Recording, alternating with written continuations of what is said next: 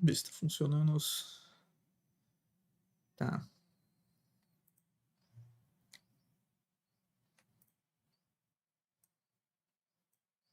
Hoje é 11. Amanhã.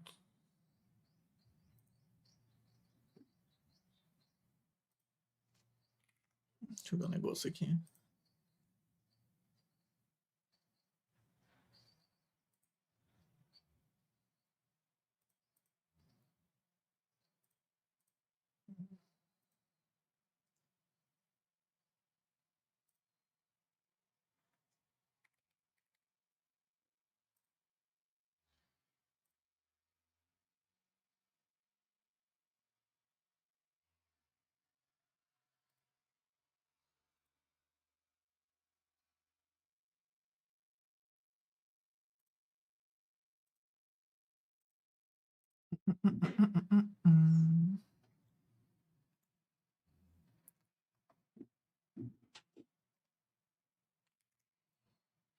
Welcome everyone to Torchlight Infinite's Lunaria season preview.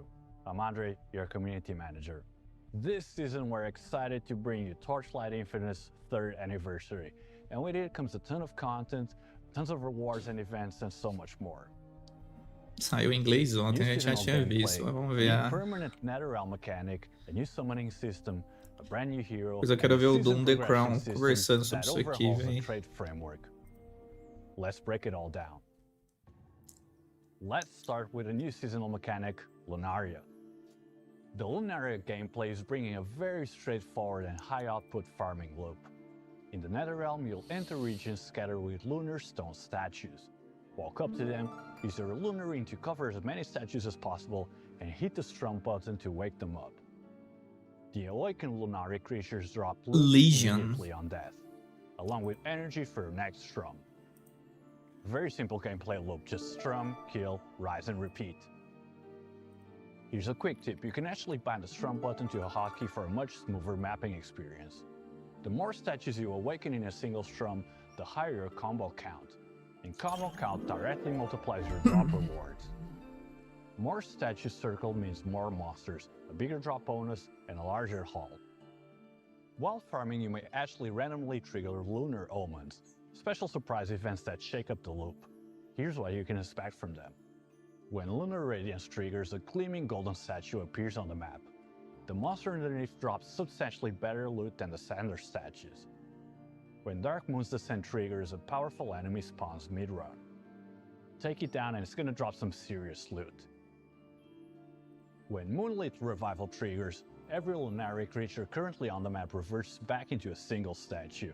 The area instantly fills back up with statues, giving you another full strum opportunity. But if lunar omens weren't enough, there's actually another layer, Rhapsodies. During a run, you may trigger a Rhapsody theme that fundamentally changes the rules of the encounter. These are high variance events that can massively swing your rewards. In the Lunar Reverberation, each statue activates sponsor replacement, so the density keeps rising, but your lunar rings area keeps shrinking. Find the most packed area and work it efficiently. In the Moonrise Rhapsody, the lunar harp no longer consumes energy, so that means unlimited strums. If your current strum activates more statues than the previous one, a Moonlight Casket full of loot spawns randomly on the map. It requires one more strum to open, but the payoff is worth it. This season there are nearly 10 Rhapsody variants, each with very distinct mechanics. Lunar Omens can also appear during Rhapsodies, layering additional effects on top. You can think of Lunar Harp tuning as your mod, and you can use it to customize your setup. Collect lunar strings during gameplay, and slot them onto the Lunar Harp for different effects. These aren't just passive stat bumps, but they actually meaningfully change how the mechanic plays. For strum optimization, equip Mirror's Ripples. It shows you the statue count inside your lunar ring in real time. If you hate leaving statues on the map, Chaos String instantly activates everything with a single button. And if you just want to go hands-free and zoom across the map, Celestial River. Once you hit a statue threshold, the lunar harp triggers itself automatically. There's a lot of different lunar string options to suit different approaches, so whether you're optimizing for maximum combo count or prefer maximum setup, there's something for you. Next up, let's discuss a new growth mechanic, the creation engine. You'll find creation engines scattered throughout the maps. Activate one and various creation crystals begin floating while creation sentries spawn to guard the machine. Defeat each wave of sentries and a random crystal lights up. Once all sentries are down, those illuminated crystals convert into rewards. And these machines can actually produce some serious loot, such as the Path of the Brave exclusive fluorescent memory, the legendary chest armor Silent Avowal, and a fluorescent memory used to unlock a mystery skill. More on that skill shortly, but let me tell you now, it involves potions. You can also configure the creation engine for various NetherRealm talents. Heavier investment unlocks more aggressive options. Matching two identical crystals creates a bonus, whimsical creation crystal to inflate your loot pool, and you can even make the engine occasionally produce gold creation crystals, which chain activate every crystal in the machine. Lighter investment flips the engine into a buff dispenser. When crystals resolve, you gain a drop quantity bonus based on crystal type. Carry those bonuses into your next encounter for compounding returns. The creation mechanic also comes with its own compasses. Worth highlighting, the record creation compass spawns additional creation engines throughout a stage and generates a special record creation engine at the end. This engine logs all creation crystals collected during the stage and pays out their rewards again on completion. Of course, there's a trade-off. The more crystals are recorded, the stronger the guards protecting the final engine. Whether you're going for burst loot explosions or stacking global bonuses, the creation mechanic has room for both approaches. O que foi isso aqui, velho? At the same time, the new season is actually updating a lot of the existing mechanics. Let's start off with Vorax. What was your highest and lowest activity on record? Wide variance there could actually feel pretty bad. So after watching how the mechanic played out over a full season, we've rebalanced several potions and buffed most ultimate potions. More importantly, we've optimized the timing of ultimate potions. They no longer show up when they can't be used to full effect. So that means there's not going to be any more waiting until round 8 or 9 for a hollow cocoon to appear. We've also added a UI alert for when your Vorax substance is fully charged, so you don't accidentally waste any of them. The surgery phases UI and feedback have also been vastly improved. Of course, we've also added a Vorax talent constellation to the Void chart. Slot in the relevant NetherRealm talents and you get a chance to contract Vorax yourself by killing Vorax monsters. The upside? Faster movement and larger skill area. The downside? The infection is going to follow you into the operating room, meaning enemies get tougher, although antidote vial drop rates are going to go up to compensate. These talents also include the ability to mark Vorax monster locations on the minimap, a huge quality of life for deep space maps. The Vorax mechanic is also getting a new compass support. The old titanium scalpel has been reworked into the sterling silver scalpel. We're also adding the legendary titanium alloy scalpel, which grants bonus drop rates to the surgical protocol you select before battle. That is, at the cost of 2 additional random protocols appearing mid-fight to disturb you. The Supreme Showdown boss rotation is also changing this season. Floor 20 swaps to Supreme Sons of Rising Tide. Rotação de showdown. Blade Breaker, General Red Scale. The condensed energy mechanic is returning as well. Pick up scattered condensed energy during the fight to build an energy shield against lethal hits. So next up, some notes on survivability. We've actually noticed that NetherRealm stages affixes push survival requirements to an unreasonable level, sometimes forcing players to overinvest in defensive stats at the expense of damage output. We're kinda adjusting the design logic on these affixes, shifting the focus from survival pressure to damage output validation. So that means that going forward, stage affixes are going to be testing your damage efficiency, not just your ability to face tank.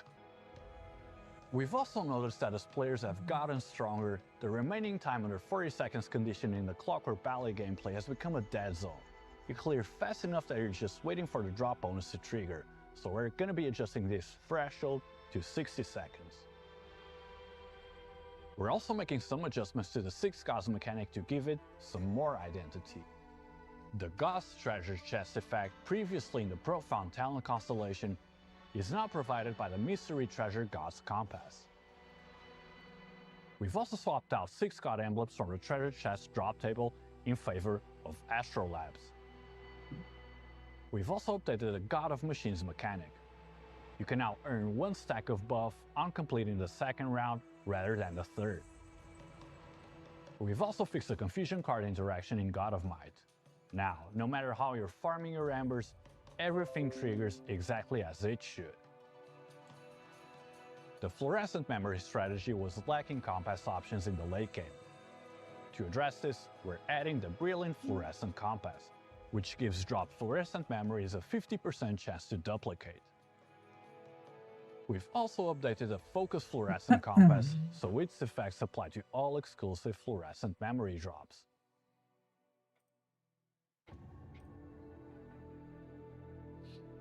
Novo Now let's move on to some conteúdo. build-related updates.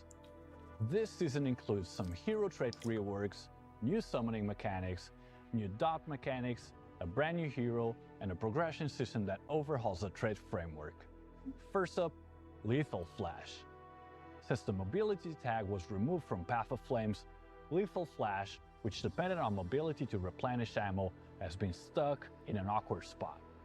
And being hardlocked to shotgun effect left almost no viable skill options. Post-rework, Lethal Flash drops the mobility dependence entirely. It's now all about altering projectile behavior. Meu Deus. At level 45, Evil Ouroboros adds an auto-return. The projectile continues flying up to 10 meters behind you, picking off enemies at your back. Alternatively, Parallel Approaching trades 90% of your range E aí, Alan? for a raw damage boost. Short range sounds like a problem, but that's where the level 75 trait Silent Impact comes in. On hit, it consumes ammo to bounce the projectile off the ground, patching the range gap and significantly boosting player Master. efficiency. Freed from the ammo and shotgun constraints, Lethal Flash is now a flexible projectile skill Patch notes that Torchlight works já with a saiu? much broader range of builds. The summon system hasn't seen any changes in a while, but this season we're introducing something genuinely new. Have you ever been mid-run in the Netherrealm, killed a powerful enemy and thought, I wish I could just use that thing? Well, this season you can.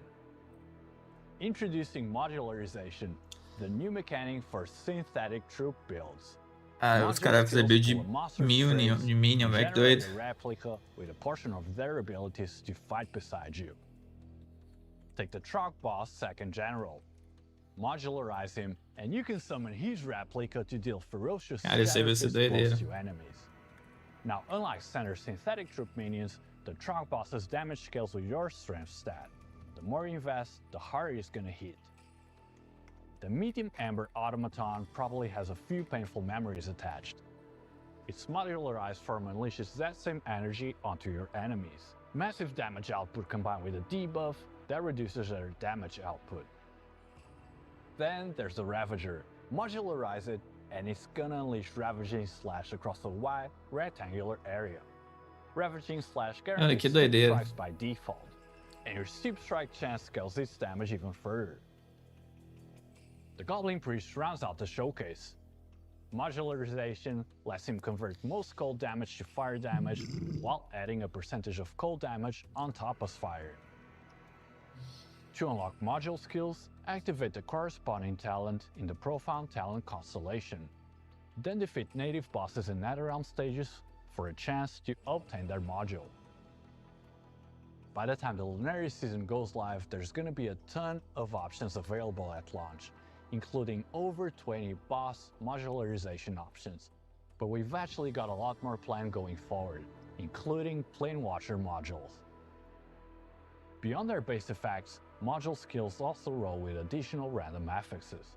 Some examples: boost your minion's action speed and your own movement speed, on-kill explosion effects, one that locks nearby enemies' erosion resistance at 10%, and there's even a mysterious affix that activates the persistence aura for you and your minions.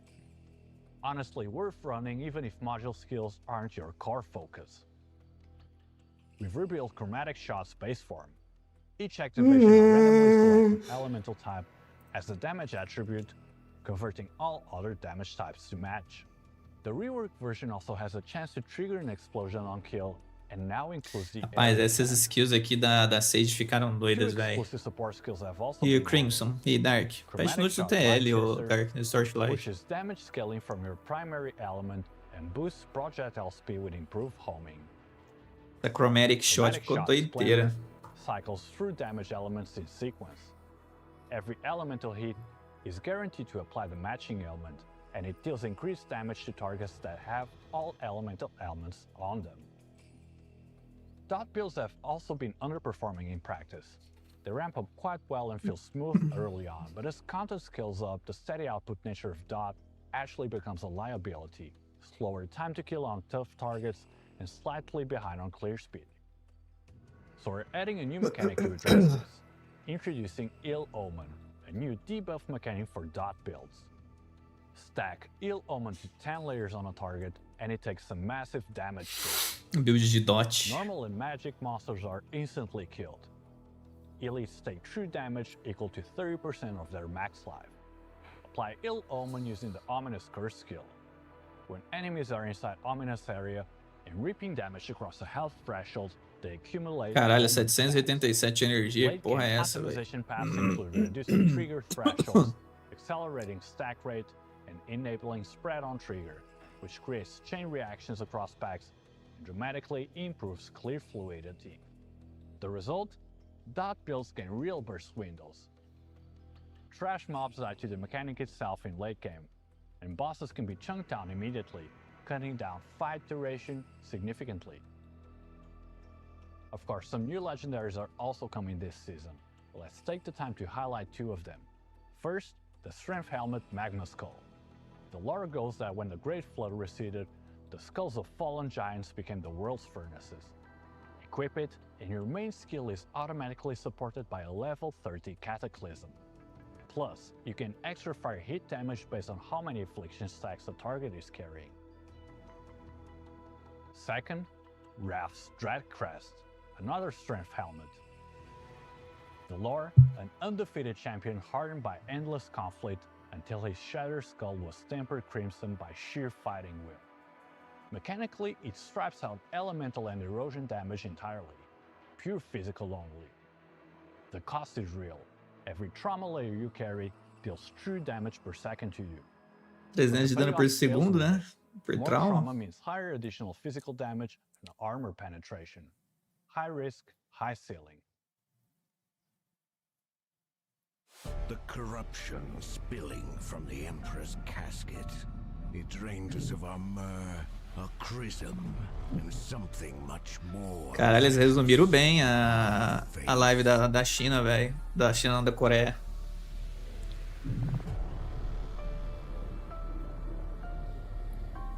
The city's rot poisons the very air we need to survive.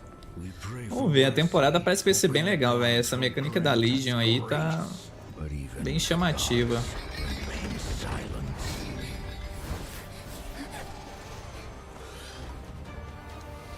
Arminius, you were never a great emperor, and don't even dream of becoming some terrifying legend.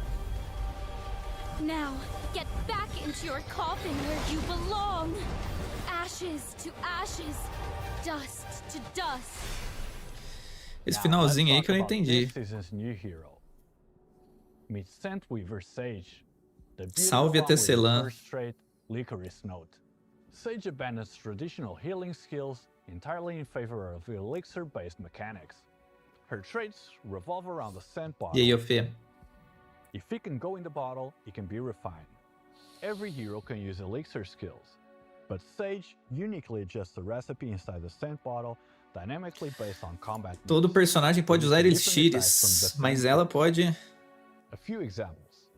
Playing Dot, add a twin spine flower to the bottle for a chance to reap twice on reap effect. Is your defense lacking?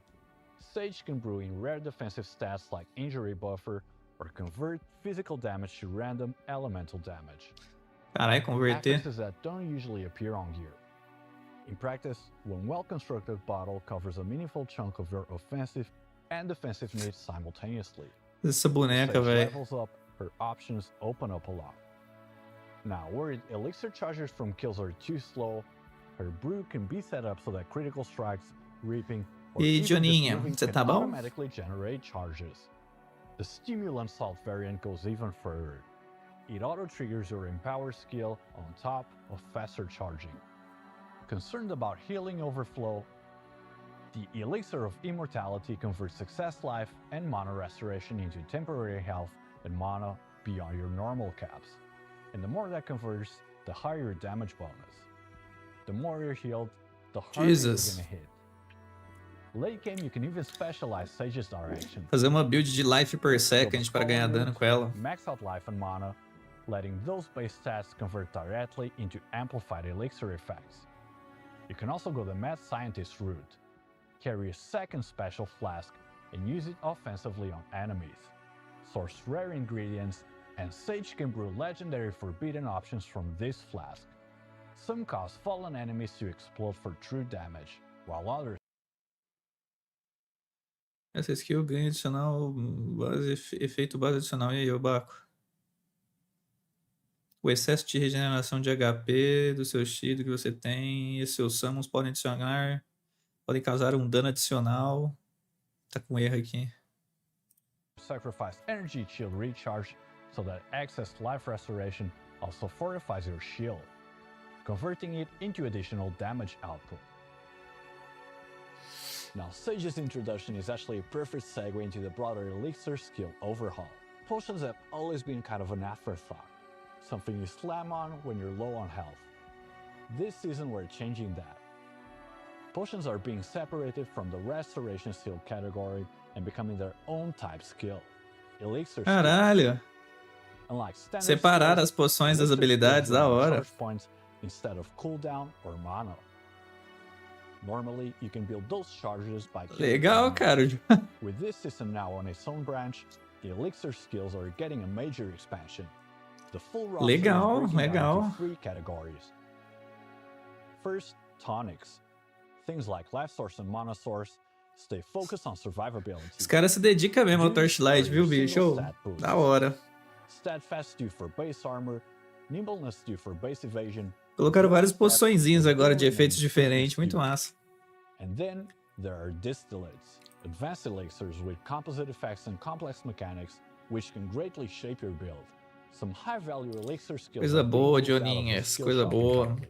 They will now only be available through drops or fluorescent memory exchanges. A few standouts. Tenacity Dew, the only Dew skill obtainable through drops. It provides a significant boost to your elemental resistance cap, essential in high-pressure content. The Scorpion Stinger Distillate, a strong pick for projectile builds. One use grants more projectiles, increased area, and a movement speed boost, effectively replacing several support skills in a single slot. Thunderwood Distillate raises max lightning resistance and grants a rare lucky damage effect for its full duration. On the talent side, the Panacea talent has been reworked into Tailor Remedy. New effect: equip 2 or fewer elixir skills in your skill bar and you gain up to plus 50% elixir skill effectiveness. Running just one carries a minus 50% duration penalty, but depending on your build, that trade-off can actually work in your favor. We're also continuing to tune and adjust existing build components this season. Last season we introduced crafting, and the community came up with some very impressive combinations. This season we're making a few adjustments just to keep it more balanced. Vorex Gear can still craft 2 legendary affixes this season, but they now A have to come mecânica from do the Diablo same 4 aí, os legendary itens do affix. caos. We've also fixed the issue when grafting ultimate affixes like curse stacks. Every ultimate affix now has a T2 version during grafting, so you're no longer forced into a blemish outcome. To address supply issues with high-demand special organs, we're adding a dismantling and exchange feature. Break down unwanted special organs into organ teratomas, then exchange them in the shop for random special organ. Counter affixes have been hard to get, which has been gating access to deep space. This season we're going to be adding more abnormal counter affixes in Hero Memories and Ethereal Prism, and you can now even craft immune to crowd control effects directly in the Ethereal Prism. Yeah. Blending is also getting some updates this season. Several core talents had low uptake, and high-value aromatic talents were seeing much use. We've overhauled both. We've done a large rotation of core talents available through blending, bringing in proven talents like Formless, Play Safe, and Extreme Coldness to replace underused options. We're also adding more survival-focused core talents this season. Amber Armor, Defensiveness, and Resistance are all joining the pool. Aromatic talents have also been reworked and significantly reduced in cost. The reworked Hollow Journey now grants precise magical source with a base effect, which prioritizes Blending partial damage Recipe. absorption by Mano. The new Thrice Lucky Aromatic talent provides lucky damage and bumps the optimal roll determination count from 2 to 3. These changes should help blending better fill gaps in your builds and make aromatic talents worth investing in. Corrosion on non-legendary gear has been a real pain point. Hitting a bad outcome that tanks your base affix and random affix rolls just feels awful. We've lowered the probability of both outcomes down to 5%, which should cut down significantly on gear becoming unusable. We've also noticed that T0 plus affixes obtained through corrosion often roll at the low end, falling short of what players are actually looking for. So we're raising the lower bound of T0 plus affix values made. Caralho. Nossa, mais 5 de spell, skill spell, velho. Meu amigo. For example, this T0 plus spell level affix will not always roll at 5. Hero memories are a core part of the trade system, and they're getting a major update this season. The new progression system built around hero memories is called Renewed Memory, and it brings some big changes to how you build and invest in trades. It introduces Revival, a brand new crafting method that unlocks the hidden power inside those memories. Using basic revival materials, you add revival effects to a memory. The Wax and Wane effect increases the values on base affixes. The Rising Moon effect elevates a fixed affix here. Combine these two and your memory affix values can reach full T0. Unlike Corrosion, revival effects are mutually exclusive. They can all coexist on the same memory. You can also layer in the Lunar Ring effect, which expands the memory with a set of powerful random affixes, including rare stats like Warcry effect, Elixir effect, or physical damage converted to a random element. And we're just getting started. The core of Revival is the Young Moon effect. It has an Maluco, isso aí vai dar. affix to a memory. On rare and epic tier memories, it gives you cost-effective affixes for early and mid-game progression. On top-tier ultimate memories, the affix pool expands massively, including hero-specific Vai dar burst independente do joguinho violento, viu? each hero's design. To help you land something that's actually usable, each hero-specific trait affix has a dedicated directional crafting item. Now let's dive into a few hero-specific trait affixes. The first one is for Berserker players. Hero's Resourcefulness transforms the main skill burst into a spell skill that can trigger spell burst, bringing full screen coverage to Berserker builds. Summon type heroes aren't stuck behind their minions anymore. Commander Motto's Order Calling trait, paired with Neural Synchronization training, lets you gain Overload whenever you deploy minions, with additional Overload effects when synthetic troops are nearby. For something more aggressive, the Zealot of War exclusive trait, Self-Imposed Shackles. Stand still and you get high attacks and spell block chance, continuous heat-up effects, and expanded skill area. The moment you move, you take a minus 60% penalty to all resistances. If you've been running Yoga 2 and you're frustrated by monsters locking out of your twisted spacetime, 2 myself in another spacetime should help significantly. Added to spacetime elapse, it increases the max twisted spacetime count by +1 and drops the interval to 1 second. Private Universe goes further. Twisted spacetime now follows your movement entirely. You become a walking detonation zone. The revival system offers 36 hero-specific trait affixes in total. Whatever hero and trait you're running, there's something here relevant for your build. Beyond the hero-specific affixes, there's also a ton of powerful universal affixes available to all heroes. For example, find this season's Artificial Moon for your memory, and you gain an extra memory slot, letting you socket an additional memory to support your base hero trait. This means your base hero trait can now reach level 5, like any other trait. Push it to level 5, and it also gains an additional base trait effect. Using Frostfire's Icefire Fusion as an example, it gains an extra plus 100% Frostfire Rampage cooldown recovery speed. That said, top-tier revive memories require both serious luck and engagement with high difficulty seasonal content. Visual quality. Now let's cover all the quality of life updates coming this season. This season, the login screen, the loading screen, general pop-ups, the talent interface and Divinity Slate interface are all being updated.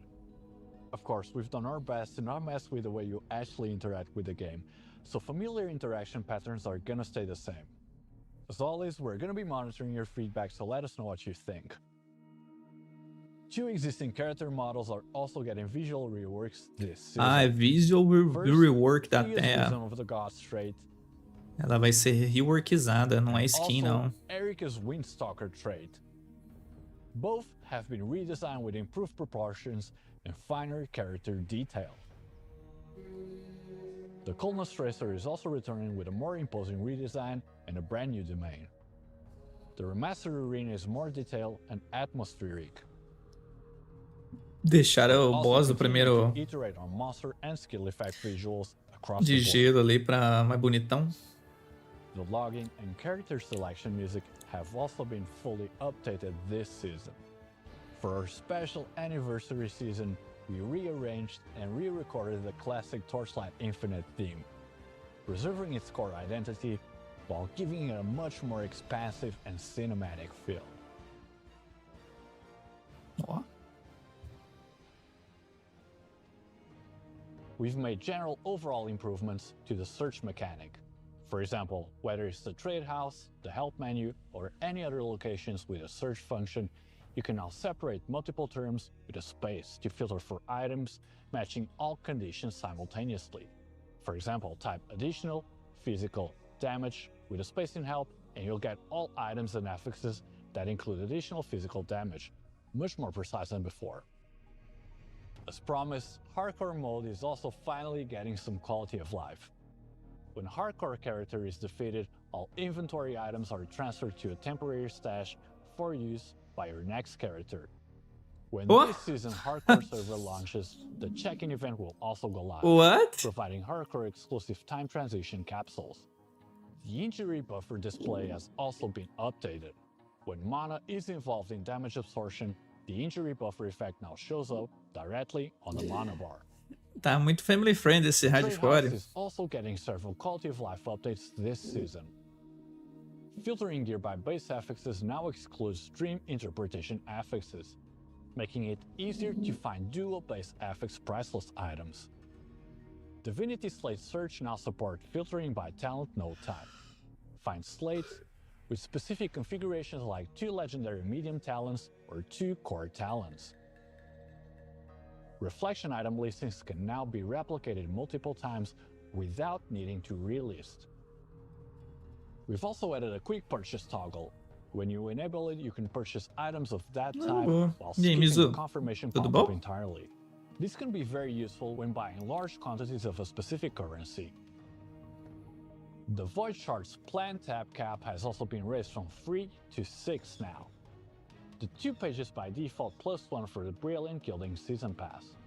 Additional pages can be earned through 6 páginas de purchase with Atlas, ó. in the shop.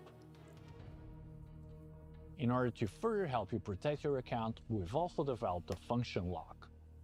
Once it's active, sensitive account operations require a password before they go through, protecting you from unauthorized faxina, changes coisa boa or mesmo. asset transfers.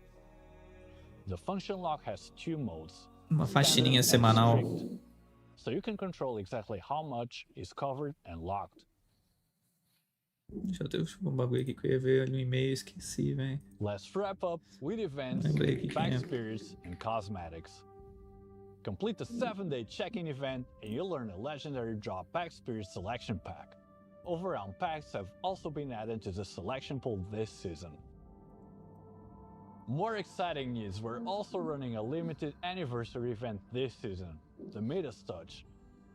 Complete objectives to earn draws, then spin for rewards, including pack spirit crystals, jagged primos, and best of all, a chance to win this year's commemorative Torchlight Infinite Gold Note. This one especially co-designed by the TLI team and the China Academy of Arts.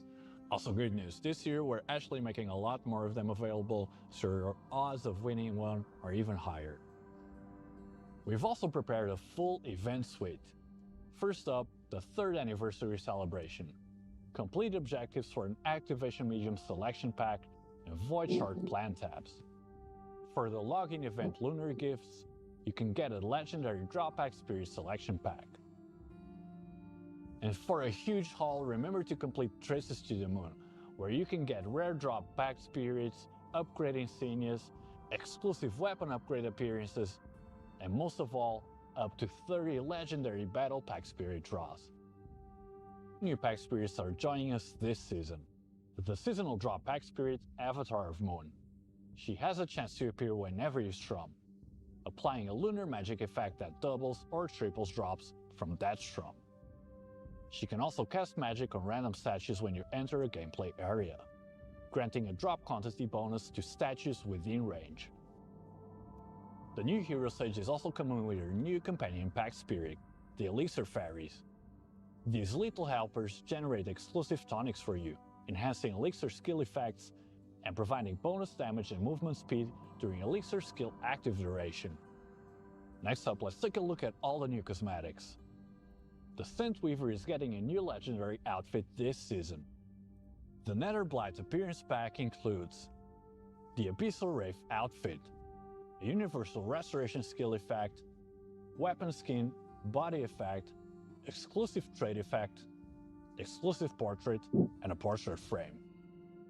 Carino is also getting a transcendent appearance.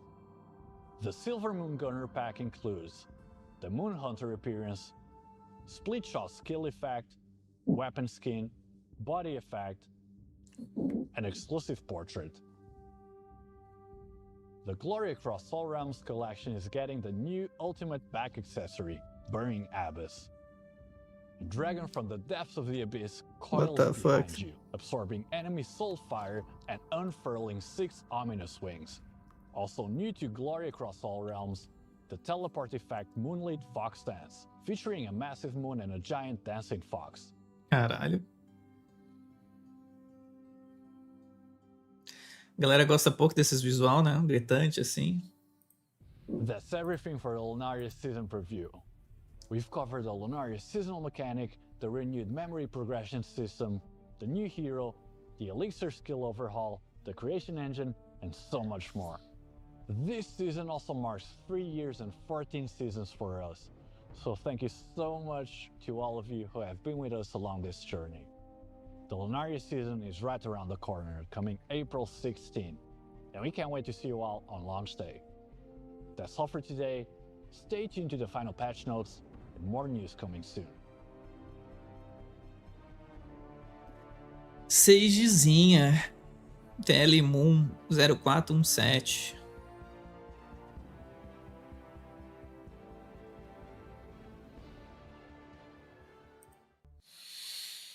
Deixa eu ver o outro vídeo aqui do Dom, vai, o que ele fala aqui. Esse cara aqui, ele explica os bagulho. And they have done it again. They've cooked up an insane TLI season here for Lunaria. And we're just going to go through everything. As you can see, we have like 50 plus tabs. I'm going to try to go through this pretty quickly, but there is so much stuff to cover here, including new season mechanic, new Caralho, que tanto de aba aberta, velho. seasonal mechanic. Yeah, they didn't just add like a new season mech, they also added something that's permanent as well, which looks pretty cool, and a whole bunch of other stuff. It's just absolutely crazy. So starting off right off the bat, the Lunaria season mechanic kind of looks like you're going to be coming across these like statues as you're running through maps. A legion do boy. Your instrument to kind of turn them into live monsters for you to fight. And there's a lot of different things that go on with this. There's like ways to like buff the area that you activate monsters. You can like activate more monsters, and like obviously this is shown really slow in the video here, but there's tons of monsters to kill, and there's like automation for this eventually, bigger combos and stuff, and just like trying to kill more and more monsters. So not really like a PoE's Legion, which a lot of people thought it was going to be. I'm not really sure even like how to really look at this just yet. We're gonna have to see like kind of how it plays and how it feels. It could be really good. It could be potentially maybe like annoying to get set up until you get some of the automation tools. Definitely gonna need a button to like just press this so you strum automatically based off of like that, as opposed to having to click this button up there in order to have a good time here. And there's also like special maps, so you can like when you run a map, sometimes you'll have like a special effect. So like each time a statue is activated, an additional statue is created at a random location, but the range of your like moon wheel is shortened. They showed a whole bunch of these, and I think that there's like maybe like 20 different ones. There's a lot of like different like random things that can like make your map experience a little bit different than just always the same old. Like I said, there's gonna be like the ability for you to like buff your harp or whatever this thing is, including like the number of statues are like shown on the map or like on like a visual thing here, so you can kind of like min-max this, try to like position yourself just so. That does kind of seem like maybe a little bit of a pain in the butt to actually get done. I might just like want to be blasting as fast as possible. There's also one here where on the 4th strum and onward, if no statues are activated, it just destroys all of the statues and then summons monsters based on how many were destroyed, up to 5. And so you can potentially like run through the map, bop. É uma Legion que você destrói em um dedo só. That's all I kind of want to like focus target. You can just Caralho, isso aqui vai ser difícil eu achar, viu? Cadê? So it's like a different way to kind of like play the particular game. I think that this overall could be pretty cool. I'm not really going to talk about, there's the automation thing. So when 6 or more statues are in the ring, you auto strum, and you're unable to auto strum during a rhapsody, because like they have like different rules and stuff like that. And I'm not going to talk about the loot from this just yet. We'll talk about that a little bit, but this definitely does seem kind of interesting to add more monsters. They also added another new mechanic called the creation engine, and this kind of seems like this is going to be replacing the God's Chest farm from the previous season, because this does not have a pack spirit that is specifically associated with this, and it has its own like special tree. I believe this unlocks at time mark 8 as well, and basically just gives you the ability to like pop out a whole bunch of loot from these, and then to also like buff the loot drops of the rest of your map when you run these. So there's probably gonna be some different strategies around these and like what particular drops out of these. I'm not really sure exactly how this is all going to work just yet, but this mechanic can produce some serious loot, they say here, such as Path of the Brave exclusive fluorescent memory, which is typically like a lot of FE, legendary chest, Silent Avowal, which was pretty popular this last season and will stay pretty strong with the Vorax crafting. And yeah, I think that does look pretty cool. It has its own like huge tree here, so you can really spec into this and like min-max it. And I think that this will be something that's very popular, especially for like a free-to-play strategy. Like God's Chest was like really popular this last season, but they're pretty much like locking that a little bit behind compasses this time around. So that could potentially be a strategy, but this probably will be something that like maybe overtakes that and it's a little bit more generalized, as opposed to just like throwing a ton of emblems at you and praying for a God's or a gold cage thinger. You're pretty much going to be getting this instead, which I think is maybe a good change. Next up, Vorax is actually going core, which I was a little bit surprised about this, but Vorax crafting is a little bit different this time around. Pretty much like they making the mini game a little bit easier for a lot of the stuff. A lot of the like ultimate potions are getting buffed, and just generally they're like making the mini game a little bit easier for people to play. But then on top of that, you're now only going to be, you're still able to put 2 legendary mods on a Vorax piece of gear, with the exception that they have to come from the same legendary. So that does kind of suck. It did make it a little bit easier to see when your Vorax stuff fills up. It gets really, really big.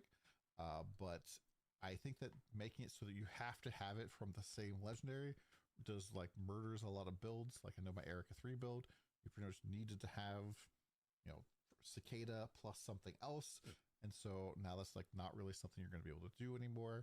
And I don't really think Cicada has like 2 great mods you would want to take. So, that kind of is what it is. Isso aqui eu vou ter que pensar amanhã como que eu vou fazer. Tree, which we can preview on the TLIDB. And there's a lot of stuff in here like making it like a lot more difficult for you to do a Shelley's operating theater. And there's some of these stuff that was like on scalpels before. And I think this can be pretty neat. There is one little note here that I think is kind of silly though, which is in Netherrealm stages, Vorax infected monsters are indicated on the minimap. Generally, you just want to murder everything. Maybe if you're like doing some sort of like rush mechanic where you're like, I'm just going to rush into deep space, only kill my Vorax guys and get the heck out, then maybe this would be good. But for the most part, you're just killing everything anyways. So I don't really understand why that's a thing. Next up, Supreme Showdown is getting rotation. We're seeing bosses that we've seen before already. And Supreme Sons of the Rising Tide is probably one of my least favorite bosses for Supreme Showdown. It's like a triple boss type of thing. It has a lot of like downtime in it, which I did not really enjoy in the past. And yeah, the fact that this boss is back is kind of annoying. I do like that General Red Scale is back. This boss definitely felt like you could outscale Eu vou it a ter little que bit. fazer de outro Once jeito again, isso we're aqui. having the condensed energies where you have to like collect them to not die, to get hit by a big lightning bolt. And so Supreme Showdown should be kind of cool once again. Just not really happy with the SS20 boss. They're also making some changes for Netherrealm AF exchanges to kind of make it so that when you're going deeper into the end game, you don't need to focus on defense as much. It's more like offensive focused. But these weren't really in the patch notes, so I don't really know what exactly they changed. That might not necessarily be something that actually makes it into the game. But yeah, it'd be kind of nice to see. They also did update some of the other farming mechanics, like Clockwork here pretty much had this little section here where you had to have like less than 40 seconds remaining on the time, but like with good gear, that would just never happen. So the only way you could proc this would be like to sit AFK for like 20 seconds, 30 seconds. And so they put that from 40 seconds to being 60 seconds instead. They also, like I said before, they put the 6 Gods gameplay behind this Mystery Treasure Gods Compass. And so this basically does what the Gods chest did before. So you go and you do like God of War, God of Might, God of, hunting, all that kind of stuff. And you'll be able to get the chest out of that, which is kind of unfortunate that this is going to be limited to that. Now, Deram uma nerfadinha no farm de início, Dom? Será? So, not really sure kind of like how profitable this is going to be in the first place. But this could potentially still be a very profitable strategy. It's just locked behind a compass now, which does suck. They did put something different in the same spot on the Profound Tree, which we'll talk about here in a bit. Next up, Lethal Flash Carino got a pretty big rework, which is pretty good because if you watch my video where I talk about the classes that were played last season, Lethal Flash or Carino 2 was very much not played at all. And so now he's going to be less mobility focused and more like about projectiles. So he has like the projectile returns to him. He has another one where like his range is a lot shorter, but he does a whole bunch more damage and gets like tankier as well. So almost like kind of a melee shotgun type of gameplay type of thing. And I think it does look pretty cool. I'm glad that they're reworking this class because it was really, really popular. And putting it probably, I think, more towards what I would expect a gunslinger to be. Vou guardar isso As aqui. opposed to being just like Mr. Wilt guy, which was what he was before. They're also adding this new thing called modularization, which is basically turning bosses into specters. Yeah. So you get these modularization skills, and they come with like a boss basically. And these things can have a whole bunch of random rolls on them, which make them much stronger. And these can be different bosses. And it's not clear whether or not the boss itself drops its own module, But yeah, I think these are going to be potentially extremely popular. They're synthetic troops, and so these synthetic troops are something that Moto is going to take a great advantage of. But I'm pretty sure that Iris 1 also has a thing that will work with this as well this season. So I think Moto 1, maybe Moto 2 even, will see like a big interest in these. And you might be like, okay, that's great, but that doesn't really interest me per se. Well, some of these guys can basically have like little buffs on them that give you where is it? Things like this. So like the summon minion also gives you movement speed. There's like attack speed. There's other stuff like that. Other buffs, and so like I think even auras as well. And so it's potential that like Essas builds de minion nesse jogo vai dar uma quebradinha da hora, velho, algumas coisas. Like a boss sitting there, like maybe tanking for you, giving you more damage, giving you more, you know, movement speed and all that fun stuff. And this is actually what is replacing the God's Chest node on the Profound Talent tree. Basically, it will now have a chance to drop additional module skills from bosses. The chance is very low, but some of these, you know, are going to have like 3 random modifiers on them, and you'll be looking for just the right one. So it definitely seems like a huge jackpot type of thing, where you like hit a good minion with good skills and good supports and all that stuff, and you know, it sells for a ton of money, which you know, could be kind of cool. And things like this, for example, projectile protocol. So you get 90% projectile speed for you and your allies if you're playing a Gale focused build. That's pretty nuts. If you want to see a lot of these, you can just go and type like protocol on the TLIDB, and there's like a whole bunch of other things in here that you can go. I think it's like overwrite is what it's called. So you can like get the different auras here. So like aura overwrite weapon amplification gives you and all your allies precise weapon amplification. So this would be a way to get even more auras into your build, which is pretty cool. Next up, Chromatic Shot is getting a massive rework. I kind of feel like they want us to use this with the new character here, because you know, Chromatic Shot's been kind of a skill where they've tried to make it work over and over and over again, and it just kind of hasn't happened. It's not fetch. And so this time, though, it basically has a really different identity. So previously, Chromatic Shot basically just had a huge flat damage of different types.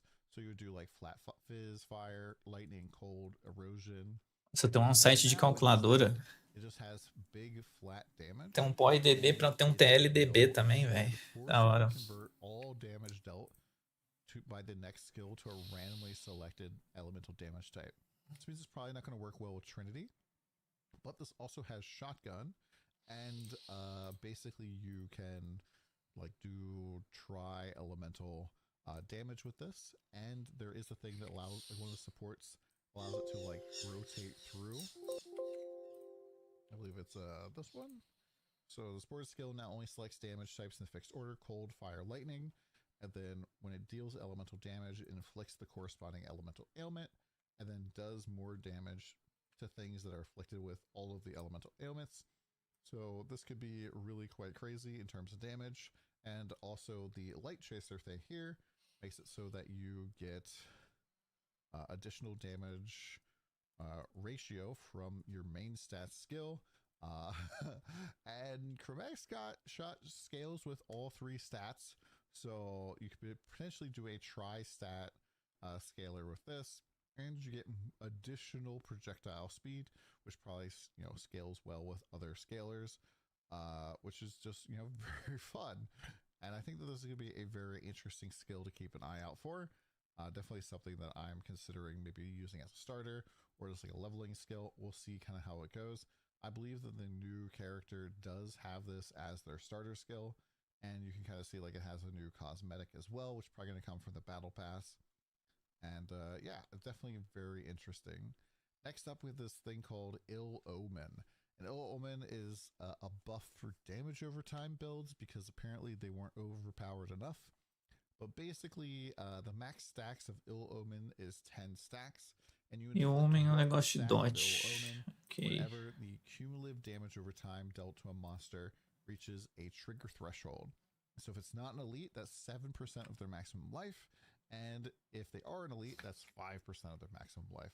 So just baseline, when you've done 70% of a non-elite's health, you'll trigger it. For elites, it'll be at 50%. And if they are not an elite, they will die.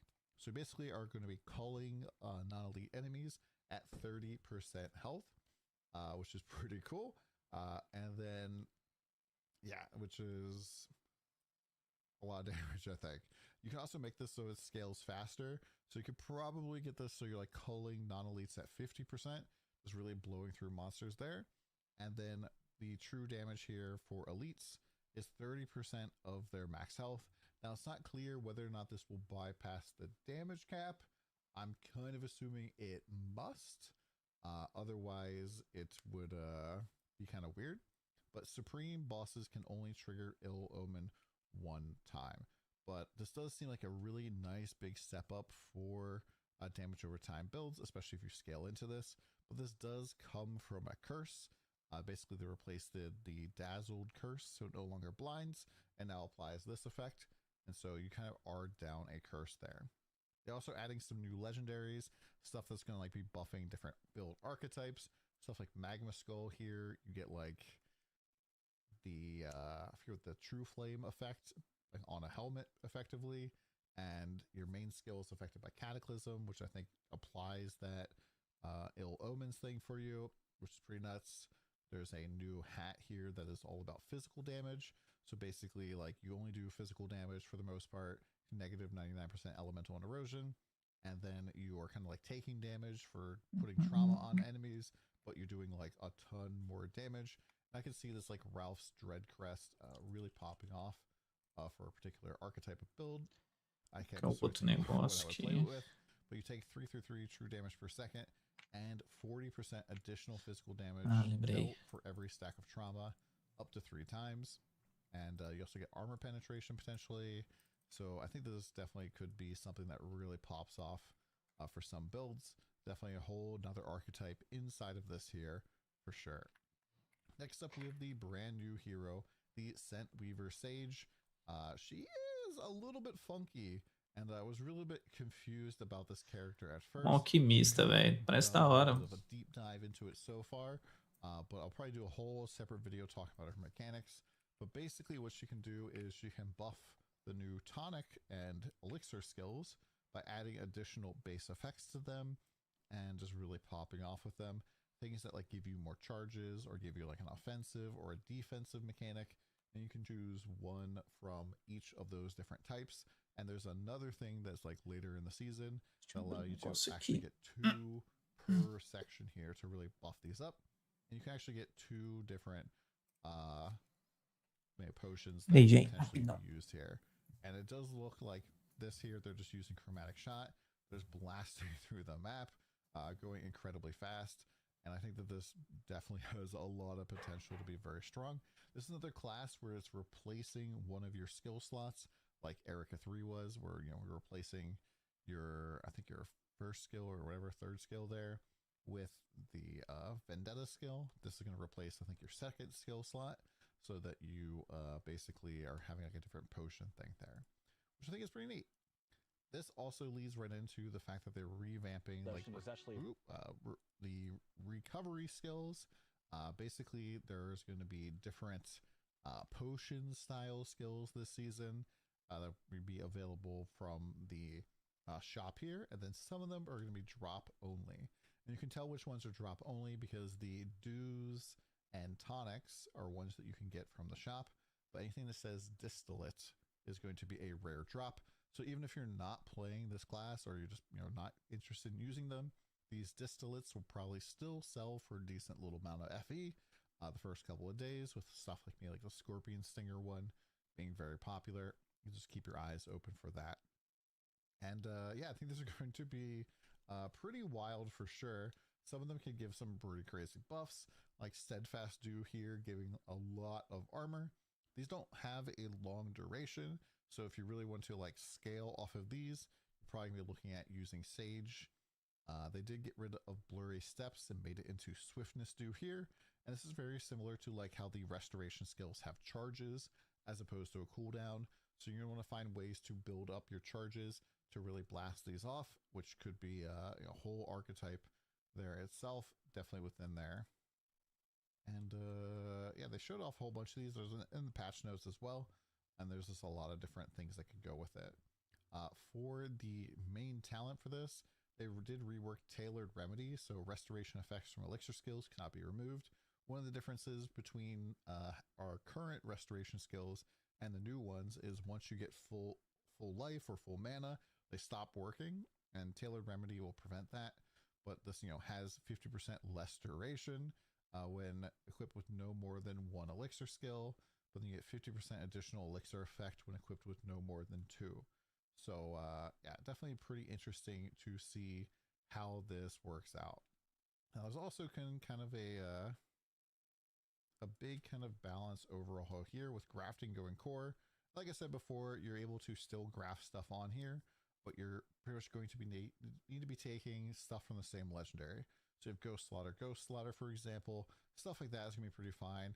I know builds like Rosa 2, like pretty much just using the same mods or 2 mods off the same legendary on their chest. So that is going to be a kind of a still fine build.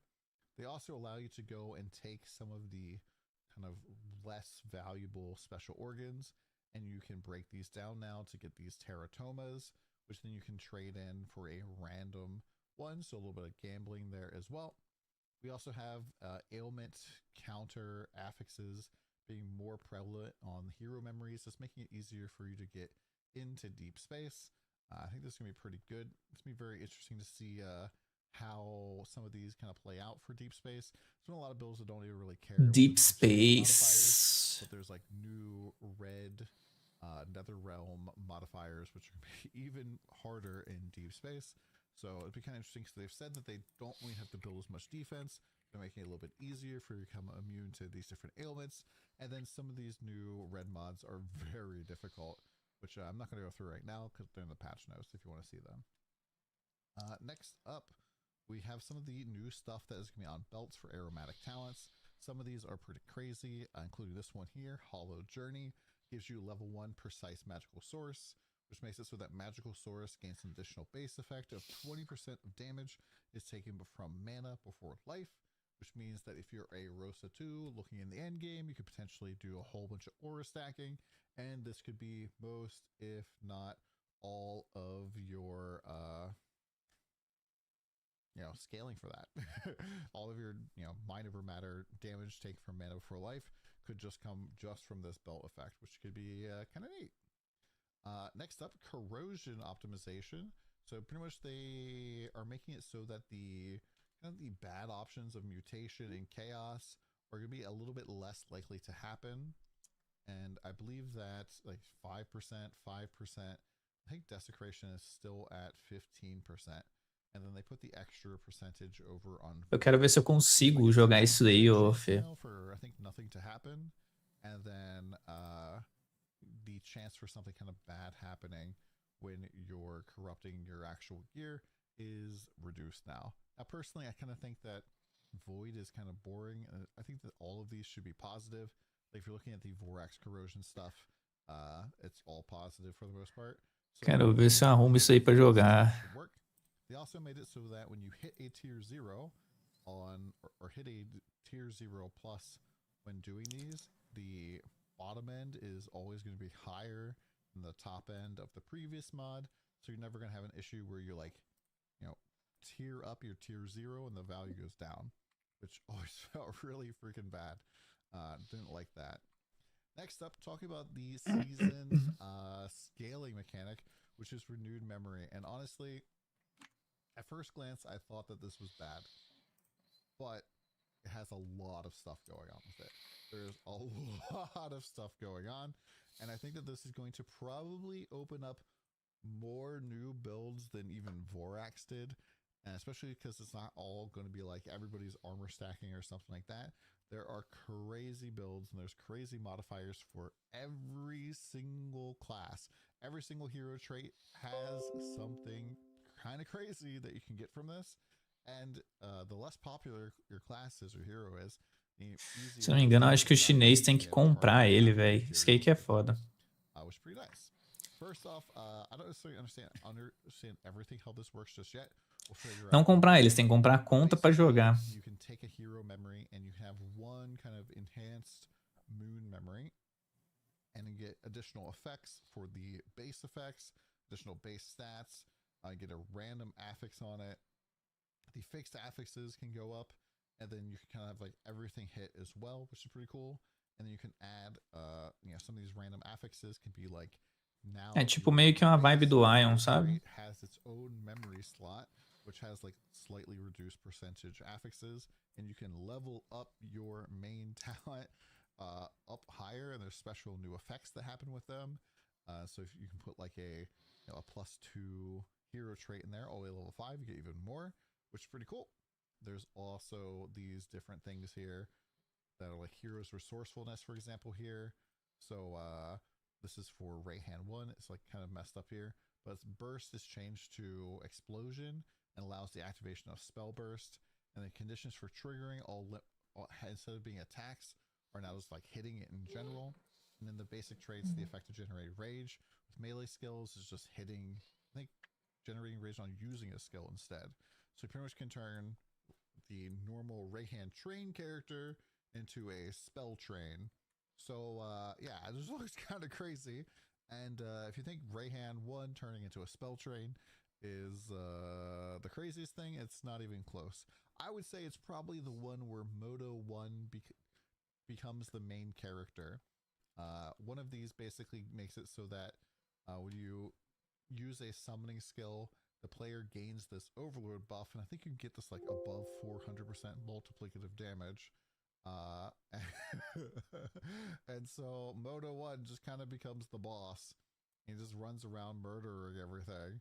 And yeah, that's pretty interesting. And there's just additional stuff for every single class. Every class has like 1 or 2 of these, where it just kind of like changes the entire playstyle of the hero. And hopefully these are going to be really available, at least for this season, so you can try out different stuff. But they showed off a whole ton of these in the reveal, and they're all in the patch notes as well. But yeah, this is the thing here. So base traits now have a special memory slot that can be installed with a hero memory, and you can like level up your base trait. It has additional effects. Isso aqui. So like this way, for example, 100% additional cooldown recovery for frost. Não, o Baco, a gente vai assistir também daqui a pouquinho. Super popular this season. If you can Completando as 2 horinhas aqui.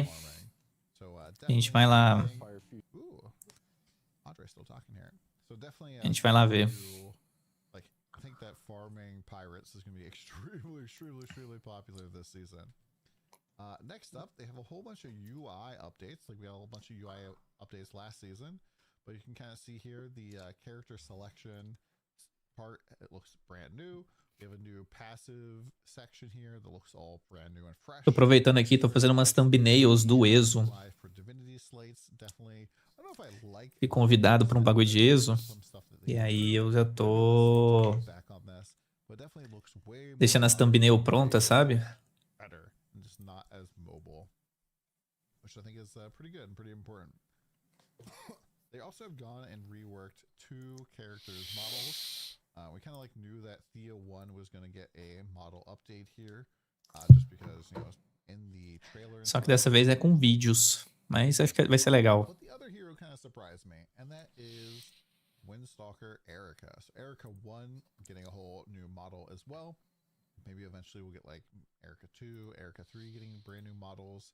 And we're also getting a new model here, an updated model for this particular boss. And kind of the whole arena just looks cooler in general. And I think that this is just something that they're continuing to make the game look better and better and more premium. This is just good in general. They're also adding a new theme song, new theme music. I'm not going to play it because I don't want to get DMCA'd potentially. Yeah. Additional quality of life stuff includes better search improvements here. And then there's some stuff for hardcore as well. So when you die in hardcore in this game, it always felt pretty bad because generally you don't use your stash too much in TLI. But now when you do die, your entire like inventory, not your gear, but like your inventory on your character will just go into a temporary stash tab that you can still access. So you don't like lose everything. When you die, you don't have to like constantly be stashing your gear and your currency and stuff as you go. They also made some trade house optimizations, just making it easier to search for É, certain things. o hardcore do Torchlight é um pouco mais family friendly, né? Also Então, made it so that you can do like kind of a one-click purchase. There's like a quick purchase button over here, and so instead of having to go through and confirm, you can just go and like click, click, click, click, click, and just buy stuff. Which for me is just a dream, because when you're buying compasses and other stuff, I already go and I hit the price filter, so I'm only seeing the things that are within the price range that I want to spend, and it's just clicking through it with less clicks is just so nice. They also added more void chart tabs. Maybe you're like me and you go through like 5 or 6 different strategies every season, but you can get more of these, I think, from the like battle pass, from the shop, and from events, they said as well. So it's potentially something that nossa, arrumasse esse personagem aqui em PNG alto ia ser perfeito. Killing Traveler 7 this season, if I remember correctly. There's also the ability to lock your account when doing some things like selling stuff on the marketplace. So like maybe if you share your account with like your kid or something like that, and you don't want somebody to be able to do like sell stuff, you can set up a password for that. I don't really know what the reason for this is per se, but yeah, like it's just kind of a nice feature. We're also getting another loot pack spirit here for 7-day login. This is actually the year 3 of the game, so it's a pretty nice like free pack spirit here. You're getting like 10 more battle pet pulls. Oh, deixa eu ver isso aqui. Potentially win a little gold note here, the actual gold, I believe, Torchlight for Sage here, which is pretty nice. The price of gold's going up, so maybe a nice little thing to fall back on. Pretty excited for that. I know that I did not win one of these last season that they had them like a year ago, so hopefully I'll win this time around. They also adding some interesting things. Nessa liga eu tenho que pegar o bagulho, cara, porque vai dar o patch do cubo nessa liga do Torchlight. Eu tenho que pegar esse patch, velho, senão eu vou ter um treco. E o meu core. Tô assistindo umas novidades do Torchlight aqui, cara. Que saiu ontem. If you defeat End of Confusion Traveler, you get a void chart thing. You can also get a whole bunch of tax refunds there as well, which I think is pretty cool. Esse baúzinho do dia 7 aí, velho, esse aí vai ser massa. So we have the Avatar of the Moon. This is basically a very strong loot pet. This has potential to like give you more loot as you're doing the league mechanic. I think that this is going to be very good. Not mandatory to like have a good time, but definitely strong. And once again, I don't really like the monetization being pack spirit focused, but it kind of just is what it is. And yeah, the other pack spirit are these cute little elixir fairies here. Is what it is. Basically help buff the new character, but elixir is being kind of something that every character is going to want. Getting additional damage for just having one active, or additional damage for having activated a bunch recently, or movement speed, or elixir effect. That's very kind of similar to the Warcry pet, which was a lot more universal than just being like for one character. But yeah, I think that's pretty good.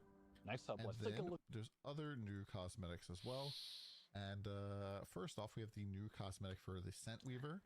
And it just looks really crazy. It doesn't even look like the same character at all, which is pretty cool. The Nether Blight comes with a whole bunch of stuff for the character, and I think maybe even Chromatic Shot has a cosmetic as well.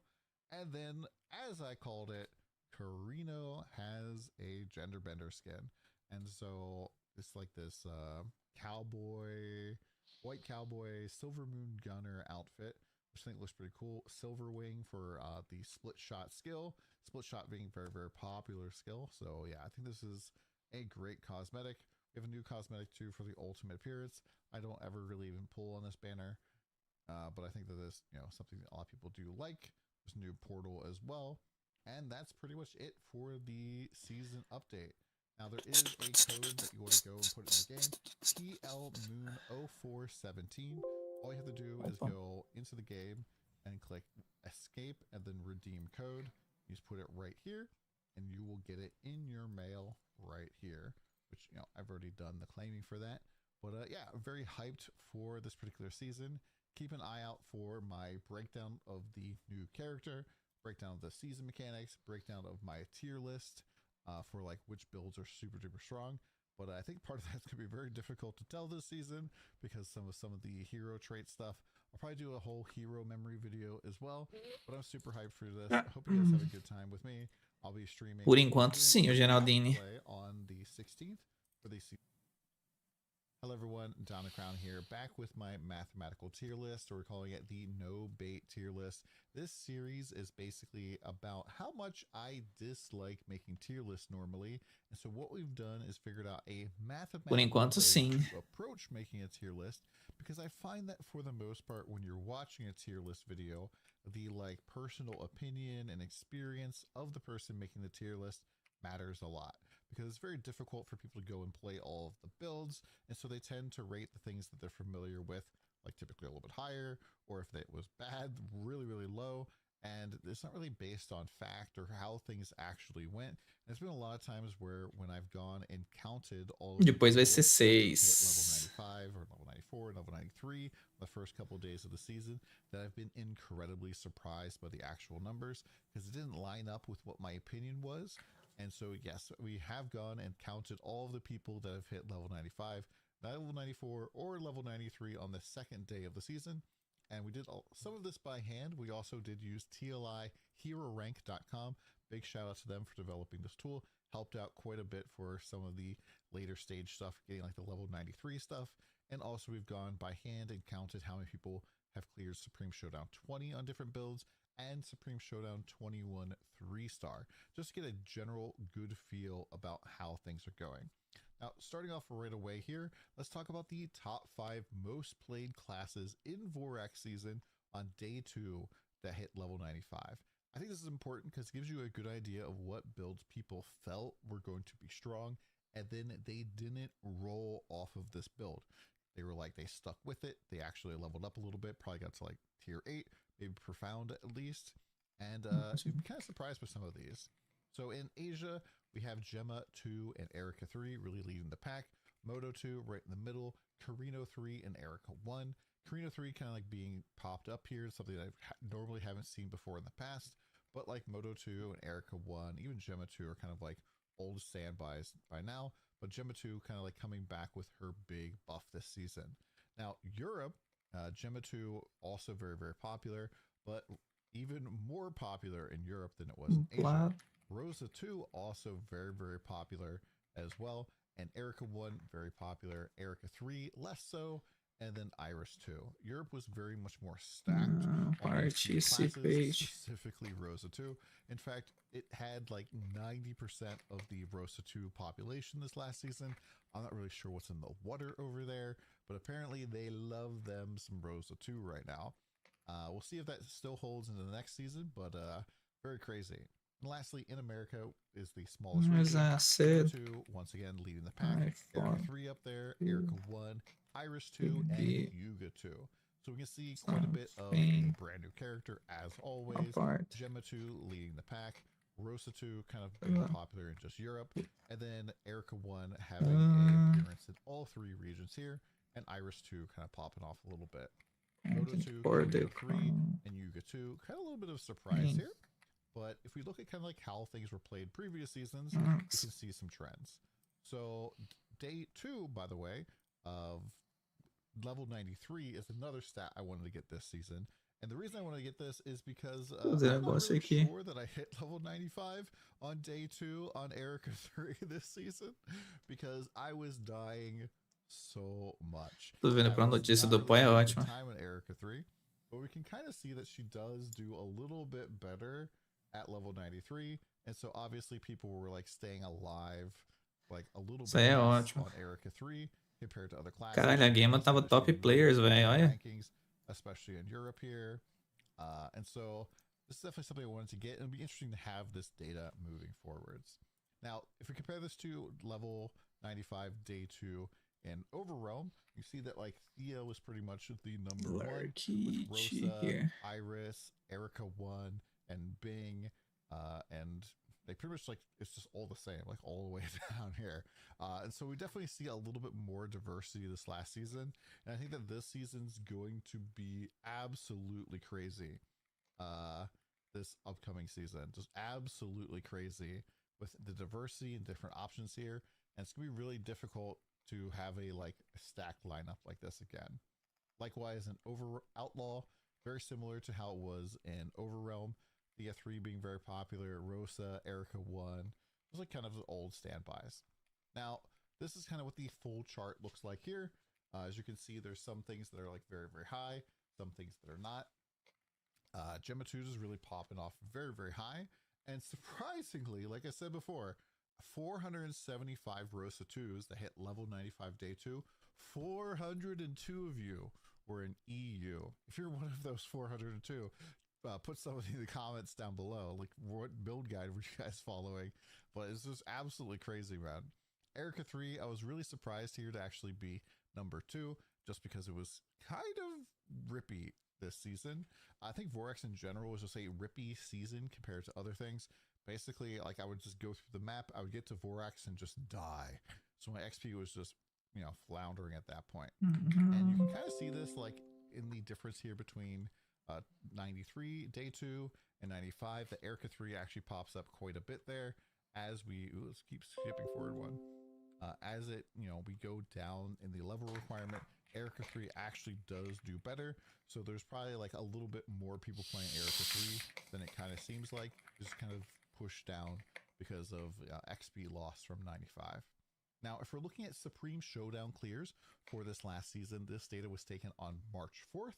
So not like the end of the season, but pretty like much like, you know, deep into the season where people are kind of already done. We can see that Rayhan 2, Rosa 2, Gemma 2, Erica 3 all got 300 or more. Deu, hein? Esse aqui é o Torchlight Infinite, cara. Você não conhece, não? With Erica 1 being a little bit behind. Typically, it's America that's hanging back on these. But there's like quite a bit of different build variety here of people that are clearing Supreme Showdown. And even stuff like Moto 2 here had 134 clears, which I think is pretty crazy. You know, Gemma 1 had 98. And I think like some of the lowest here is like probably Moto 1 with like 8 clears. Torchlight é Hopefully we'll action RPG isométrico também. Now, one of the things that I wanted to calculate this time around was how de many animes. went and cleared Supreme Showdown 21 3-star. Because it's really hard to get a good idea of how many people actually cleared because the leaderboard only goes to 100. So this time I added Supreme Showdown 21 3-star. And we can see here that Rosa 2 really just takes the cake.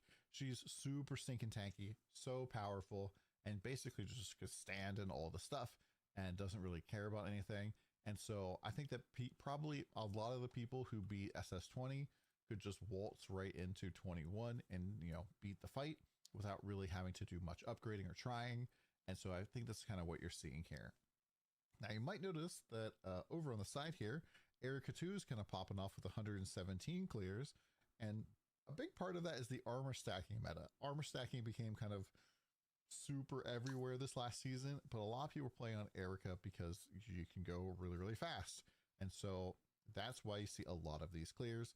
And it kind of like was disproportional with the amount of people who were playing Erica 2. Like you can see here, it's like one of the least played classes on day 2.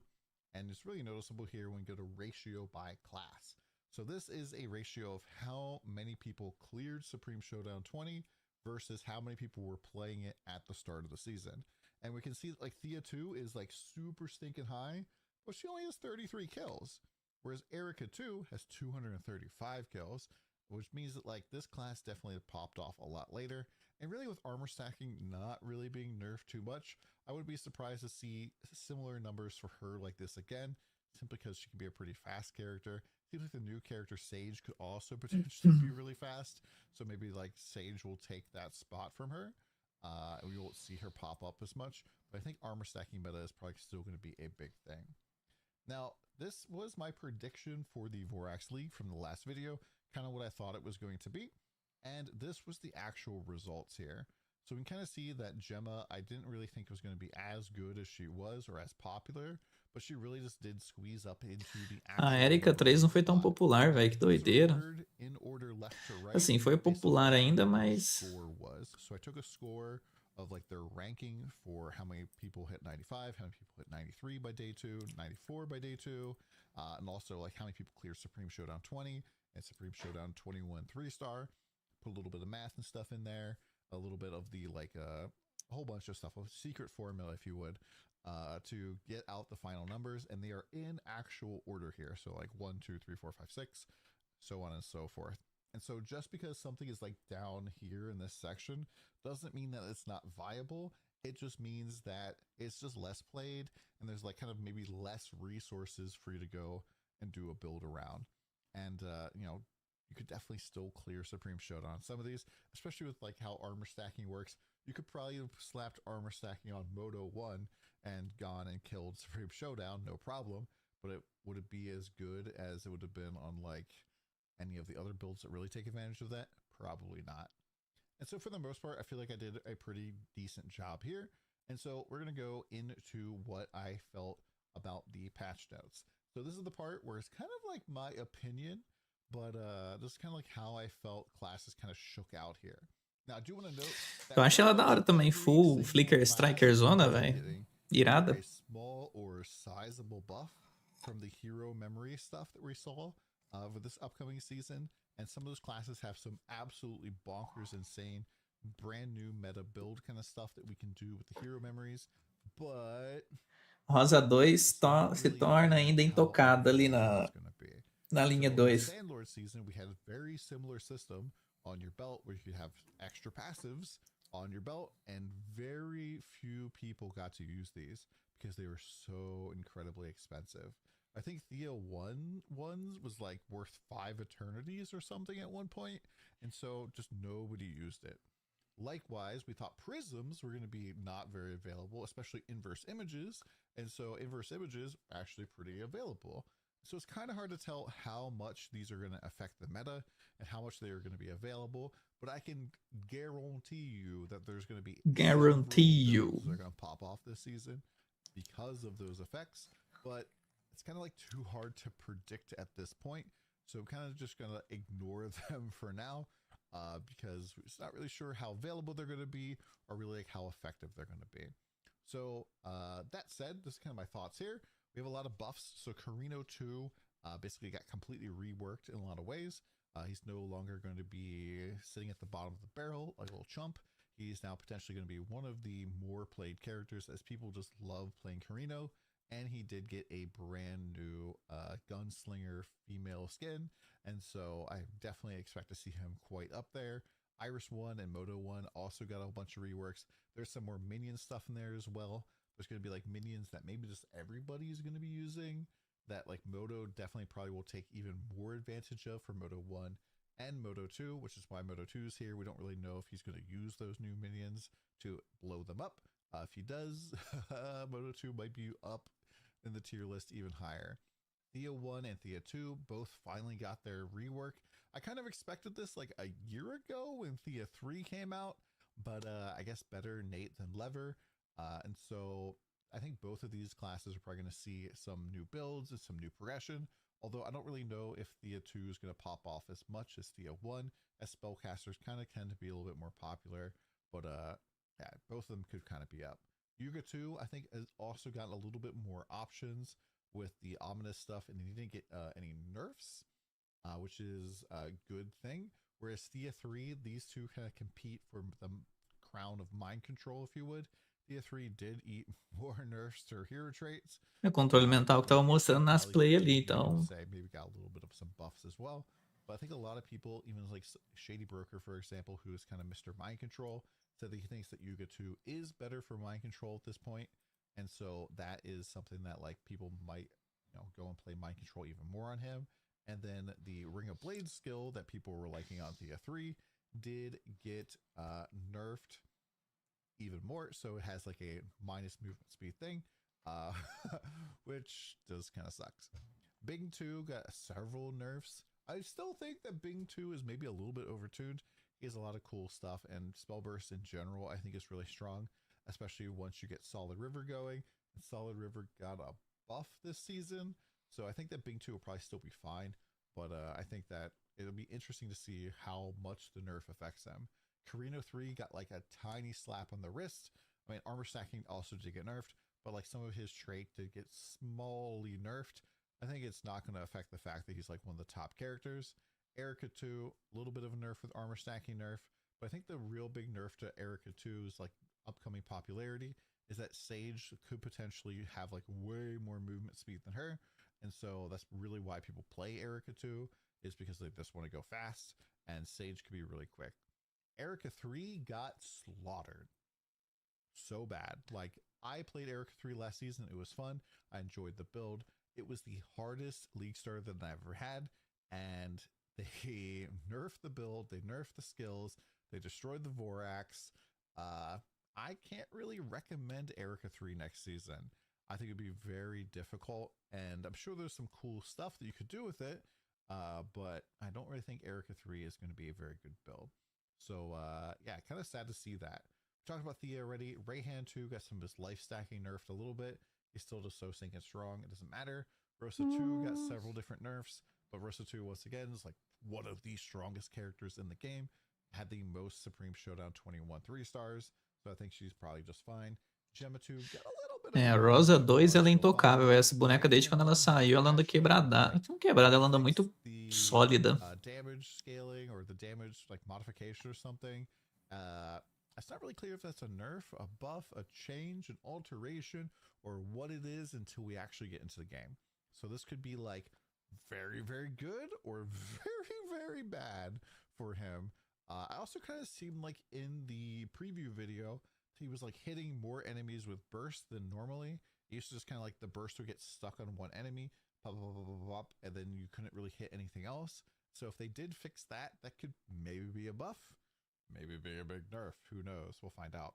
Yuga 1, I think, did kind of get some buffs with some of the changes to the cold stuff as well.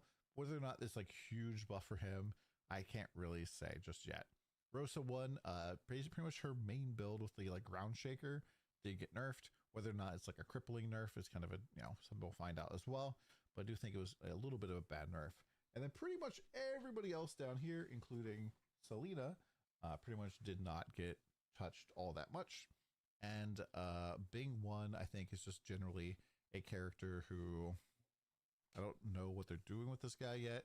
Karina 1, I don't really understand why they haven't done any changes to him as well. Erica 1 somehow just dodges buffs and nerfs all of the time. And Gemma 1 and Gemma 3 didn't really get many changes going on. And Iris 2 didn't really get any direct changes. Maybe some of the minion stuff will help her as well. And then Selena 1, I think her changes didn't really do anything for her. The basically the non-mermaid side of the tree, nobody really plays, and they like buffed it. Maybe it's going to be good now, but for the most part, that's not really why you play Selena, to play like a normal caster. And you're like forced into mermaid mode all the time anyways, so it's just kind of a little bit weird. Oh, and one more thing that I didn't mention with G2 is that Frigid Transmission did get nerfed as well. It no longer resets on cooldown, but I do think that it's still going to be relatively popular. But you're just not going to be like blinking through the map like very early on in the game. Pretty much like when I was going through and playing hardcore, like by like time mark 5, time mark 6, I was just blinking my way all the way through the map with Frostblink. That's not something you're going to do anymore. At least not until you get the special support. So this is my prediction for the season. Now I put Sage. Pia 2 sucks I don't ass. think she'll be the most popular character to start the season with. I think that honestly she looks kind of janky, but I always like putting the new character at the tippity top. I never played with the tier 2 slow, only with Rosa 2, That's what I'm planning to do. Gamma, Yeah, Erica 3, and also Rihan. And I think that there's some crazy elixir scaling. Like Oh, there's one more. I think Bing 2 has usually 2. Or damage to mana before life just from your elixir. Carino, velho. Carino vai estar ali. Eu tava pensando em fazer uma build de projetos e ele tá em cara isso legal. Agora, Sage eu quero jogar com... Eu vou criar ela, não vou... Qualquer coisa desce pra Rosa. Mas eu vou com a Sage. I have no clue what I'm going to build yet. We're going to have to figure this out. But I'll do a video talking more about her as she comes down the pike. I think Gemma 2 is still going to end up being probably the most popular caster this season. The like whole A Sage tá com cara de ser muito louca, velho. Just way too popular. I think Tangle in general is just maybe a little bit overtuned and it didn't get touched this season. And its spell burst also is very, very strong, but especially early on, not as strong as Tangle seems to be. Erica 1 just kind of sits at the tippity top of the tier list almost like always. She's not necessarily maybe the strongest all of the time, but she is the most solved melee character. She just doesn't get changed. Like pretty much you can go and look at like BM Legolas's guide that he's like had basically for the last several seasons, and it'll just work, man. If you don't want to think, you're just gonna turn your brain off and just like, you know, hit stuff as melee, Erica 1 is pretty much the one to go with. Carino 3, pretty much the same build that was working last season, is going to continue to work with like the blazing bullet stuff, and I think he's just incredible build right now, very, very fast from what I've seen. Right hand 2, even though he got his life stacking stuff nerfed, is still super duper strong, very, very tanky, and I think that his like whole like his like setup typically with like Berserking Blade will probably work really well with the League mechanic. We'll see. I think Yuga 1 is finally going to step up into the top tiers. As we've seen, like he's a popular character in some seasons, especially for starting the season. But now that he's kind of like Mr. Mind Control compared to Thea 3, then he's going to be up there quite a bit more. Rosa 2, I think is going to drop down finally, even though she's still super duper strong. I think that she's maybe a little bit more janky to set up. Realistically, she probably still belongs up here somewhere, but judging by just like how unpopular she was outside of Europe last season, maybe it's just something I don't understand here. Rosa 2 definitely just seemed like she had a lot of stuff going on. There's a new belt enchant that allows you to like get your mind over matter or damage to mana before life effect going very, very easily if you're aura stacking. So maybe that's going to be something that's going to like more of an end game setup. She did lose her belt, but that kind of just means that you can use Eternity on her now without feeling guilty. So yeah, we'll have to keep an eye on Rosa. But Rosa also doesn't really scale all that well with Eternity now that I'm thinking about it, because you pretty much already have the crit. You should already have the attack speed. You don't really scale with the defenses. Your AoE doesn't really scale your spike all that much. Like I had Eternity on her when I played that character, and it really wasn't the best. So yeah, maybe there's something else you can slap on there. Carino 2, I think is going to jump up a whole bunch just because it was rework. I think it looks cool. I think the character looks cool now with the new skin, and people will just play him and, you know, cook some builds for sure. Erica 2, I think people still will just want to go fast. Maybe should even be down. You gotta go fast, Sonic. Simply because, like I said before, Sage kind of like steals some of that speedy identity potentially. Iris 2, I think, is maybe one of the most slept on starters, but I think that minions in general tend to have a lot of bugs, and not like as summoned minions, but as like Buildzinhas de minion, será que vai... And so this kind of like holds Iris and both Motos back a little bit, especially because we're getting all these new minions. There might be a lot of attention on this as well. We'll have to kind of see how that goes. Bing 2, kind of like a little bit to the right here because of his nerfs, but I still think Spell Burst is super strong, so he's going to be up there irregardless, especially because he just has so much power for Spell Burst. Thea 1, I think, is ascending out of the depths of hell here to actually be a good character once again, which I love. Like Thea 1 was like one of my like second characters I ever really made. Like first character I actually hit the true damage cap with. So hopefully we'll see some really cool builds with that. Rosa pretty much just stays where she was before. Thea 3 goes down. Rayhan 1 pretty much like I think stays very similar. Erika 1, será que é só por causa do rework que fizeram que vão... The pack. Moto 1 comes up to join him. He could be higher than Moto 2. He could be lower than Moto 2. It really just depends on the new modular boss minion stuff, how that all shakes out. I'm honestly not necessarily the best person to figure out how that's all going to work. I don't even know if anybody knows how to make this work just yet. And so we'll have to see how this goes. I'm just kind of putting him at the middle because I think that's safe. If you are like into that kind of like minion stuff, Moto could potentially be a interesting starter at the least, especially because there's all these different bosses that you can turn into your minion now. And there's at least one of them that already has strength scaling as the baseline, and then gets more strength scaling. So I can see like a big strength scaling Moto 1 as a meta. Same thing with Iris 1. She got a whole bunch of reworks, kind of pushed her up a little bit. Selena, just because this is like an ordered list, kind of gets pushed down. You know, didn't really get very much. Erica 3, like going down 3 tiers because she got like 3 big nerfs, basically. Caralho, velho, mataram a Erika 3. Yeah. Erika 3, I think, is not going to be very popular this season. I'm sure there's a lot of people who want to play her because she's the character from last season. But without like the Vorax stuff, like for me, Erika 3 didn't really feel good until I got my Vorax gloves going. And you can't even make them anymore. So, yeah, kind of sucks. Yuga just kind of gets pushed down by other people. Thea 2, I think, could potentially be higher up here. Maybe even like up 1 or even 2 tiers, depending on like what builds people cook with her. She has a lot of potential, but I just didn't put her up as high.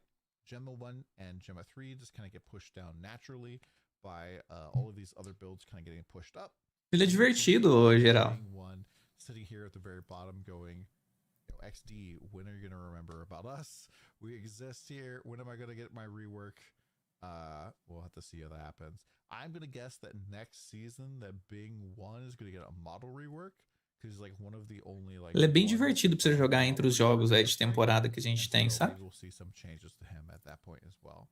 But that's pretty much my tier list for Lunaria. The season starts at April 16th at 10 p.m. Eastern. We're doing some like special events. It was my birthday on the 8th. So we're trying to do some special stuff for the stream there. We're going to be a really cool cosplay that's a little ambitious for me. So come and check it out. Maybe laugh, maybe have some fun. And hope you guys have a good Vamos ver o que aconteceu aqui na Erika dele explicando. Hello everyone, Down the Crown here. And today I want to talk about Erika 3 or Vendetta's Sting Erika. O Dom é o cara que mais faz vídeo do Torchlight, velho. Se você quiser assistir os vídeos dele, eu recomendo muito. For this upcoming season, kind of like what that means kind of for the builds that we were playing in this season. If you're not familiar, we basically are playing Vendetta Sting this season, and it does basically like turn your attacks into flicker strike. So you're able to just like flicker around using almost any attack skill you want to use. And we were using Crescent Slash here, so it's basically running around teleporting like this, hitting all the bosses and stuff, doing a lot of damage. And we were using the Vorax setup here with a double rainbow and cicada shell to basically stack tons of energy shield, and cicada shell gives us a lot of damage. So 1.4% of our max energy shield to attacks and spells as flat. Double rainbow basically giving us flat, just like DR and additional damage, which is really, really nice. And then on top of that, before we were using double rainbow, we're getting a ton of flat energy shield from Corrupted Bulwark Vorax. And that just pretty much like made the character super tanky, like right at the end here at 81,000 energy shield. We were recuperating that very, very quickly. And then on top of that, like getting tons of damage reduction from Double Rainbow. It was just very nice. And this build has gotten quite a lot of nerfs. So let's go through it here. So on the patch notes here, the very first thing we find out is that Incisive no longer provides 10% attack damage. This is a buff that you received when you basically used your Vendetta skill, which teleports and uses your main skill. And Incisive basically would give us 10% additional damage. And then within 5 meters, damage dealt increases the closer you are to the enemy, up to 20%. So this, just being gone just kind of sucks. I'm guessing that this like makes it so that the bottom half here of her tree is even worse, because this has like incisive effect, which is going to be giving you more damage here. And this was like scaling more damage for, incisive effect, depending on how agility blessings you have. This is kind of like what you're using early on until you're able to benefit from like overcapping crit. So like her early game kind of setup gets a little bit worse. And then on top of that, Vendetta now also does less damage with the skills that it triggers. So we have kind of like a 10% damage nerf, and then another 10% damage nerf, which kind of sucks. And then the end game here, this node over here on the top right, we were getting 2% flat crit added to our like base critical strike chance. So it's getting knocked down to 1.5. And then I'm not really clear if this is really a big nerf here or not. But basically, instead of triggering more attacks, you just do more damage. This could actually potentially even be like maybe an upgrade per se. But yeah, generally this is kind of like not necessarily a good sign for a lot of this stuff, getting a lot of nerfs. Now, while Vendetta Sting was very, very tanky, very, very powerful, eventually it was one of the hardest League starters I've ever had. It took me like 3 attempts on Traveler 7 where like I really focused in, really dialed in. Just couldn't really get tanky enough, couldn't really do enough damage. And I really just felt like I had to invest a ton in the character just to get down Traveler 7 compared to other classes where pretty much just roll in and blow up the boss. So definitely kind of weird to see that like the class itself is getting some nerfs. And then on top of that, we are also, you know, just not tanky at all. Not seeing any tankiness to offset that kind of sucks. Now, the next thing that's kind of a big nerf here is the most popular skill for this class, which is Spectral Slash, which is actually not the skill I was using. Seeing about like a 10 to 13% damage nerf across the board there. Just kind of like a second tap to the build. Now, don't get me wrong, the damage was actually really, really solid, but you know, that's kind of like requiring like, you know, you being able to do energy shield stacking. So you're probably more looking like at fervor stacking as opposed to doing energy shield stacking or other stuff with this character. Now, next up, Coitada da Erika. Pior que ela era da hora pra caralho pra, hurt the build a lot. pra você jogar e fazer as paradas. Vorax gear now must both come from the same legendary item, so you can't mix and match stuff together, which I think really stinks. It's just not as fun. I really did like the fact that you can like take pieces from different legendaries. Now this is kind of just like a weak sauce version of crafting on legendaries. Realistically, they should just like almost like remove Vorax crafting at this point and just allow you to like add some more mods onto legendaries or something. But yeah, this is, you know, pretty much kills a big part of the build because especially early on, it was pretty important to get a lot of energy shield from the Vorax craft. So if I go like look at my old codes here, I didn't really feel super tanky and good until this node here. And what we got here was our Vorax limb, where we had Cicada Shell for our damage, and then Corrupted Bulwark giving us a lot of energy shield. This setup, basically, we went up to 36,000 shield.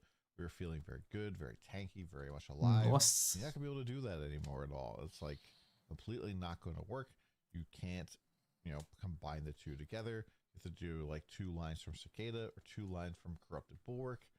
But one of the problems is that they're actually nerfing our legendary gear too. So Double Rainbow is seeing a little bit of changes here as well. You probably wouldn't even be able to fit this into the build at all anymore. Cicada Shell is now getting a little bit of negative shield regain, which is a little bit annoying because, you know, this makes it harder for you to kind of like leech back your energy shield. But something that I don't think on the patch notes here is Corrupted Bulwark's energy shield is also getting nerfed by almost 50%. So instead of having like up to 2,000 max energy shield at the tippity top, you're now at 1,200 tippity top before corrosion. And yeah, that's a pretty big deal. So you can't just like wear Corrupted Bulwark and then put Cicada Shell on your gloves, or, you know, wear Cicada Shell and put Corrupted Bulwark on your gloves anymore. Like, it's just not going to work as much. Definitely less energy shield for sure. I'm not really sure why this isn't in the patch notes. Maybe this is something that like is actually not going to hit the game and you can actually do that and wear Corrupted Bulwark. But we'll have to see about that. They also removed this legendary medium talent where on defeat, you restore 3% of your max energy shield. This did help out quite a bit in situations where like you're kind of getting swarmed with tons of enemies and you're able to just restore your energy shield. And when you're like really stacking up a huge energy shield, being able to restore a like set amount of it is really quite solid. So it kind of like is what it is. Now, what we've seen on the Vorax crafting itself, it does appear that the double energy shield regain mod hasn't been changed. There's actually one of the things that I thought they were gonna quietly vanish here because this was just quite critical to our build. Basically, the way that regain works is that based on how much energy shield you're missing, or life if you're doing life regain, it restores a portion of the energy shield on hit. And this happens like every half a second. You can like make that faster. The cap for this, the hard cap, is 30%. And so you would only have 30% of your missing energy shield gets restored to you. But if you have this mod, that whatever your value is gets doubled. So you can turn a 30% into an actual 60%. And that's actually what we're using on our gear right now on this build. We're using this as a base, and this was super instrumental in making the build actually feel good because we were able to recuperate so much energy shield when we're taking damage. Like when we're taking damage from bosses like Supreme Showdown, basically HP just goes down, or energy shield goes down, and then we just start, you know, getting it back really, really strongly. Also, this character has some cool base traits in here that basically help us get better healing. So instead of getting block chance while dual wielding, it converts 50% of life and shield regain to restoration over time. And so this really just made it like feel very, very smooth. So luckily this is still in the game. Now, is there a chance that Mataram o Flicker Strike da boneca, véi. ride again, do some cool stuff? Absolutely. There's definitely some interesting things that are in the next season. However, I don't think you're going to be able to directly do like big energy shield stacking anymore without like, you know, maybe some shenanigans. I mean, realistically, like on this character here, I am, you know, just getting double rainbow and cicada here, so I could like lose this entire multiplier and potentially like pick it up somewhere else with maybe the new hero memory stuff, or just like having even better gear. But you know, for the most part, it's going to be a little bit rougher to kind of like get to the tippity top end game. The build's not like completely dead, but I don't think I would want to league start this. I don't think I can really recommend this as a league starter build without like some clearer progression path forward, because like I said, Traveler 7 was a real pain. Like if I go and I look here at my you know, my progression and stuff here, I believe that Traveler 7 big ES is what I did. So I had like 6,371 energy shield. That's Nossa a lot of senhora, energy velho. shield for like a day one character here to have. And we pretty much like went and we like got pretty cracked out with like getting out of Vortex Heart very early on. And you know, our slates obviously were really bad because day one as well. And maybe like we weren't the most min-maxed on everything. But you know, in terms of having that much energy shield day one is quite a bit. And yeah, it just barely felt like enough. You can go check out my video from last season where we killed Traveler 7. We talk about it for more information about that. But yeah, I'll be interested to see kind of like what we can cook up for future seasons if we decide to go back to Erica 3. Right now I'm planning to start the brand new character Sage. I like to start the new character just to see how it feels, and you know, hopefully stick with it. But yeah, Trade hopefully NFT stream nele ou é live Não, isso aí não tem as não. soon as the season goes live. I have a cool cosplay for the season start, and hopefully this video helped you out. Let me know what you guys think in the comments down below. We'll see you next time. É, Dom. É isso, gente. Quem quiser ver, galera, esse canal aqui é o do Dom. Ele... Acho que eu achei que tava... O Dom, ele é um cara muito da hora, velho, na comunidade do Torchlight Infinite. Ele manda pra caralho. Sempre que eu quero ver algumas builds, algumas coisas novas, eu venho aqui e vejo nele.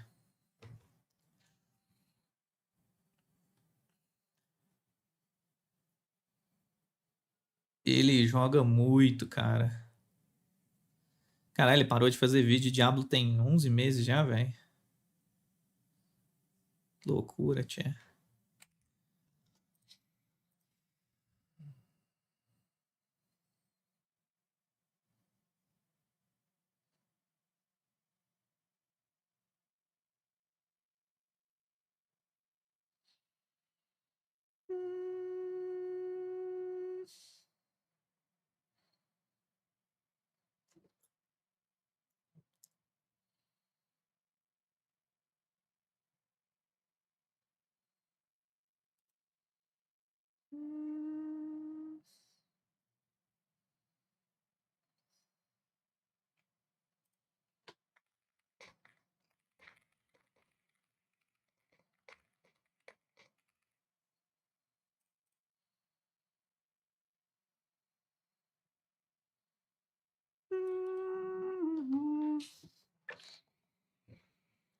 É, Erika.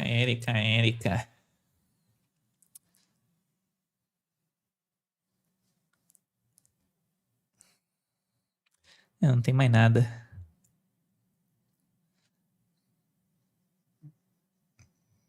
Aí pegou pra fazer coisa de...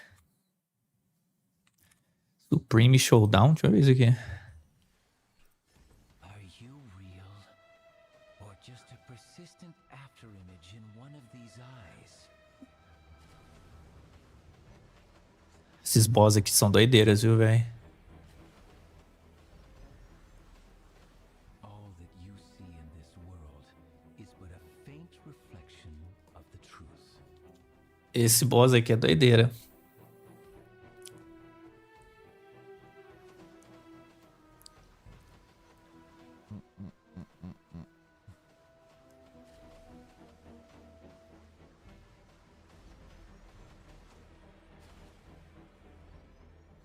Nice delivery there. Ele tá com quase 100k de energia, velho. See? This eye sees ambition. That one sees hatred. This one the end. That one Era esse tipo de boss que o Diablo tinha que ter, velho. Isso é da hora demais, mano. worlds through your eyes. Is it all that you see in this world is but a faint reflection of the truth? Nossa, quase quem morreu, I velho. don't know how a normal build is supposed to live through that hit.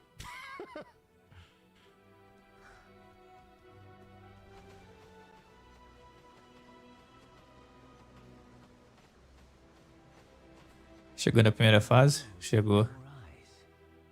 Is it so pure and white?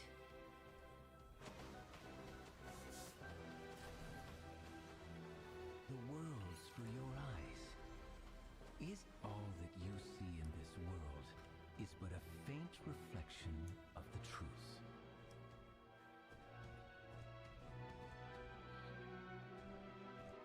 Nice placement. Stay up here.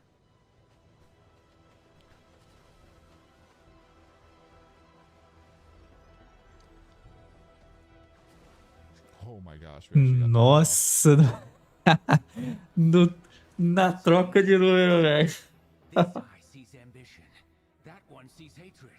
This one the end. Oof, we got That hit. one the beginning. More waves.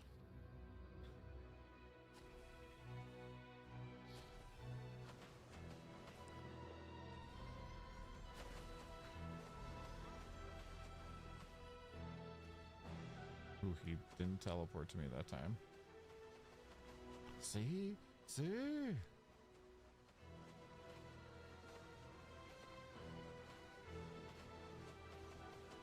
The worlds through your eyes. Is it so pure and white? All that you see in this world is but a faint reflection of the truth. Bomb is on the boss. He's- Rapaz. E o show, esse aqui é o Torchlight Infinite. Very, very good. Mano, fazer esse chefe é muito treta, cara. Esse chefe do Supreme Showdown é um bagulho absurdo. See? This eye sees ambition. That one sees hatred. Eu acho que esse é o último boss do Supreme, o Melkor. Tem uns boss ali muito doido, mano, pra você fazer.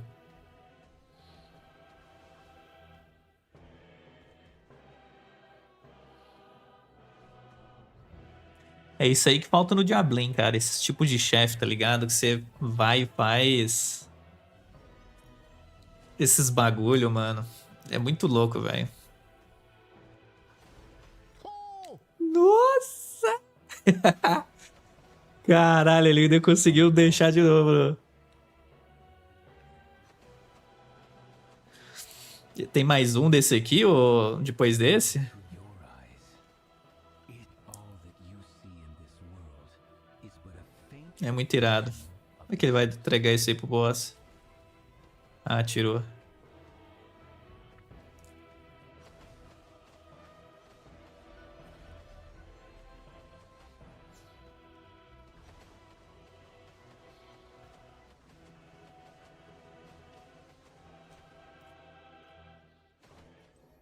É, agora ele vai trocar pra matar. Caralho.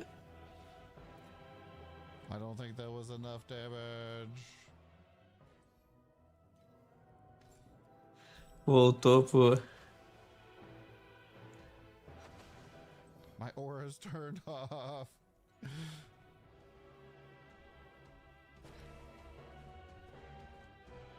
Mano, se ele tá com esse boneco, não tá dando dano nesse boss direito, mas... Imagina o tanto de dano que você tem que dar pra chegar e pra explodir esse maluco, velho. Prisoners of time. The only difference is I can see the shackles.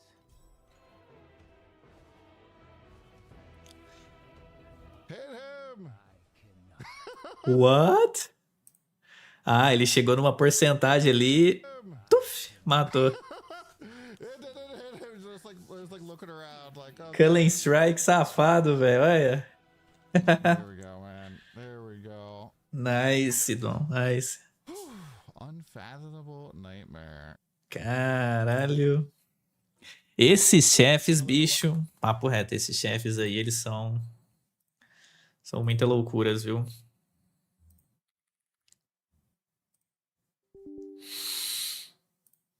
Se ele tem do 21, deixa eu ver aqui. Ah,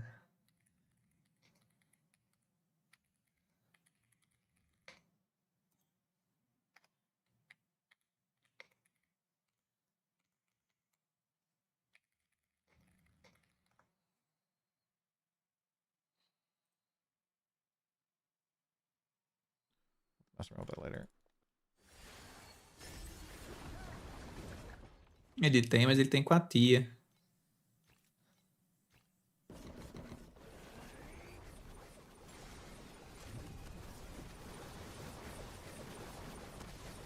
Ah, é os caras do Piratinha que são os últimos?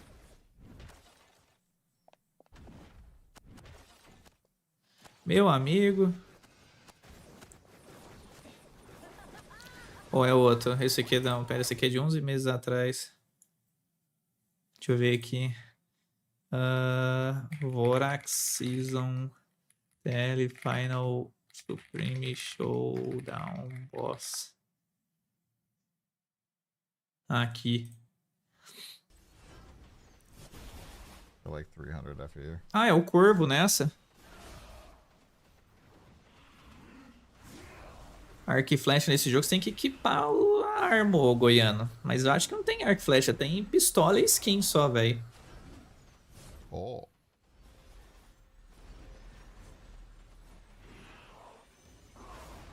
Rapaz, ele tá batendo, não é pouco não, viu?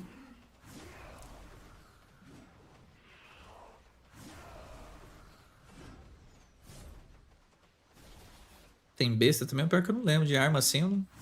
I mean, really, what I should have just done is instead of buying that, I should have gotten Undetermined Fate and got one more aesthetic.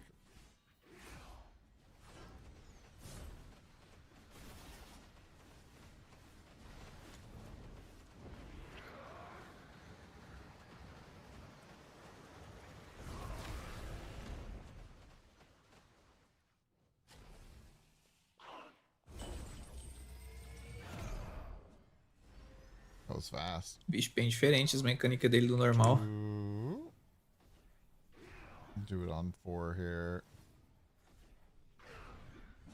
Do it on 5. Alright, this is number 6, you son of a bitch.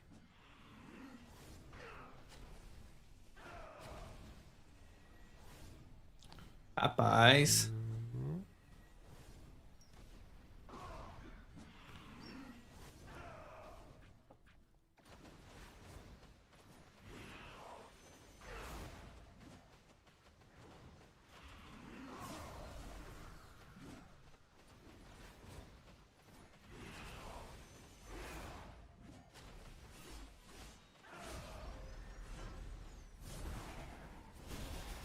Oh my god. Jesus, velho.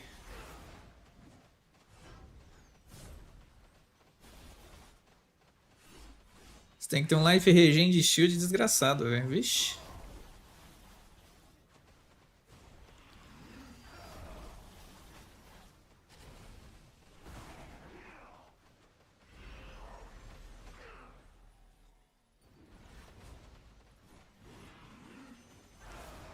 Isso é porque ele tá usando o Flicker Strike constante. Se ele tivesse usando o outro concentrado, daria mais dano. Mas aí ele teria que esperar o cooldown da skill da Vendetta. Mas, meu amigo...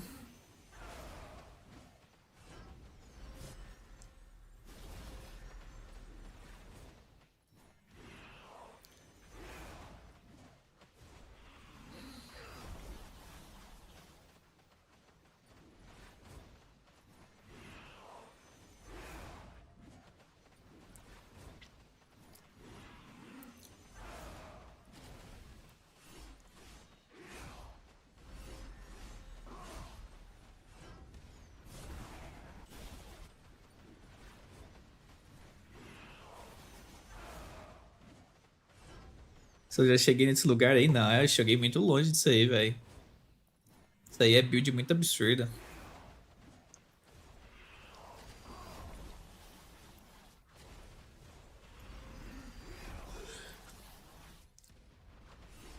Well, the Essa blades build fall aí é into some place absurdamente... today. Oh, oh, oh, oh.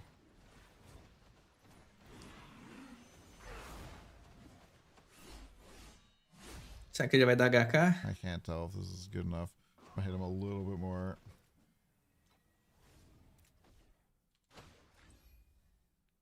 Aí ele vai fazer o mesmo esquema, vai trocar.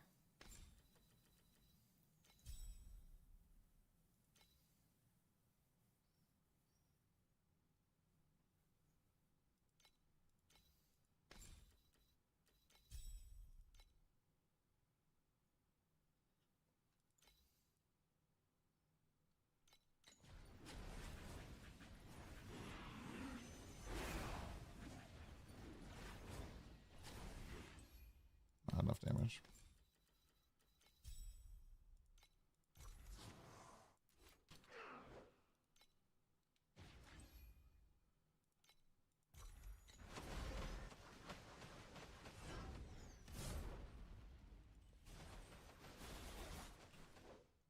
Será que agora vai?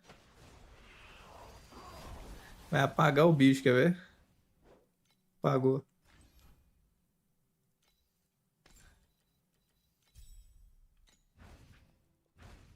Oh, we did it! Let's freaking go! Ah! Apagou o boss, velho. Muito bom. Muito bom, velho.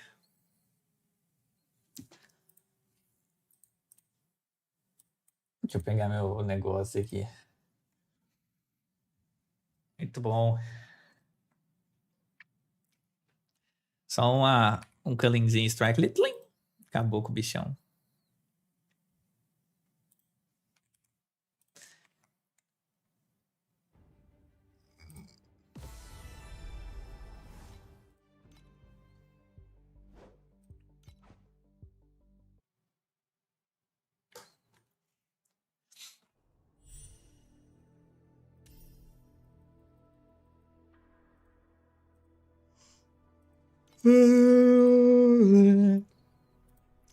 Blum.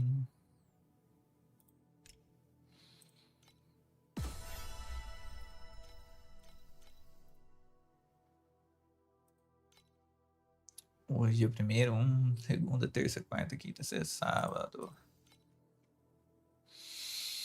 Até dia 16.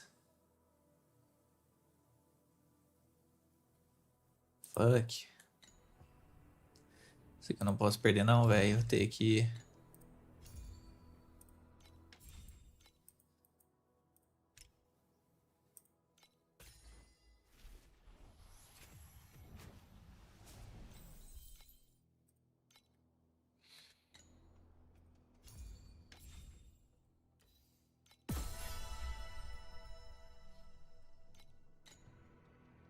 A gente vai ter notícia do PoE 2? Vai. Bom, agora vamos ver um outro negócio aqui. Deixa eu ver se tá no Ctrl+C e Ctrl+V. Não tá. A gente vai ver um outro negócio aqui.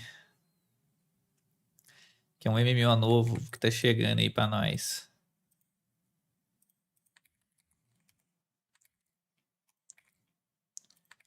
Queria pegar isso aqui pra jogar, velho, mas não tem como.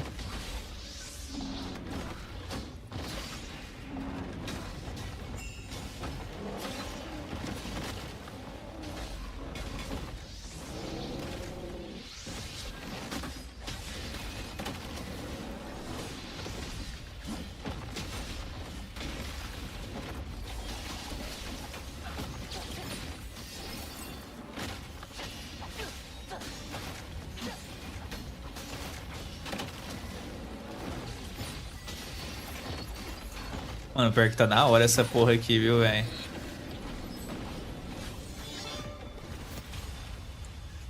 Parece bem irado.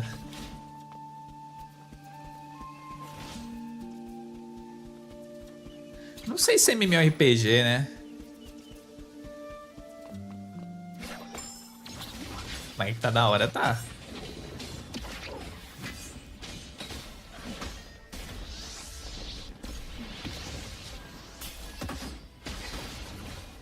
Que doido, velho.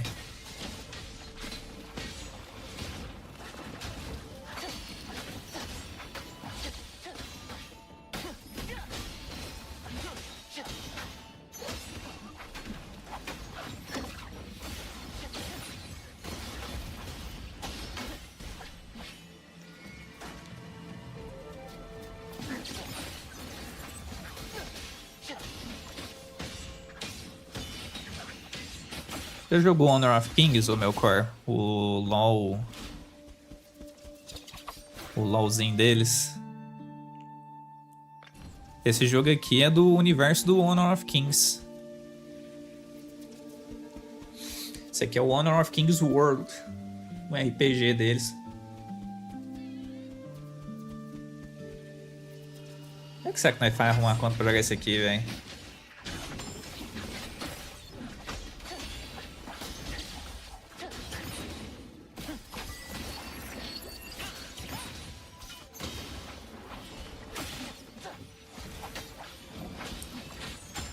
Não sei, ô Rafa.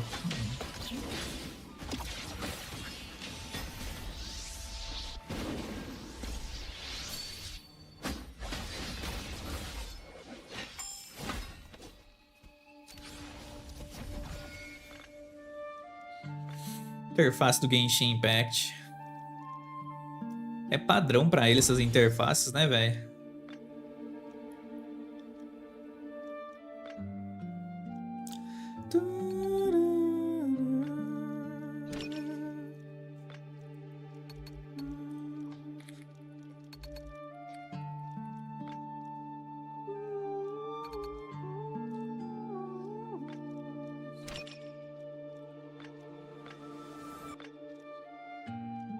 Se vocês quiserem aí, ó.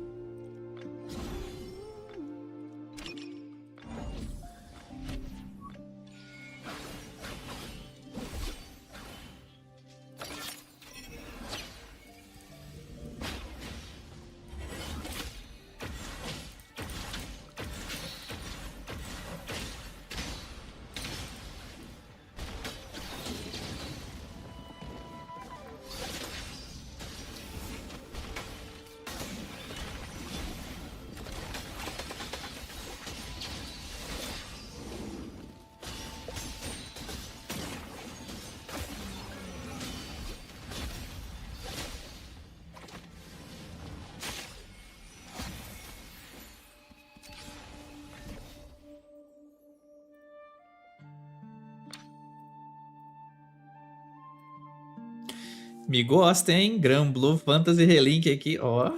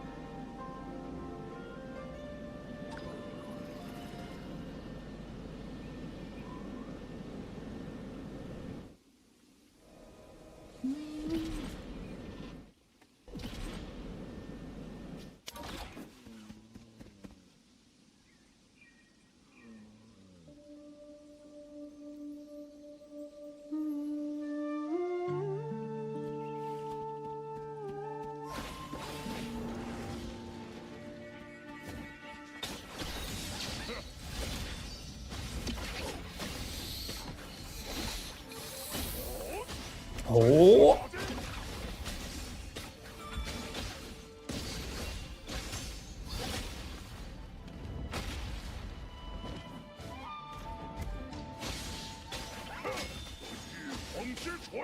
mano, eu vou dar um jeito de... Pera aí.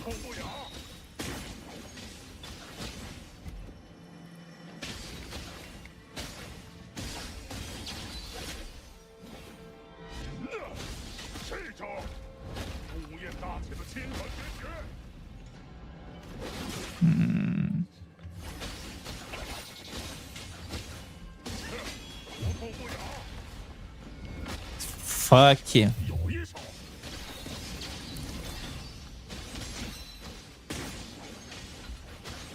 Alright, so guys, first thing first, what I usually do, I just open my Lago fast. Lago fast. Click down and then install Ok. this one click, and you just need to click this, and usually it's then I just type in. Onde tu baixou o jogo primeiro? Vamos ver.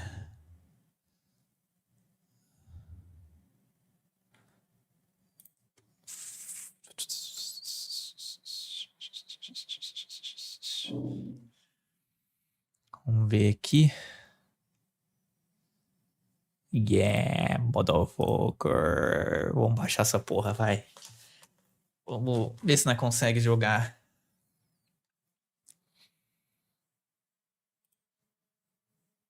Eu lembro quando saiu o trailer dessa porra aqui, velho, a galera ficou doida.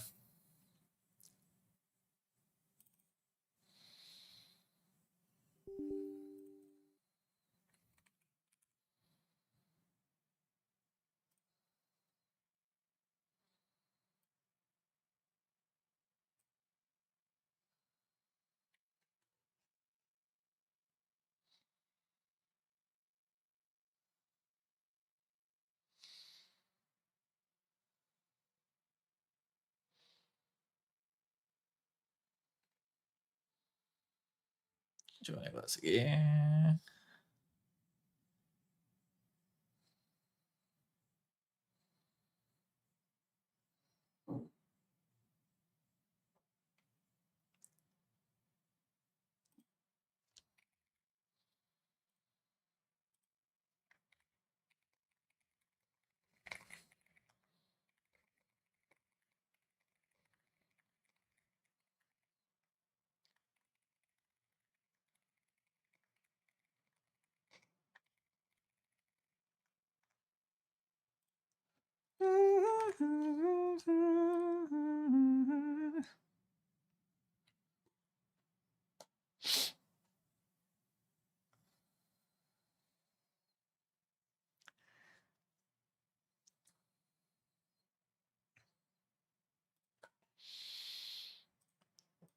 Honor of Kings World, and usually it's literally just here, especially for this game. Okay, doc. Not the other way, or let's say the normal, the links, their website. If you are a PC player, you can download either the official launcher or this Wii game. So again, you have two options. Honestly, guys, it doesn't really matter which one you pick, you know. So guys, now here's where things get a little annoying. So once you install the launcher, you are actually required to log in using either WeChat account or QQ account. So I tried WeChat first, like I made an account, and based on my experience, it doesn't work that easy. I mean, like it really didn't work. You know, like even if you have an account but you're not Chinese, it's gonna hit you with extra verification, and this is where you are usually going to be stuck. Basically, for non-Chinese players, just making a WeChat account is not enough for now. You need one that's already verified with a real Chinese ID and real Chinese number. But anyway, guys, this is for PC. I'm not sure yet with the you need. So in global, so we're not just going to wait for global. So another thing that I've been OBT game, and here you can actually rent a QQ account that's already verified with real Chinese ID and real Chinese number. Vai ter que comprar essa merda. Aí foi foda. Aí aqui foi de F. Aqui o sonho acabou. Tem que esperar, velho. Não vou gastar dinheiro pra comprar isso aqui pra tomar ban, não.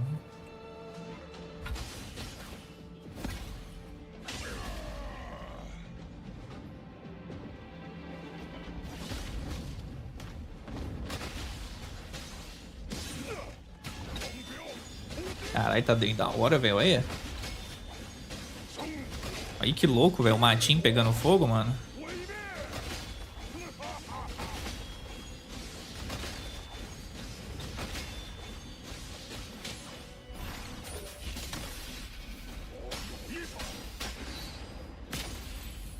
Deu stagger, ó. Oh, caralho. Fizeram um Genshin Impact, velho. Do Honor of Kings.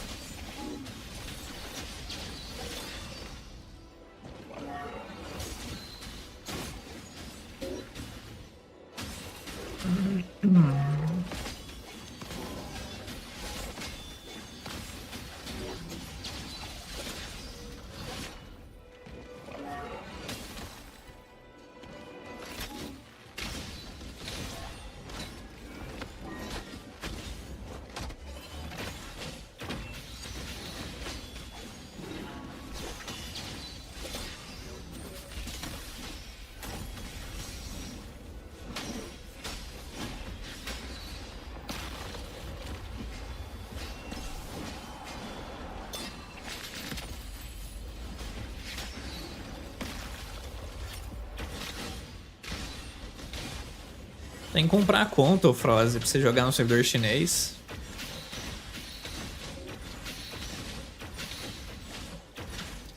A gente só tá assistindo uns vídeos aqui agora. Porque...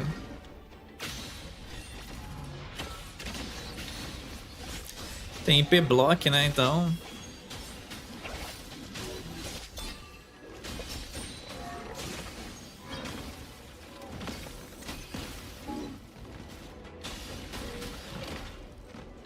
Lost Ark 2 deveria ser assim, né, Izão?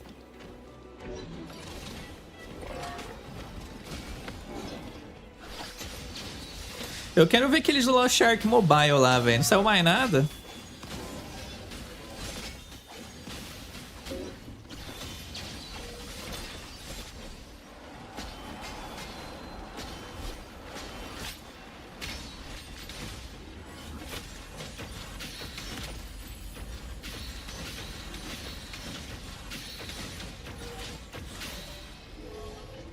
É bem Wuthering Waves e coisa mesmo, cara.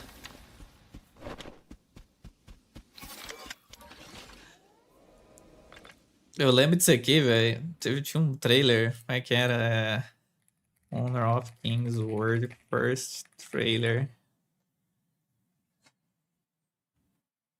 Esse aqui. Rapaz, quando isso aqui mostraram isso aqui, eu falei, caralho. Quando mostraram esse trailer aqui, eu falei, vixe. Esse cara vai fazer um bagulho foda.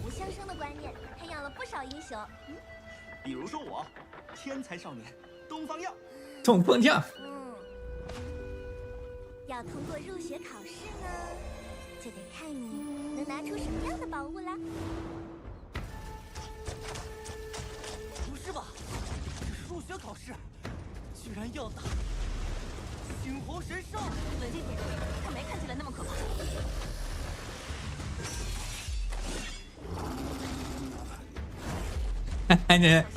Mostrou esse trailer aqui, você vê o quê?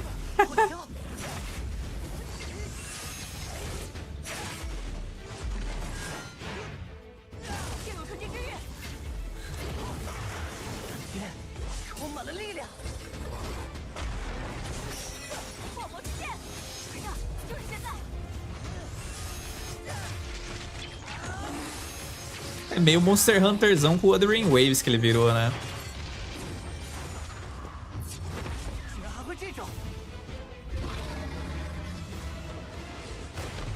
Tá foda.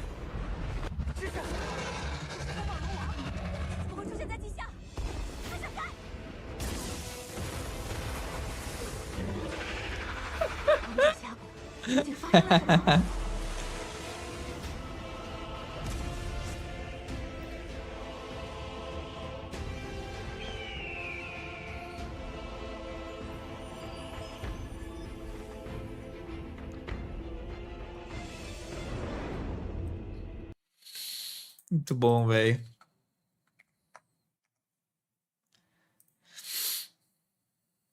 Hello everyone, today I'm going to explain the dual class system in Honor of Kings World. So you control 2 types of weapons per your main character. Right now I have the dual daggers equipped, and I have the archer weapon equipped. But a lot of people have been complaining is that they don't want to play these heroes. So like the dual daggers is locked onto this specific female hero, and the archer is locked to this specific female hero.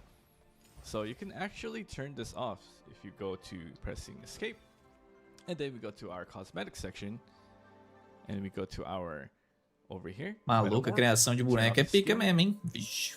Dual dagger class, turn off the skin. I still have the weapon skin equipped, but that's okay.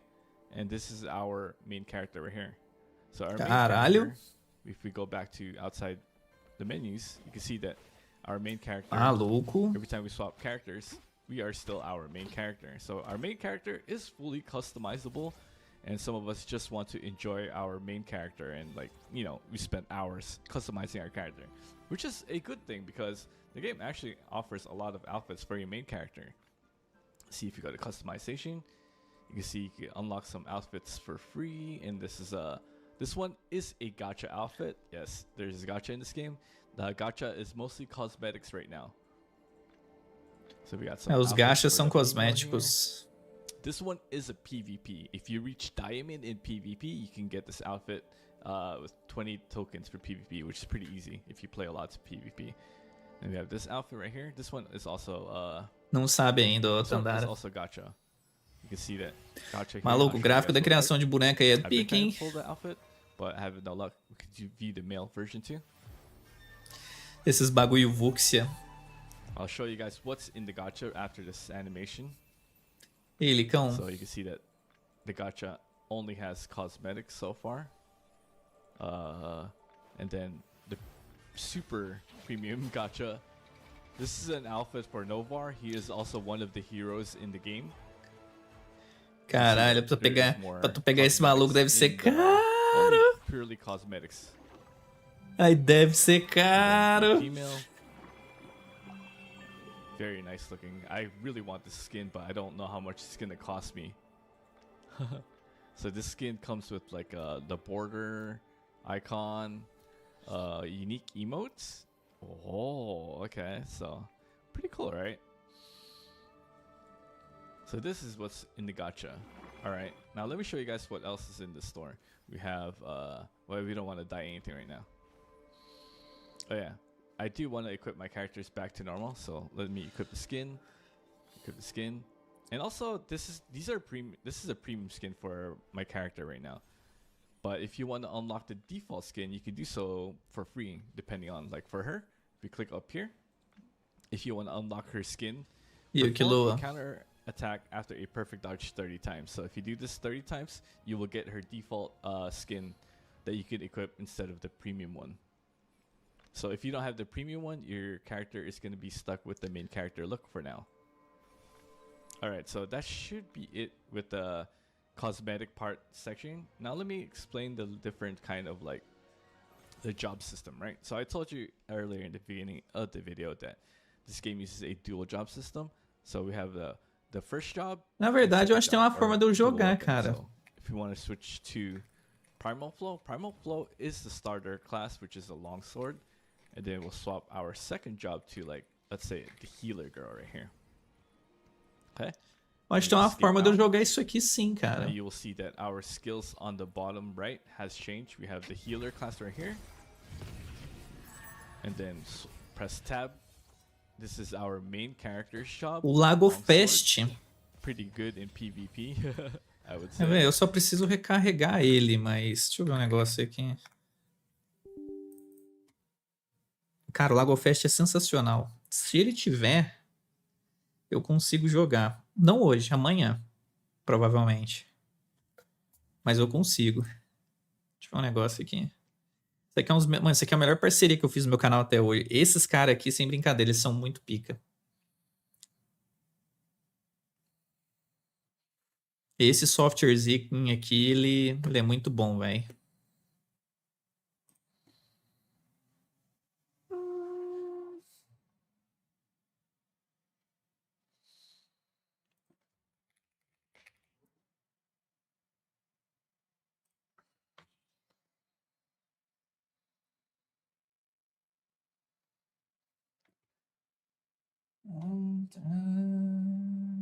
Não tem. Pra baixar o jogo ele tem. Mas ele não tem conta. Eu vou trocar uma ideia com o Eric, porque eu converso com os caras do Lago Fest direto. Eu vou trocar uma ideia com ele, vou ver se eles não colocam, velho. Porque eles são da Ásia, né? Então. We can go to our flow styles. And then you can also level. Vou trocar uma ideia com ele, vamos ver se eles não colocam. Se eles colocar, amanhã a gente joga. É que agora ele tá dormindo. Eu mandei mensagem pra ele já aqui, mas ele tá dormindo agora. And then you upgrade their weapon. And then you upgrade their gear. Essa interface mobile que pega? Ah, cara, mas não é. É um padrão isso aqui, tá ligado? Tipo. Se você for parar pra pensar, a interface não é feia, ela é clean. Só que é um padrãozinho, porque isso aqui é mais fácil os caras mexer tanto pra mobile como PC, né? E como o jogo lá na Ásia tem esses portes, faz sentido pra eles manter a mão de obra mais fácil pra eles administrar. Então, contanto que o jogo seja da hora, cara, divertido, a interface é de menos. So let me swap back to my favorite characters so far, Scarlet Waltz and Demon Bane Arrows. So some of these characters are unlocked for free, or like I think around 6 to 8 characters are free, then 2 have to be purchased from the store. I think the character that you're looking at right now is only purchasable in the market. So that is how the character system works in Honor of Kings World. So you Honor of Kings World heroes for free, and then some you have to purchase, and some are through events. Or you can get the Archer Girl faster for free in the Battle Pass. If you get the Battle Pass, you can get the skin for her, the Archer Garo. And let's look at the store. So you already saw that they are selling gacha outfits in the store. You could also purchase the character directly, which I did with this one. This character you can get for free early on the first day. He's a very, very good, powerful character, especially for PvP. And then you have the premium skins. Nossa, que doideira, véi. A Berserkona, mano. Yeah, hero skins for him. And then Kaiser's hero skin. Wow. That's his ultimate form. And then when he's out of his ultimate, he does that. Whoa. Okay, so you have some really Caralho, velho, a skin do jogo é bonita, hein? One thing worth mentioning is that you can actually farm these skins for free, because these things are rewarded from main story, quests, events, exploration. Nossa, essa Berserkona tá muito irada, velho. You can just buy the skin outright with like free-to-play gems. But if you want to spend money, you can não, aquilo ainda não. Up here in the top right, which is the premium gem currency. So more outfits for our main character. And this is I think this is a hoverboard mount. And we have our daily pass, or daily login gem purchase. And then we have some character makeup stuff. I'm not sure what these are. I think these are just like random emotes. Rapaz, olha essas armas, velho. Nossa. Whenever you fail the pity, you get like stuff to roll. Caralho, que efeito de água bonito, mano. I think these are group emotes. That's pretty cute. So you get some group emotes. Mostra a espada de novo ali, Stepado. Or want to do some romance. Whoa, romance. Wow, she's a strong woman. Romancing. Yeah, you can do that in the game. And then the purchase stuff is over here. I feel like most of the stuff is not too expensive. But yeah, so that pretty much covers. É, mas esse maluco aqui, esse Metamorph 7 aqui, esse aqui vai ser caro pra pegar, velho, estouradinho. Character swap. We got the bracers. The bracer is like your character system. You also have a guardian system right here. You can equip like a random Pokemon summon combat. And you have your character trees over here. So these are unlocked later on. You get more stamina, climbing, enables climbing. Your hoverboard, you could do more stuff in O hoverboard. pior é que o Crimson Desert é isso aqui, velho. Enables you to deliver Só que ele é efficient pago, ele não é blow to enemies gratuito, mas o help as Crimson well. Desert é a mesma vibe. Oh, okay, so later on you can like do a finisher on enemies. É o Pretty cool. Genshin Impact da Perhaps, velho. So the main concern that people are saying is like, oh, they don't want to be stuck playing a specific hero type, right? Maybe they don't want to play a male character, or they don't want to play a female character. They just want to play their MC or main character. You can do that. You don't need to worry about the hero thing. I think another thing people are also worried about is like, oh, they don't want to play 4 characters at once, like Genshin Impact and all that stuff. To be honest, I think this the cosmetic look on your character can be a little bit of a nerf in PvP because you can see what your character's weapon is from far away, right? You can be like, oh, they're this character, so you can be like, disadvantage. Ainda não, ô Gabs. So that should be it. I hope you guys enjoyed this quick preview of like the English version of Honor of Kings World Alpha Test is coming soon. Stick around until the end for the Alpha Keys giveaway. I'll be quickly going over the combat mechanics of the upcoming open world action combat RPG Honor of Kings World, explaining everything you need to know. But first, let's start off with a combat showcase and a UI translation.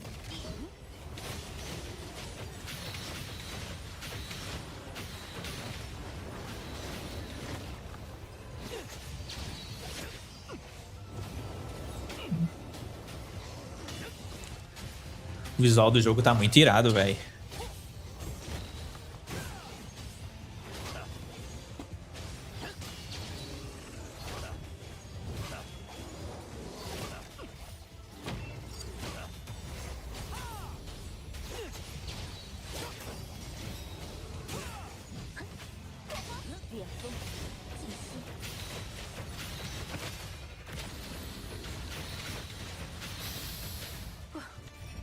Tá me dando vontade de jogar Gran Blue Relink, velho. Vá tomar no cu. Nossa senhora.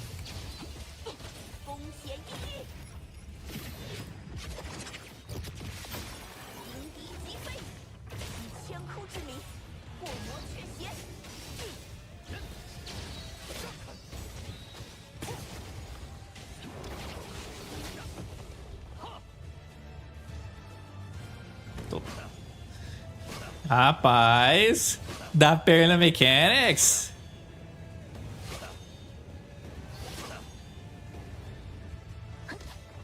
Ah, essa aí você não faz isso, né?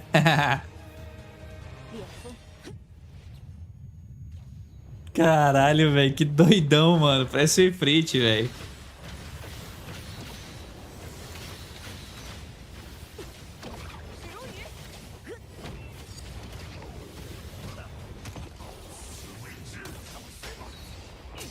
Ih, que louco.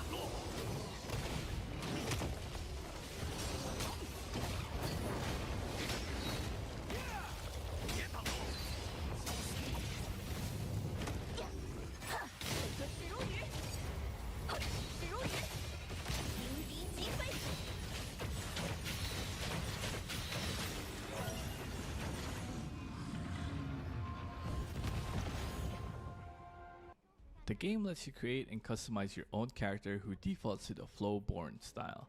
Throughout your adventures, you can unlock and learn different flow styles from other heroes. Even though you're seeing 2 completely different characters on the screen here, you have an option to turn that off so that your main character will use their weapons and abilities while retaining your character look instead. Alright, so every character has a unique weapon and 3 or more skills depending on their playstyle. Most of the characters are easy to play and very rewarding when you master them, like the parry guard character that you saw in the earlier showcase. You control 2 characters at once in Honor of Kings World, and you can freely swap between them. Eu achei que era MMO, Mikael, mas na verdade ele é meio que RPG Open World Adventure. You can see the ultimate gauge of your sub-character on the bottom right of the screen. After meeting certain requirements, the tab button will glow and your secondary character will perform a special tag-in skill. Underneath the boss HP, there is a stagger bar. You can deplete this bar by performing any attacks. Upon fully depleted, the boss gets knocked down and the burst phase begins.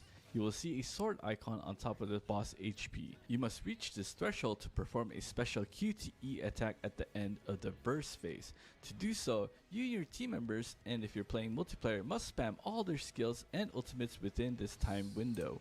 You will then get a score based on the damage done by your team or by yourself. Bosses in Honor of Kings World sometimes will perform a special red glow attack. You can perform a parry or a special dodge counter, which is just a dodge and then a left click. Upon doing so, you will see that the stagger bar greatly goes down a lot and the boss is also dazed for a few seconds. If you do enough damage during this phase, the boss will get knocked down for a brief second. Your character actually doesn't Lembra muito die Gran Blue, né? 0 HP with just one character. You enter a fatal stance, and if you were to take another medium to large scale damage at 0 HP with this character, then both of your characters will die, despite the other character being at full HP. You can also die if you take fatal damage if you're at extremely low health bar. I'm fighting this boss at the hardest difficulty, so it's doing like 1 or 2 one-shot moves. Nossa, se o Gran Blue fosse assim, cara, meu Deus, queria tanto que ele fosse. By pressing the G button. The main feature of the game revolves around the O Gran Blue é tão bom, véi. character swap system. Players can adapt to their own playstyle. So let's say you're a little bit new to the game. You can have one of your jobs as a healer and the other as a DPS. And then there is no penalty for any of the heals or DPS done to the bosses or to healing your friends. Dungeon bosses also have a unique mechanics, which I am really excited about. Then we have the PvP. Honor of Kings was originally a MOBA game with PvP focus. It's only natural to see that the PvP will also be available in HOK World. It will feature an arena-style PvP mode, along with a new escort the objective mode as seen on the screen. I'll be giving away 10 Honor of Kings Caralho, World que imagem. Global Alpha keys to the YouTube commenters below. If you want another chance of winning or increase your chances, Alpha keys to the I'll be giving away Bonito, velho, ó. 10 Honor of Kings World Global Alpha keys to the YouTube commenters below. If you want another chance of winning or increase your chances, make sure you join my Discord and participate in the separate giveaways for the beta keys there. I just created the Honor of Kings World channel for people to hang out with, so make sure you join, and looking forward to seeing you all in the upcoming global test, and don't forget to like and subscribe. Peace. Doido. Hello everyone, today I'm going to explain the dual class system in Honor of Kings World. So you control 2 types of weapons per your main character. Right now I have the dual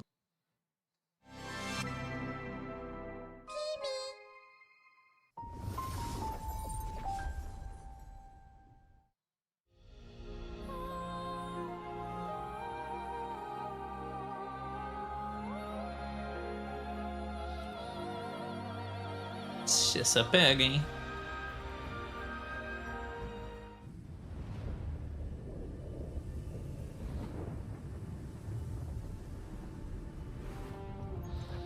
Rapaz.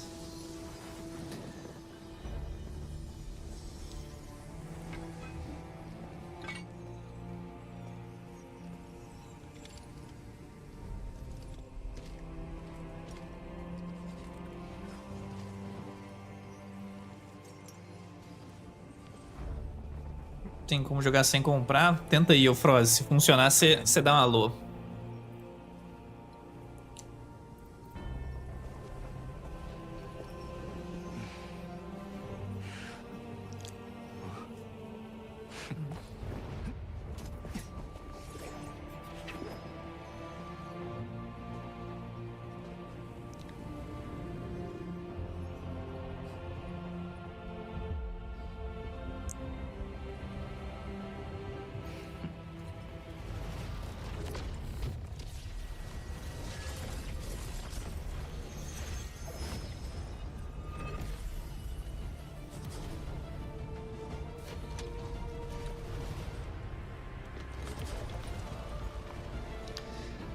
O Honor of Kings vai lançar um jogo de mundo aberto, aventura, mais rápido que o pessoal da Riot. Caralho, o gráfico do bagulho, velho.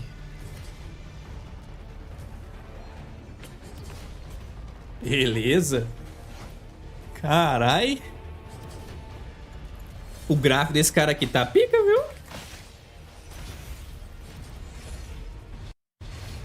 O gráfico desse cara aqui tá... Tá doideira, mano.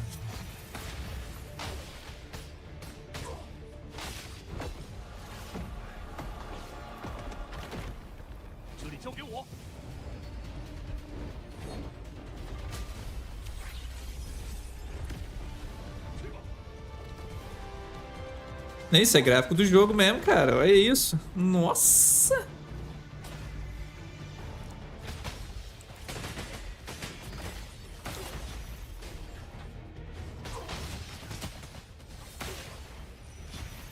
Porra, que vontade de jogar essa bagaça, velho.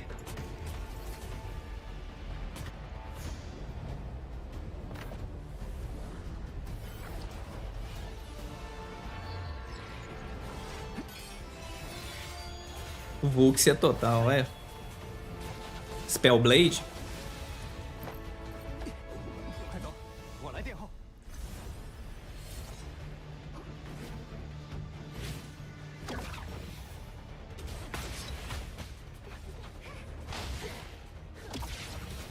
Mano, tá muito bonito, velho. What the fuck? Caralho.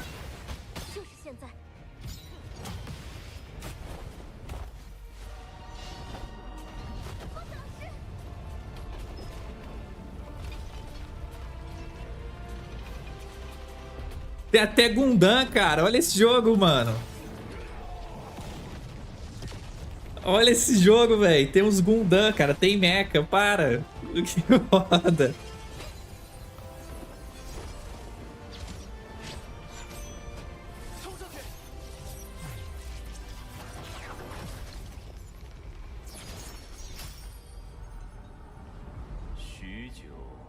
Mano, imagina esse jogo com dublagem japonesa, velho. Porra, deve estar do caralho.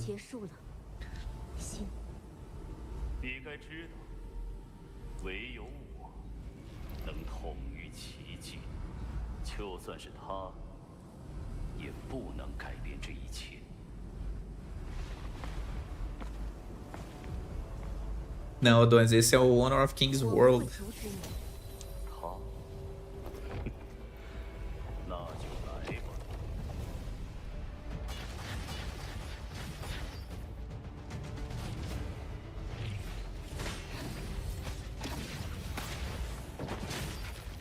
Mano, sem brincadeira, esse aqui eu acho que vai ser o jogo de estilo Genshin mais bonito que eu vi até agora, cara. Assim, eu achava o Arknights também bonitaço, mas... Mas esse aqui...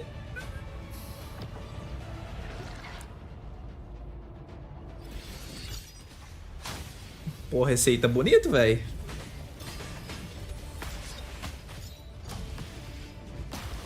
Eu não sei o que esses caras da Ásia têm, velho, mas parece que eles têm o suco, o creme, tá ligado? Pra fazer gráfico assim, velho.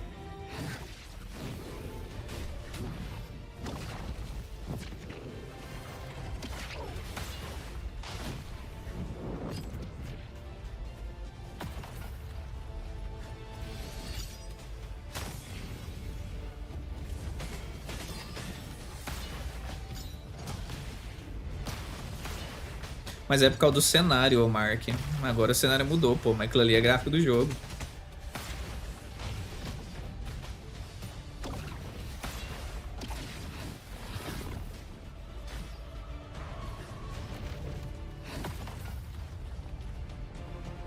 Cê é louco, velho.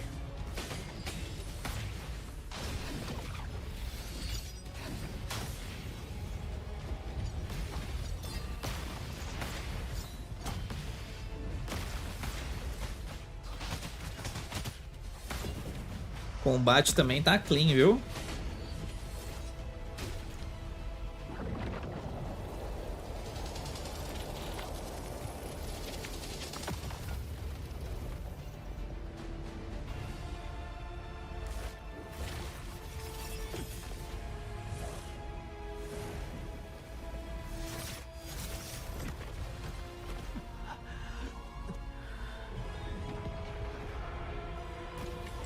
Caralho, mano. Tá, porra.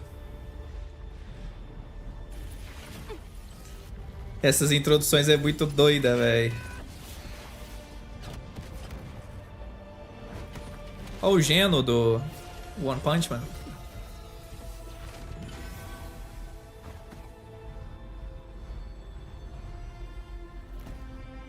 Mataram o Ezreal.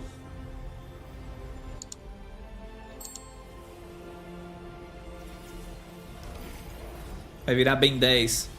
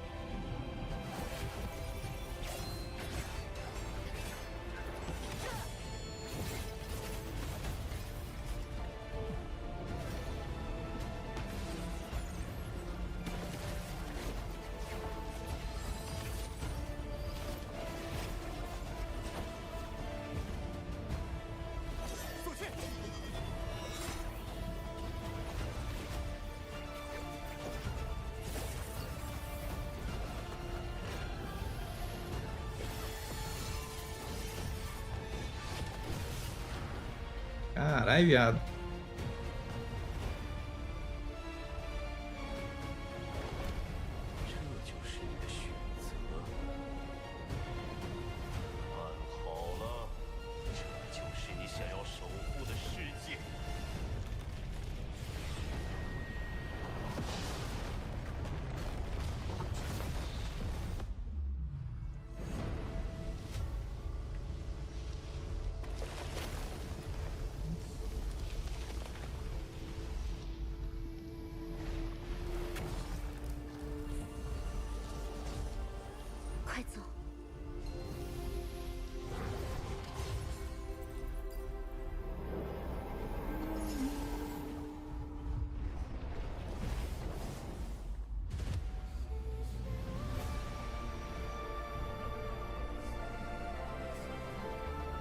Trilha sonora foda, velho.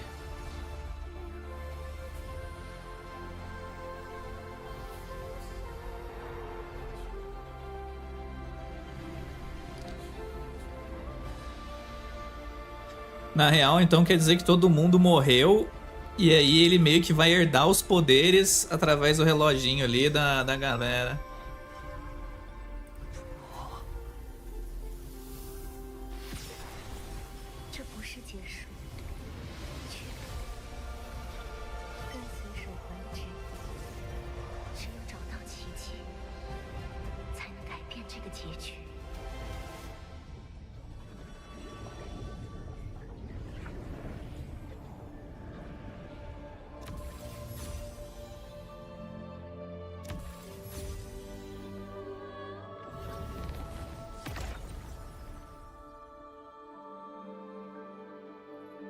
Ele é gacha de skins, ô povo. Isso ele tem.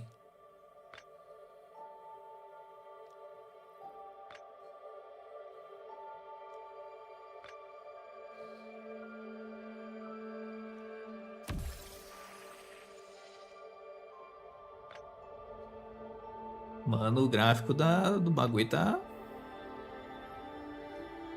doideira, viu?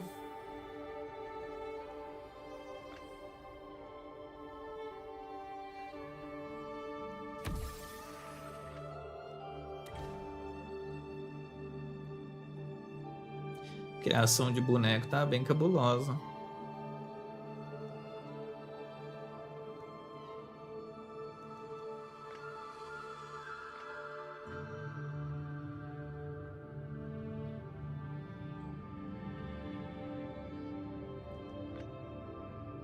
Open World Adventure, ô Zord.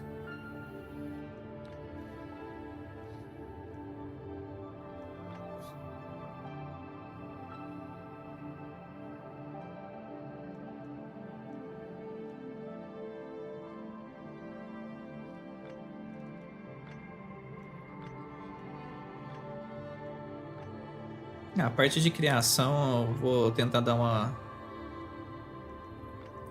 aceleradinha aqui só pra nós.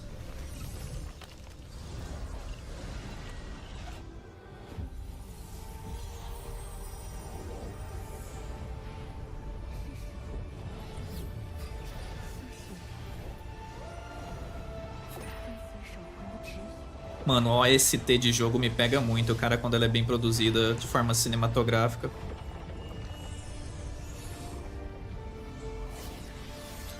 A trilha sonora, ela pega, viu?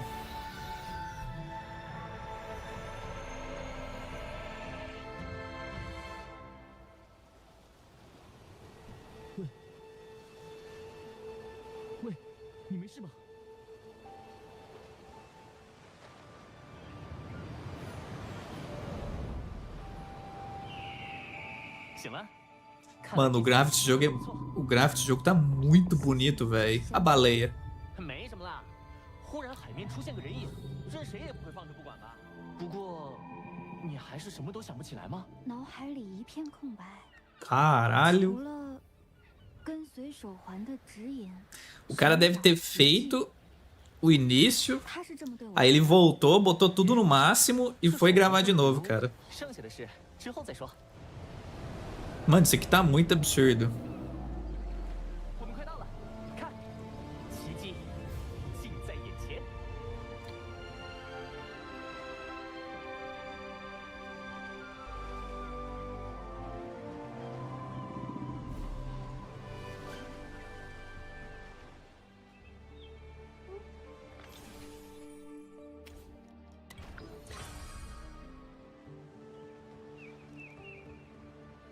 Quando o jogo não te força, você ter que ficar jogando com outros bonequinhos já é um alívio desgraçado pra mim, velho.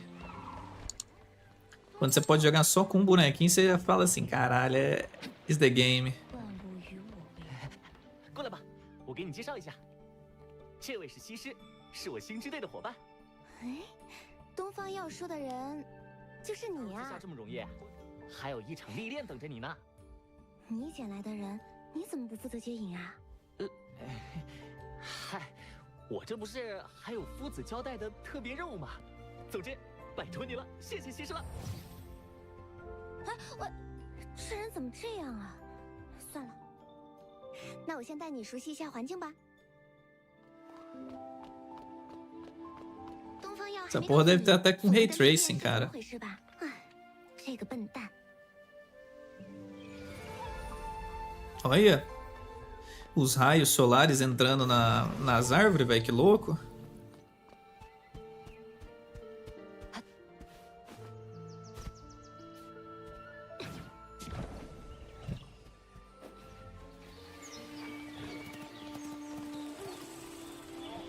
Mano, a temática desse jogo tá muito pica, viu? Cara, da direção de arte desse jogo aí tá... Parabéns, velho. 喂喂，听得到吗？嗯，西施，你怎么变成鸟了？这算什么？记一下神奇的多的去了。 Ultimamente a Ásia anda fazendo... Assim, né? O continente da Ásia ali, o Japão, Coreia, China, os caras andam fazendo uns jogos, velho. 先去解锁度10吧。 Que você fica de boca aberta visualmente falando de tão bonito que é, velho.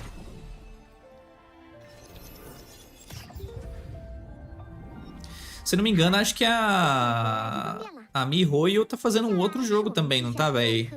Paralelo ao Genshin Impact, que vai ser tipo um MMO. Que vai ser uns gráficos absurdamente lá bonitão que eles tinham falado.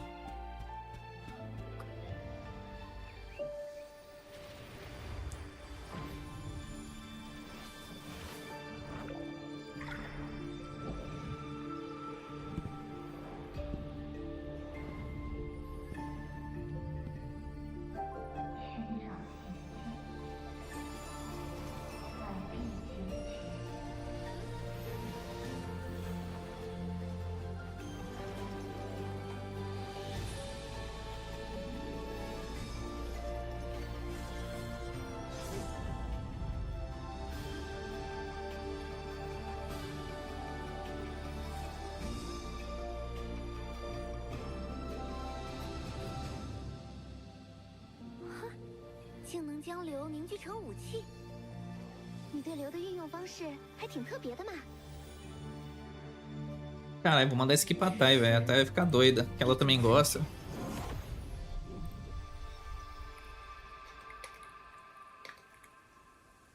接下来开始流的实战演练吧。流到底是什么？流是存在于世间万物之中。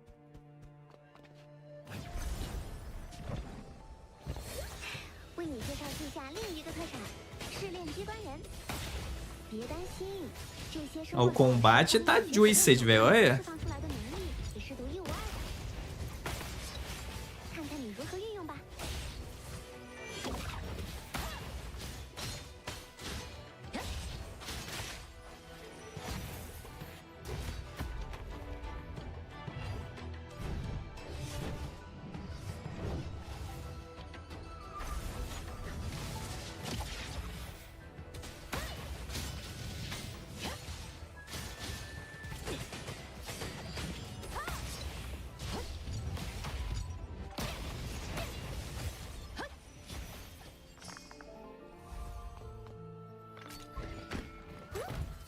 你对流的运用很娴熟嘛，完全不像新手。 Louquinho. Olha. 再往前就是筑基树了，那可是稷下最有名的许愿圣地，一起去许个愿吧。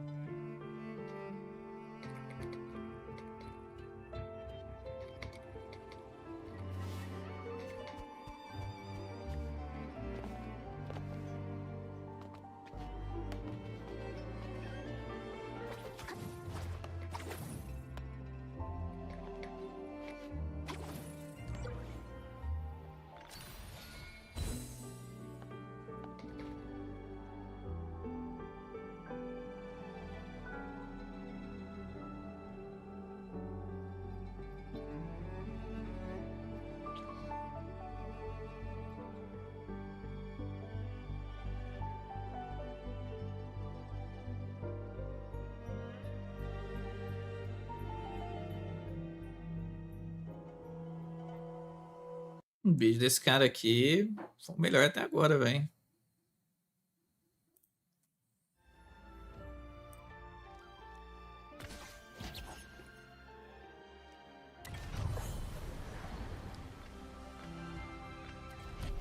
Assim, questões de mostrar o rolê tá...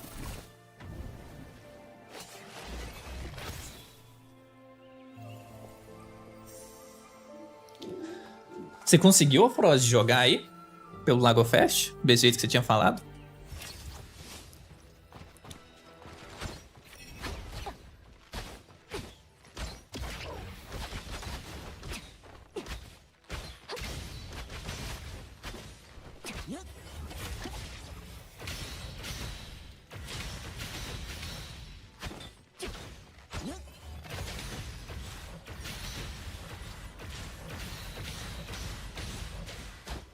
Isso que a gente tá vendo no vídeo, mano. Olhar isso aqui na tela do PC...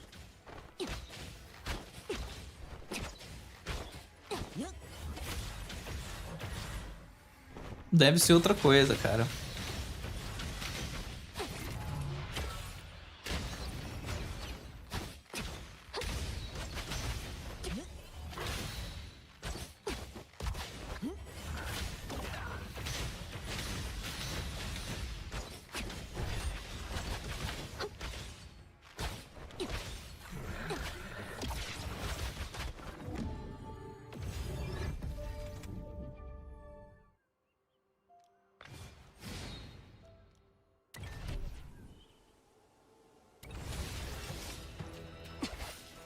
Ah, é tudo combate aqui dentro, não.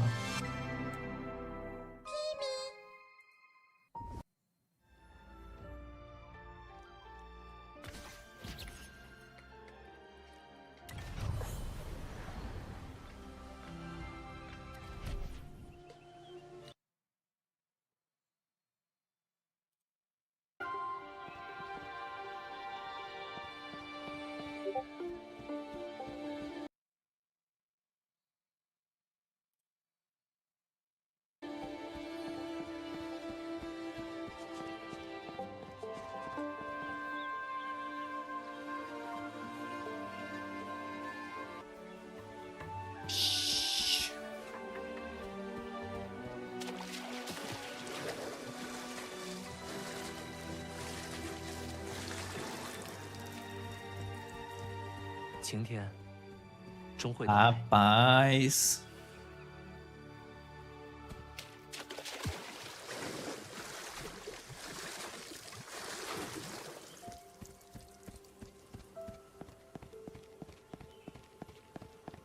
Ó, os caras passando pelo mapa aberto. Os espectros do pessoal.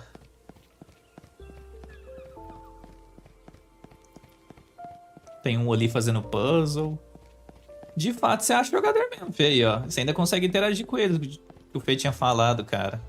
Então ele deve ser um sabor MMO, né? Igual o Toguro fala. Ele é um open world adventure, mas com algumas coisinhas, cara.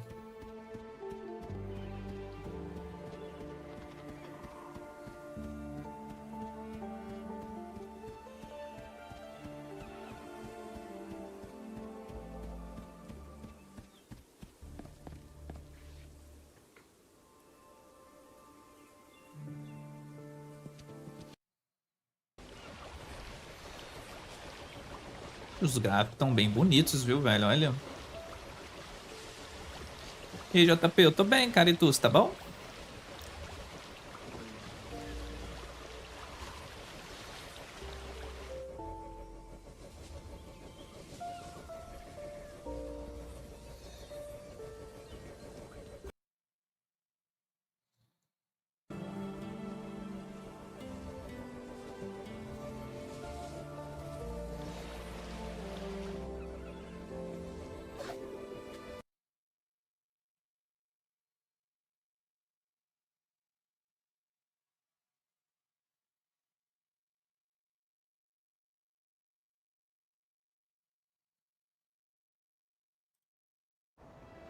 Starting from Jisha, you will embark on a path of your own. Students here are driven by a passion for knowledge, as boundless as the starry sky. Caralho. Different schools and societies only mean different paths. Your heart, is what really takes you to the truth. Welcome to Jisha Academy.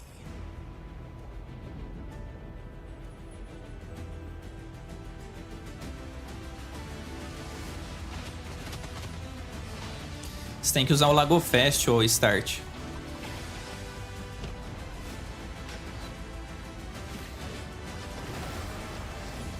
Mano.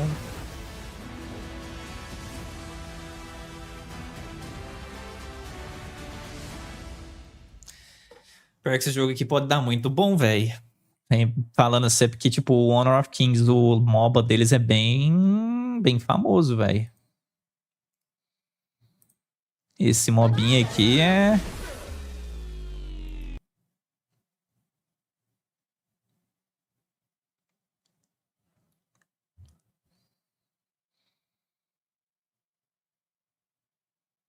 Cara, mas esse prólogo do maluco aqui, naquele gráfico ali, foi foda, viu?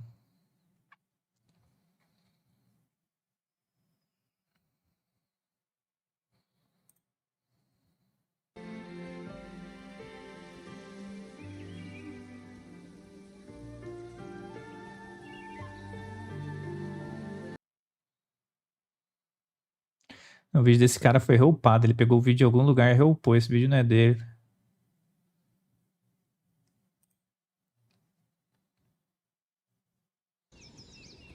É, esse vídeo tá reupado. Isso aqui tá zoado. Tá com estouro de pixel.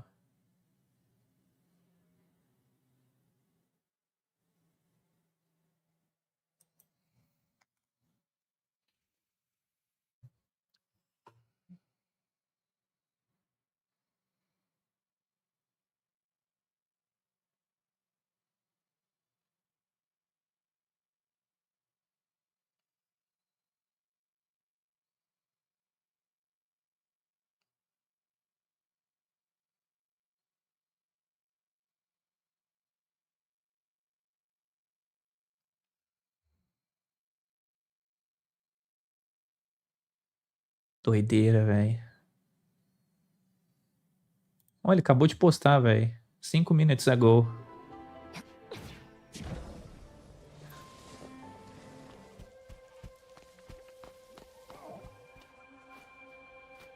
Peraí que eu já venho, gente.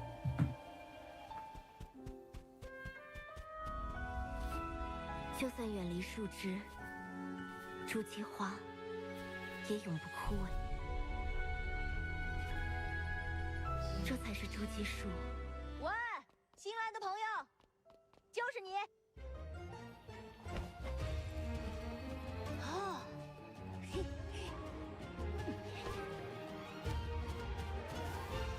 呼呼。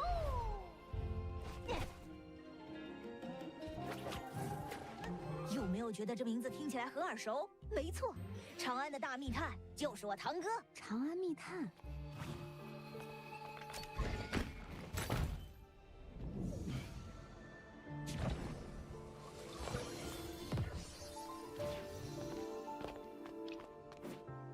他刚才说的无名雕像是什么？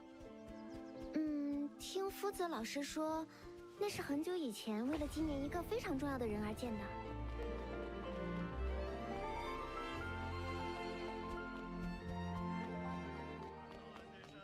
壮硕的肌肉没？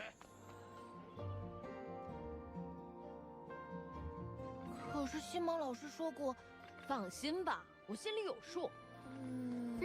他是营地的百草。又见面啦，芷清。刚扔过去魔道，药材到手，去制药台进行调配吧。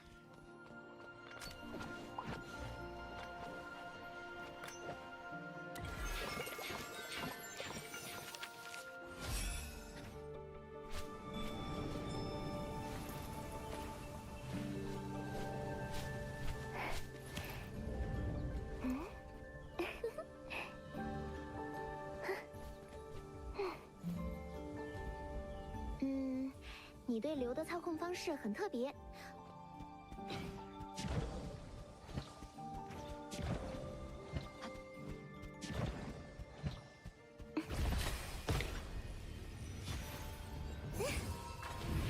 轻松解决。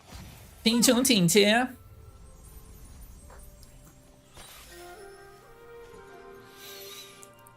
实战的关键就在于对流的灵活运用。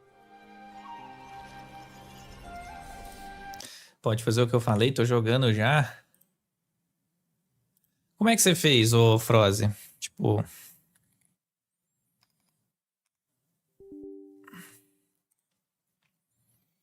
Ô André, valeuzão pelos 36, cara. Você baixou o jogo por aqui?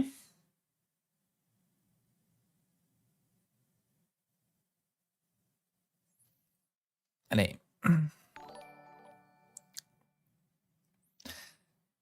Jogo bom, cara, jogo bom.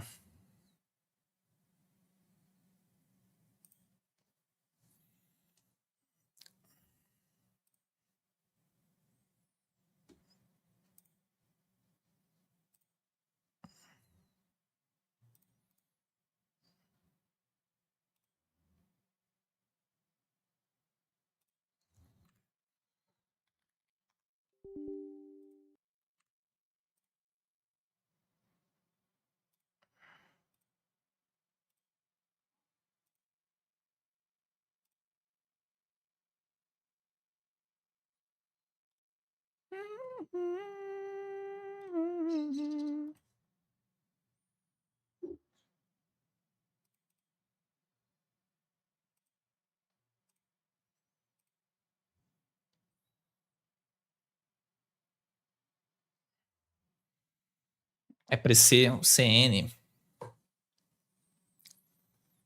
Aí você baixa o launcher, depois usa VPN do Lagofest e faz download. E para conectar com a conta, como é que você faz?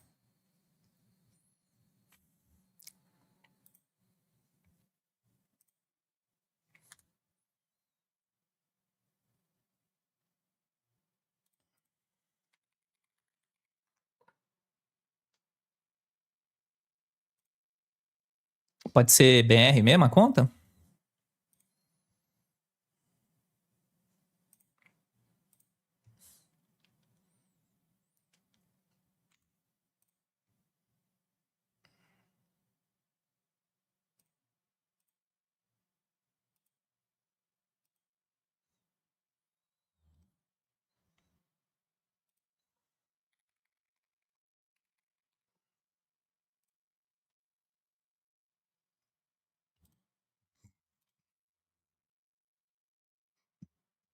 Fazer um negócio aqui.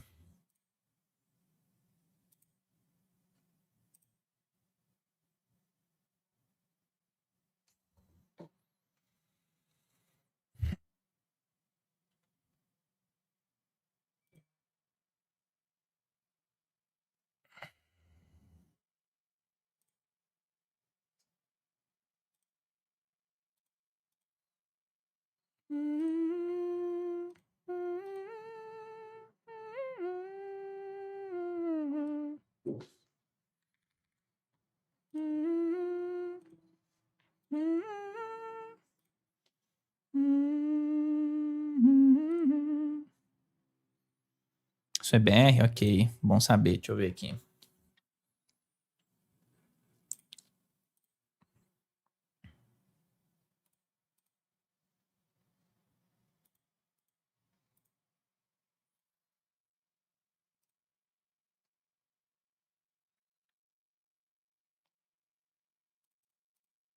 é que eu resgato aqui? Coloca aqui.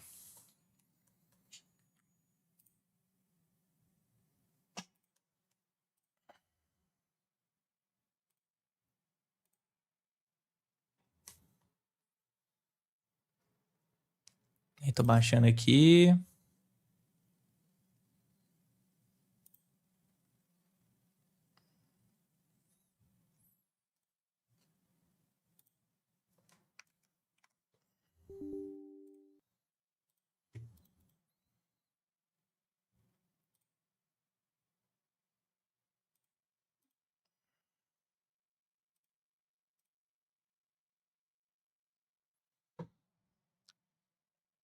Tem data de lançamento, Sassori? Ainda não. Pelo menos não que eu saiba.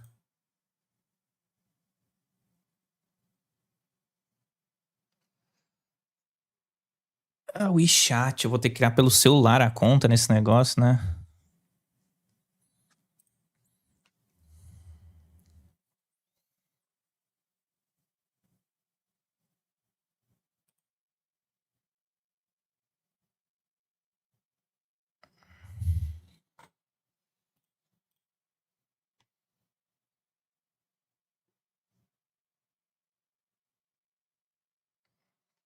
Aí aqui, ô Froze. Deixa eu ver. Nessa tela aqui, você clica nesse negocinho aqui, que é o ícone do WeChat, e faz a leitura por ele daqui.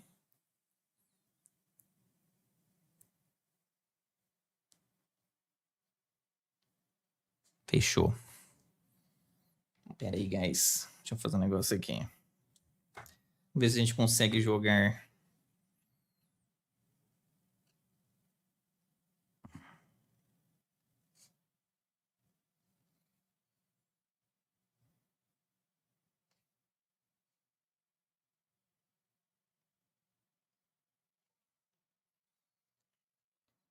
Que rolaiada pra conseguir jogar um game uma vez pra nós testar, hein?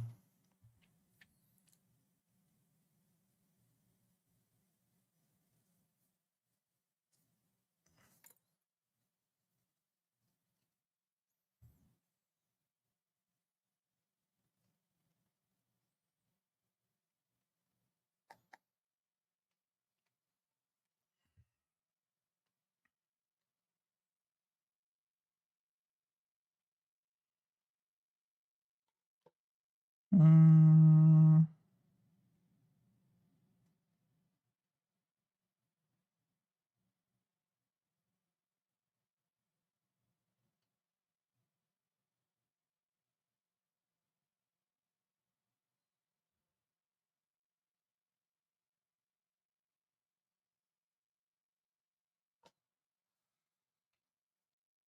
Vai estar cadastrando aqui.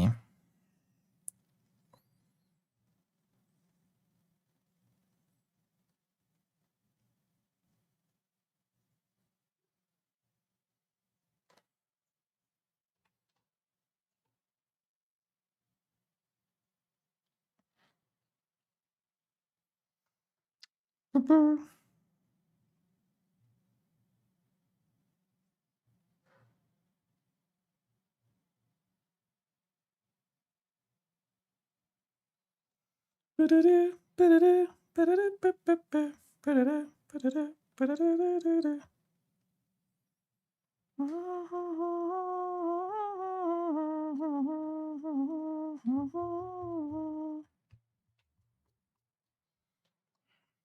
lá, vamos lá, vamos lá, vamos lá.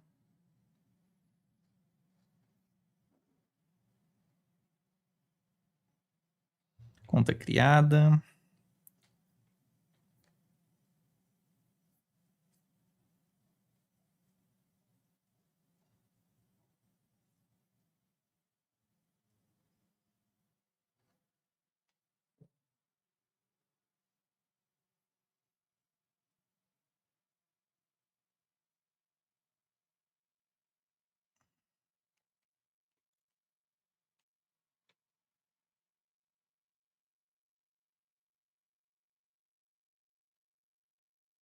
Logo. Rapaz. GG, será?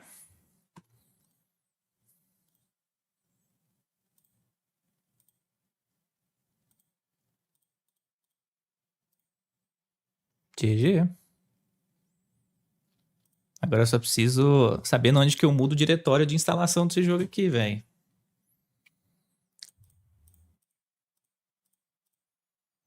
Caralho, viado. Deu bom.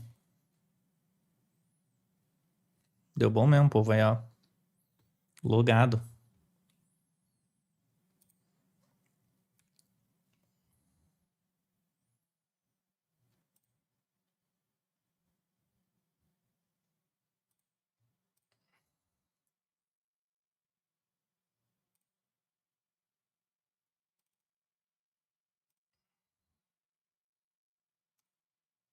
É isto. É sobre isso.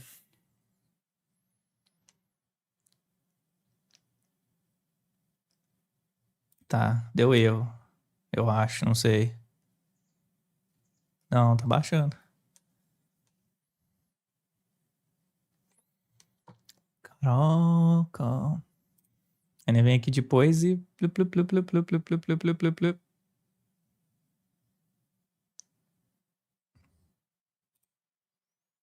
Já baixa isso aqui.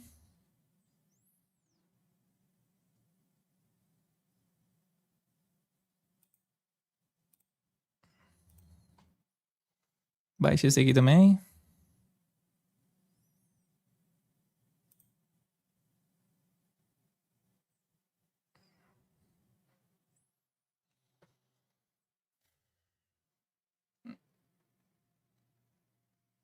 Fizeram o que a Riot tá tentando fazer com o League of Legends, ô pantufa.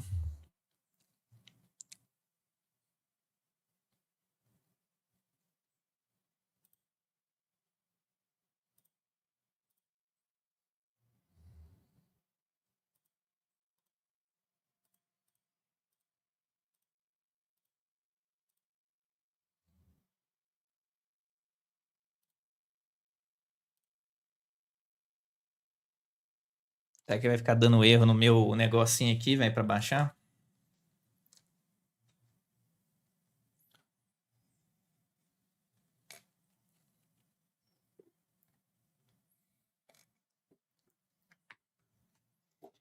A Paze. Tá baixando, Fê. Vamos ver.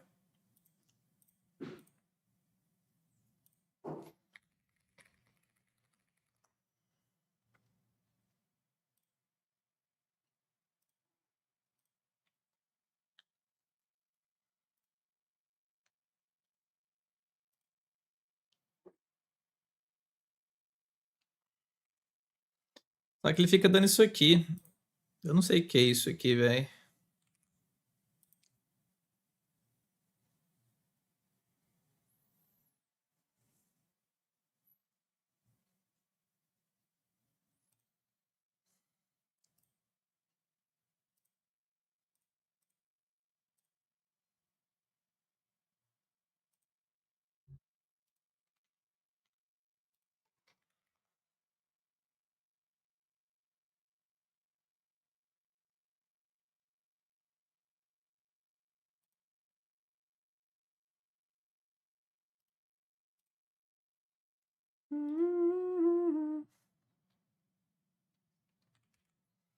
Ah, você baixa impulsionado? Então, pera aí.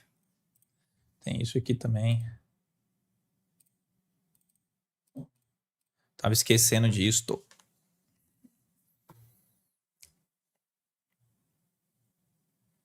Eu tinha esquecido desse pequeno detalhe aqui.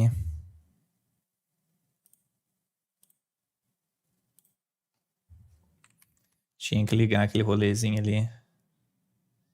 Pera aí que eu vou botar pra nós ver, ó, Fê. Só fazer um negócio aqui.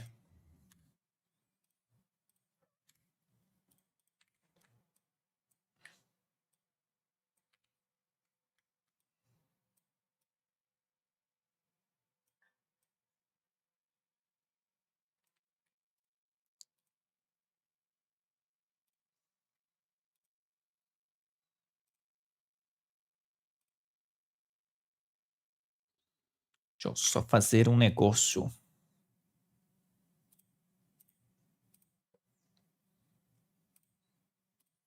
Aqui.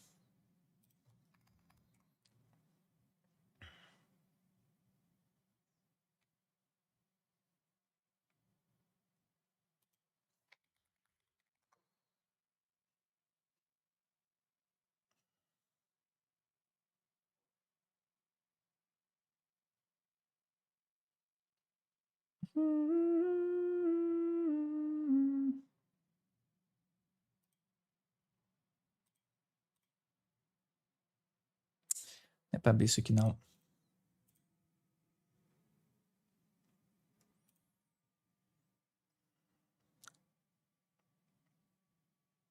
Cara, pior que esse jogo vai fazer muito sucesso por lá, viu, velho? Papo reto.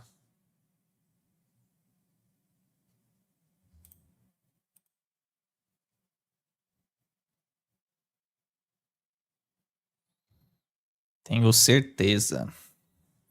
Deixa eu só fazer um negócio aqui, pera aí.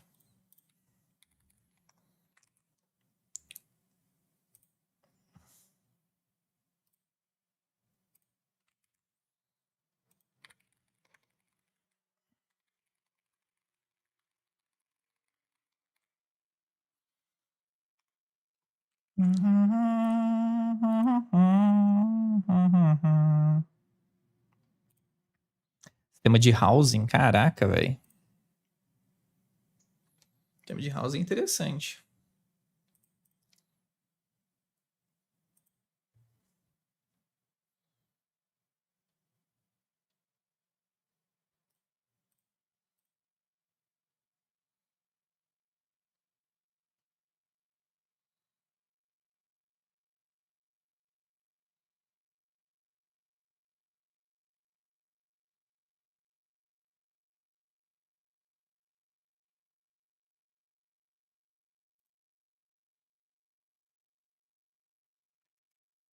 Ah,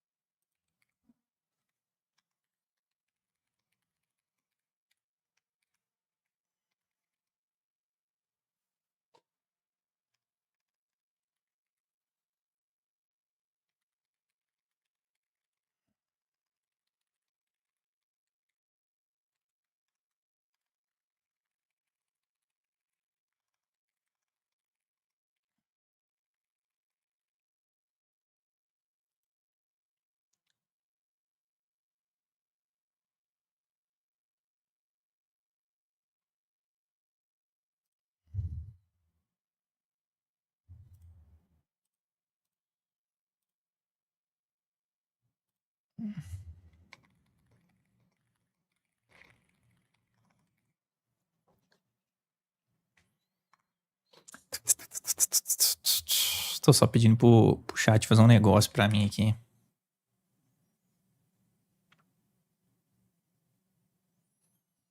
Você não tá conseguindo pelo Lago Fest?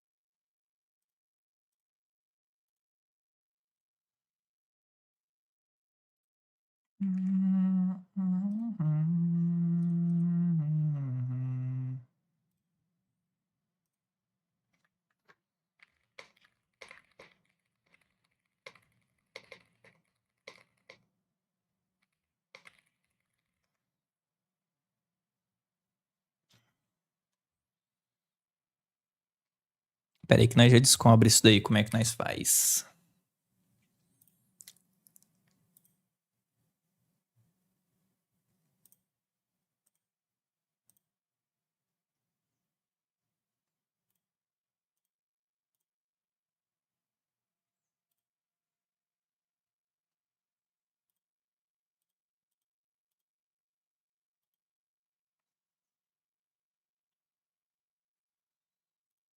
Deixa eu ver como é que tá o download aqui.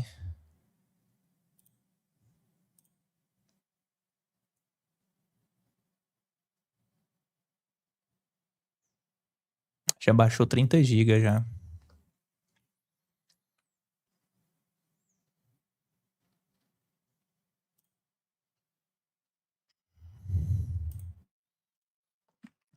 Isso aqui vai servir essa imagem.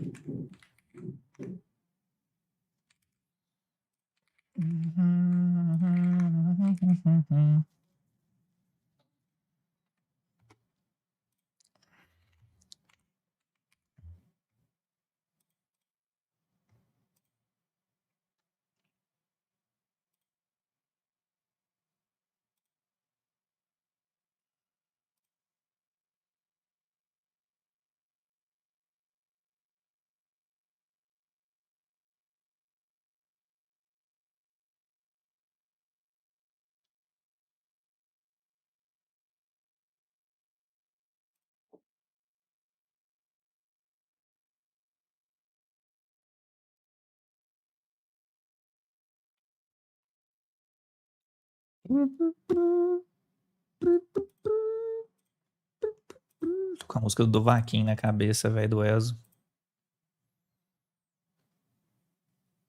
Do Ezo não, né? Do Elder Scrolls Skyrim.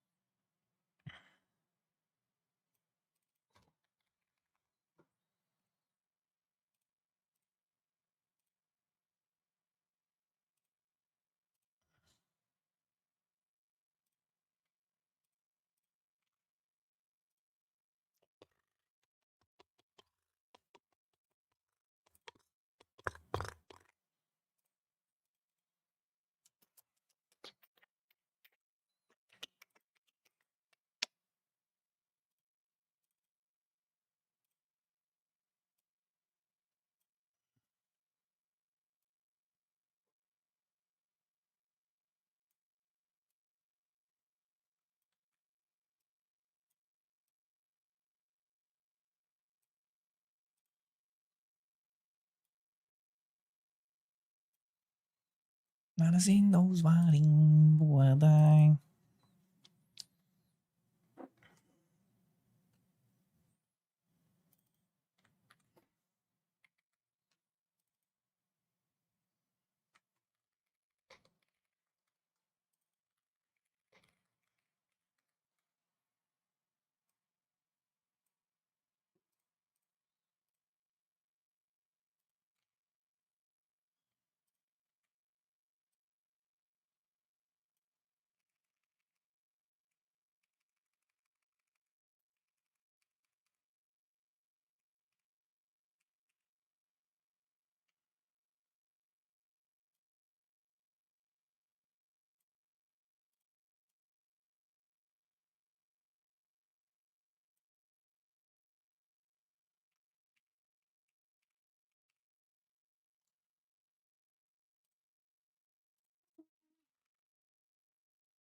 44 GB, já foi.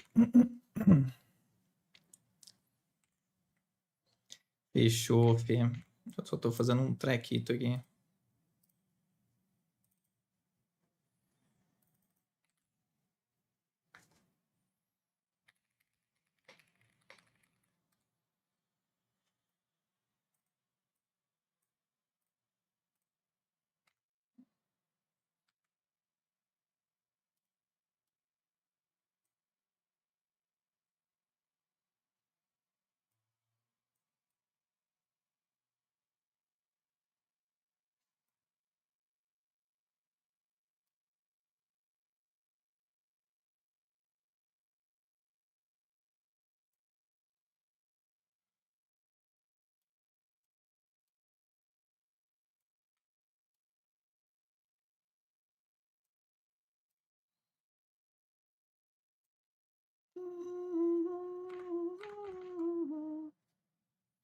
Dá até pra jogar no controle. Troca sozinho?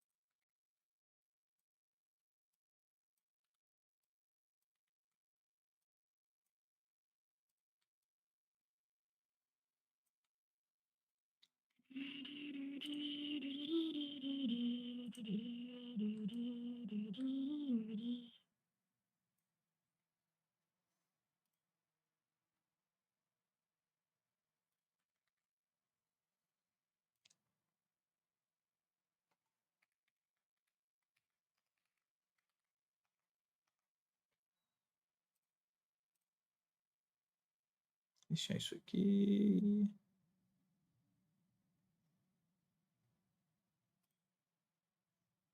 Pronto.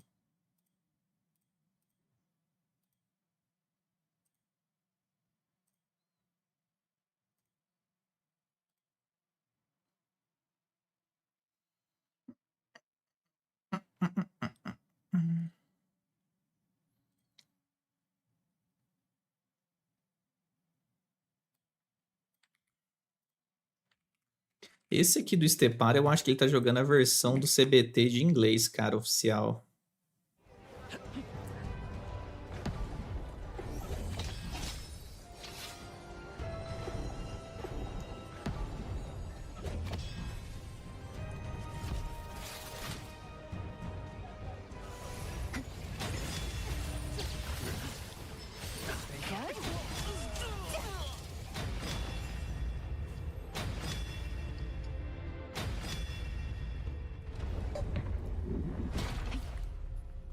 Joguinho com PVP, velho, nice.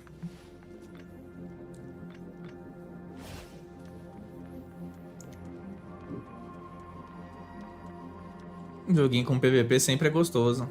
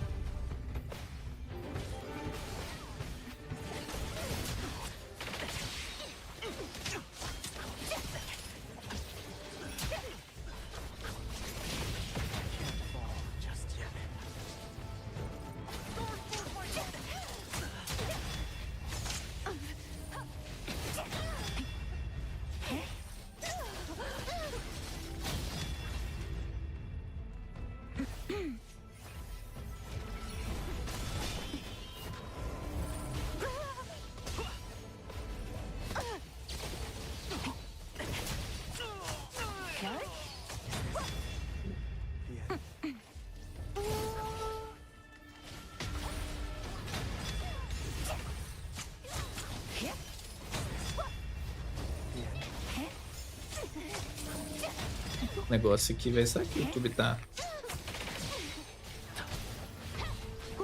Não, tá mandando.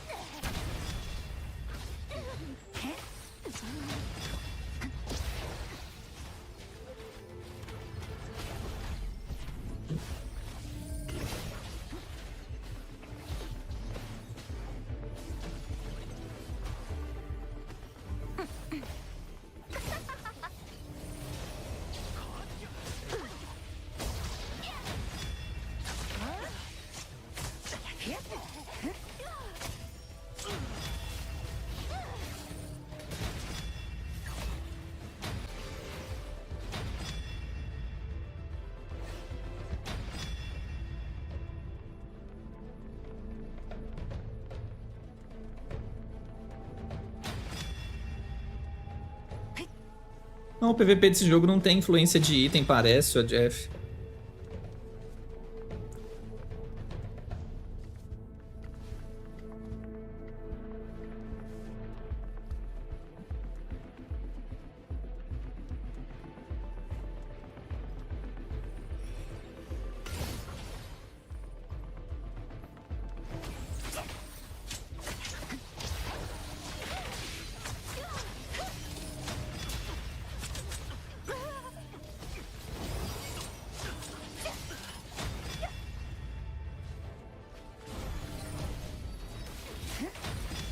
Evoluiu o boneco, pegou talento.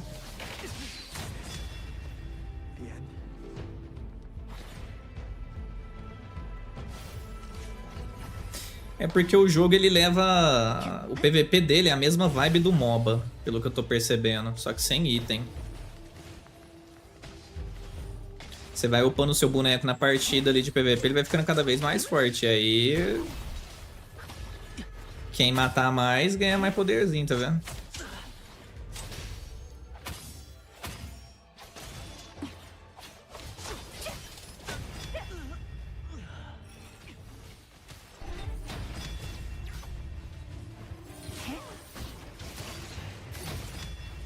Meteu o ult.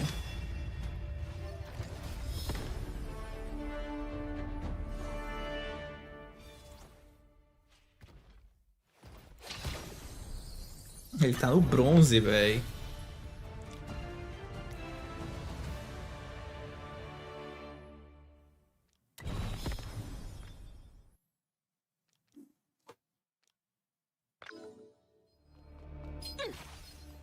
Esse é 1 versus 1.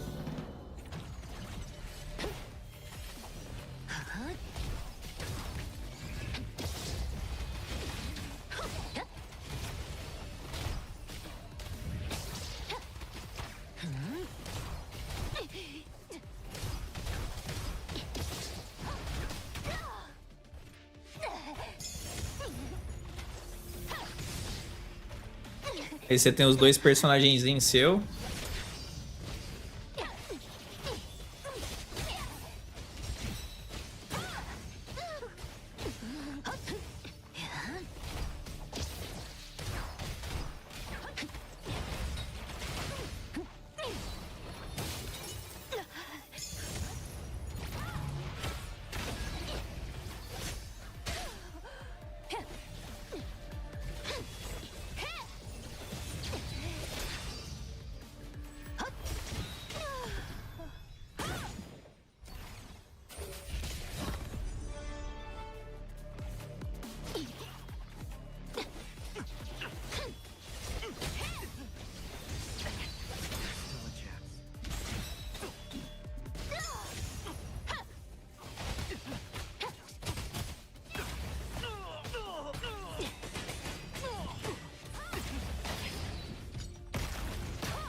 Caralho, combo da hora, hein?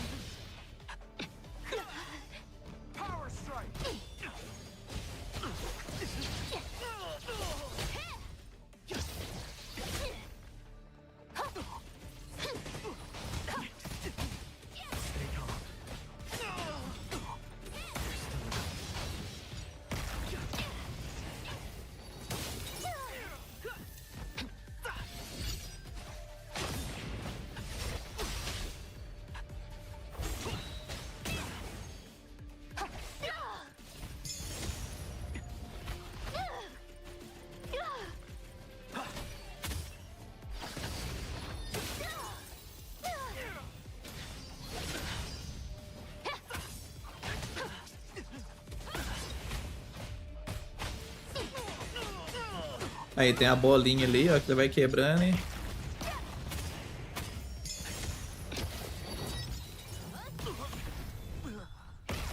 Ó. Esse aqui é mais um Wuthering Waves, ô Bueno.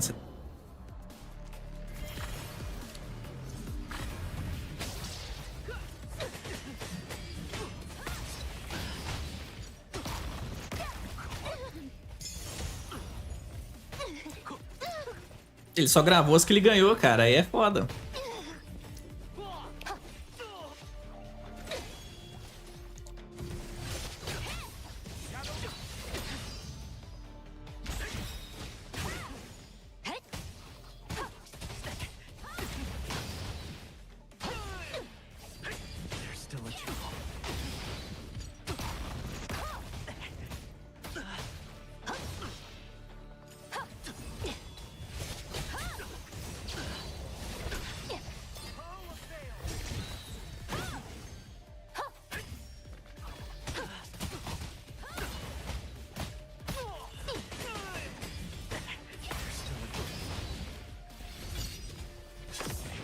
Meio quase que ele é. Quase que é acerto especial.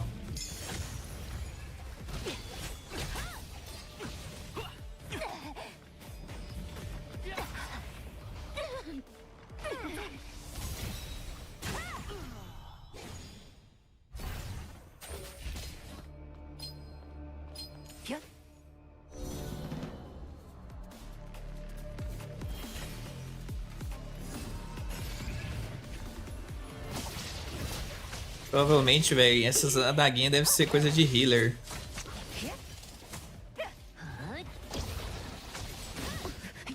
Esse aí ele tá apanhando.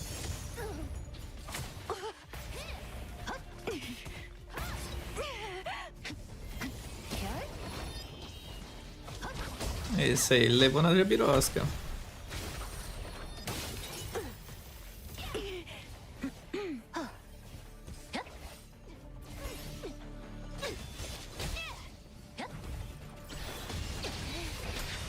Meio que um healer esse cara da plantinha.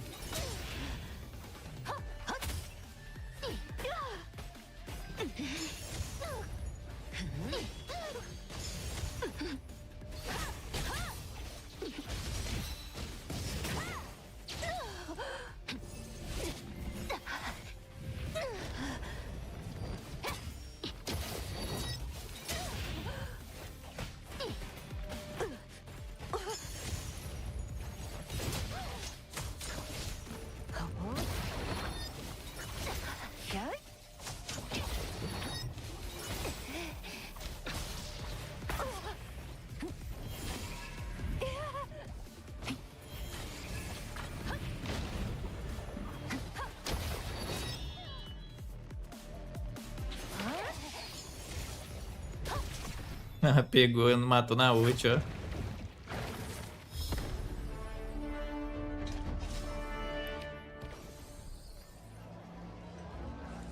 Aí você junta essas moedinhas e compra as skins, ó. Caralho, que skins bonitas, velho.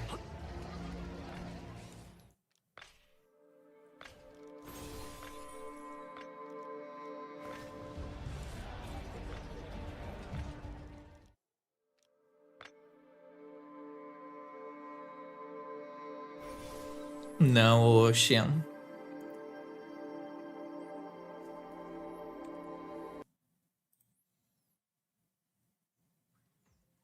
Não, não, não.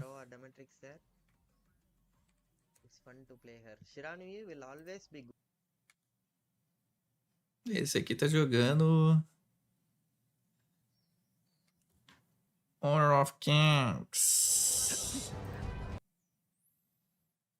Da hora. Terminou?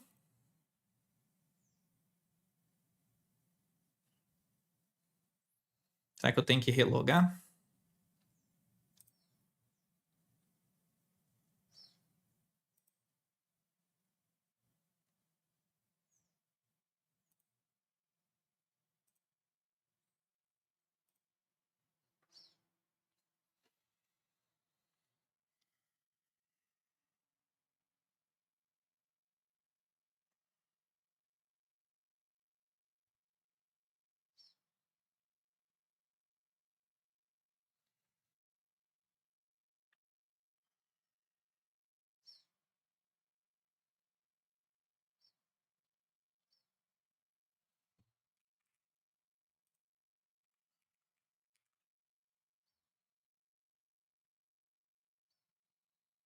Ixi, ele pediu isso aqui, o... Cadê o Foy, hein, que conseguiu jogar?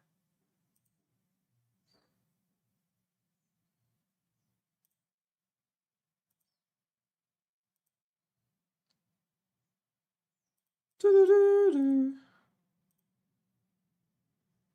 Será que nós coloca aqui?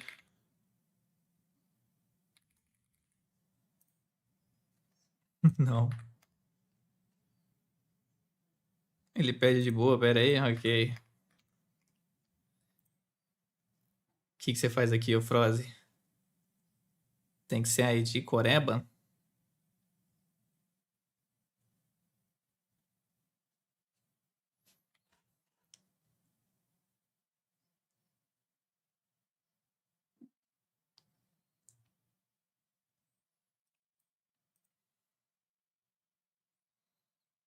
pegar um doc. Las gambiaras, tio.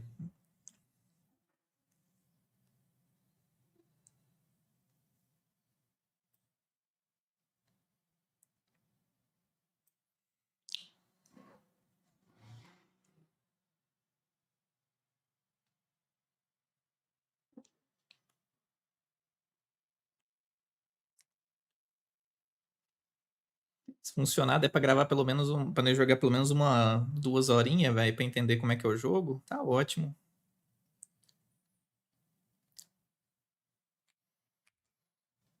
Duas horinhas dá pra gente ter uma noção do game.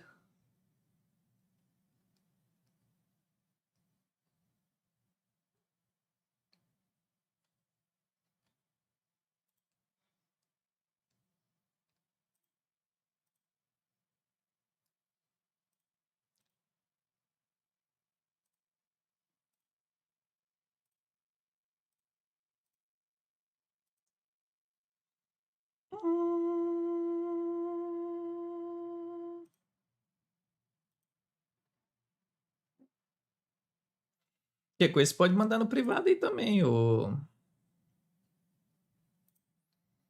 Frost, da Twitch mesmo, cara.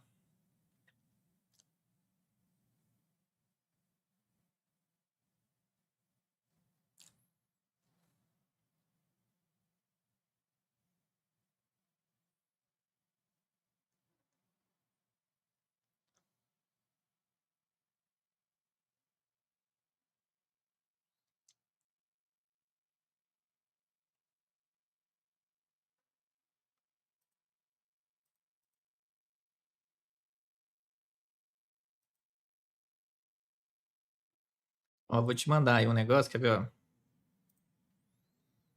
Vai chegar uma mensagem pra você aí na Twitch. Provavelmente deve aparecer na sua tela aí.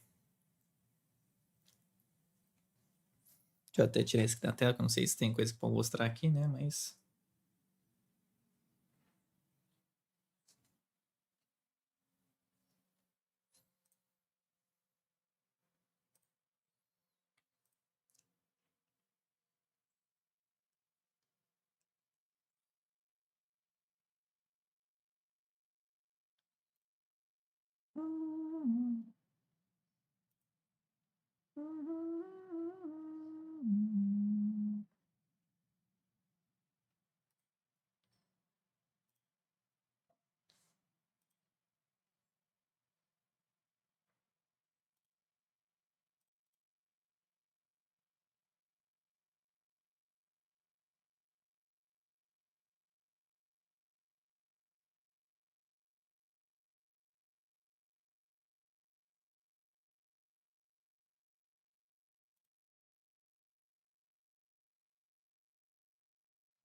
Seria um Discord? Você entrou lá no Discord? Deixa eu ver aqui.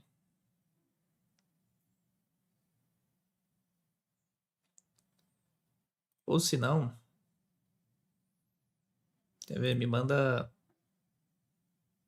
Manda teu nick do Discord aí que eu te adiciono aqui, o Froze.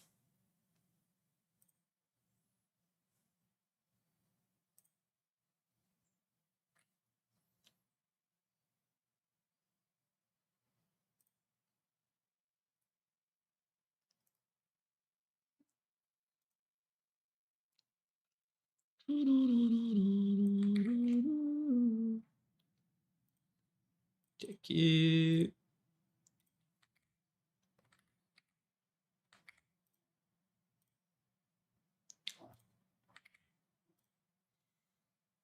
Eu vou ver se chegou pra você.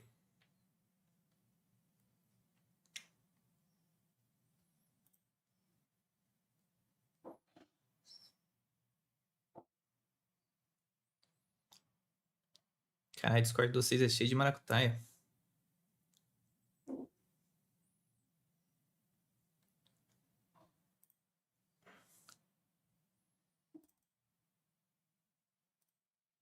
Caralho, cara. Caralho, cara. Meu amigo.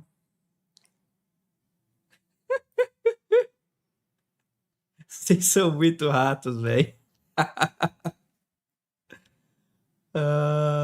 Isso aqui é o quê? Nome e número de identidade?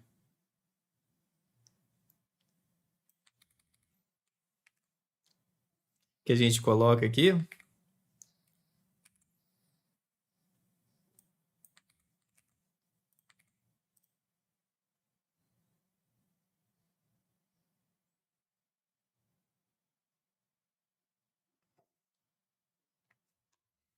Aí depois disso, ele pede para fazer uma leitura. Você sabe que leitura que é essa? De QR Code?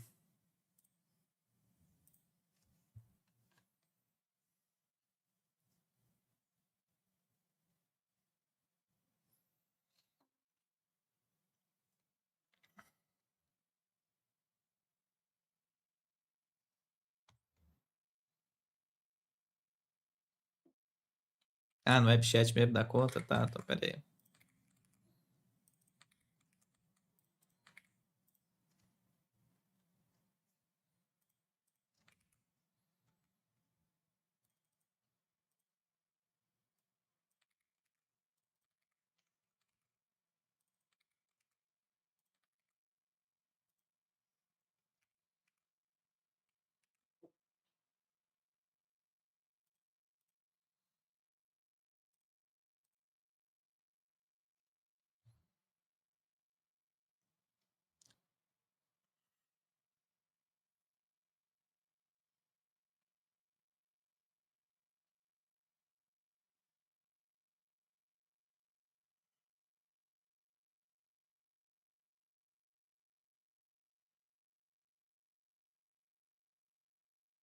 Olha que doideira.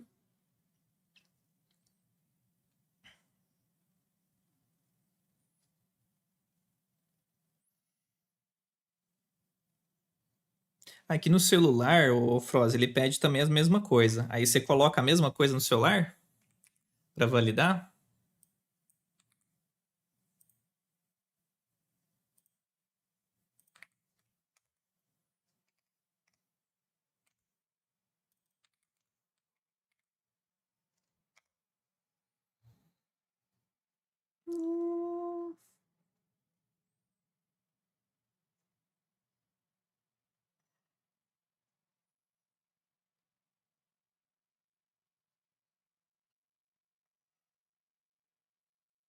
Deixa eu ver aqui.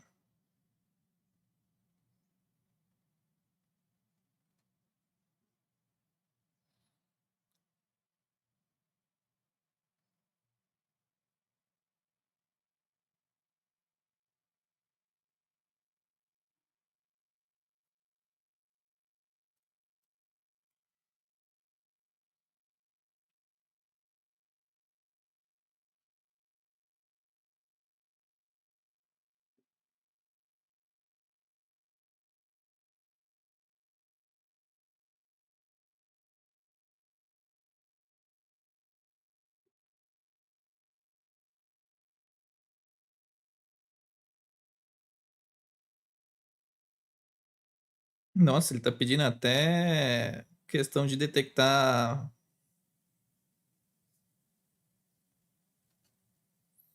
coisa facial, velho. Deixa eu ver isso aqui.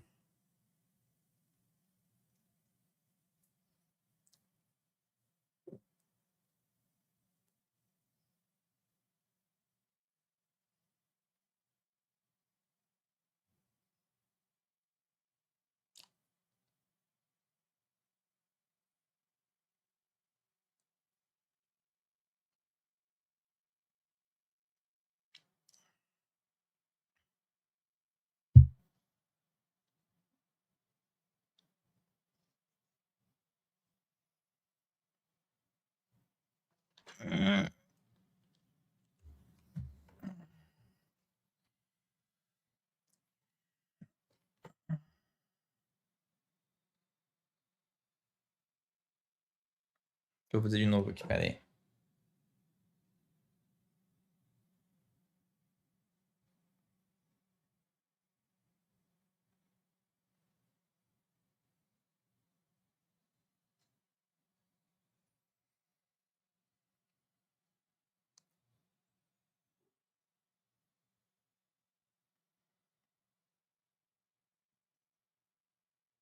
Pior que...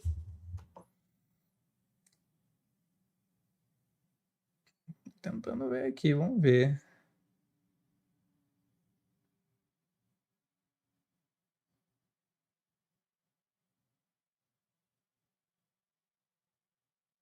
Será que é porque desconectou o negócio aqui? Deixa eu ver.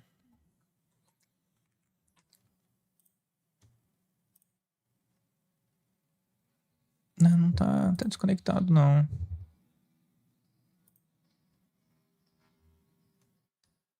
Ok. Okidoki. Vou fazer um negócio aqui.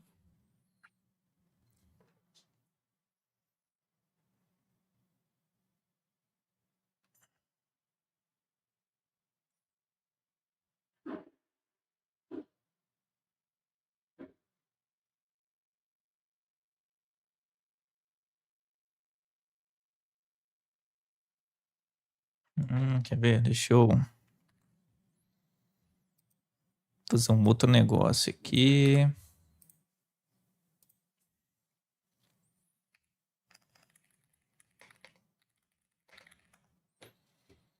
Yandex.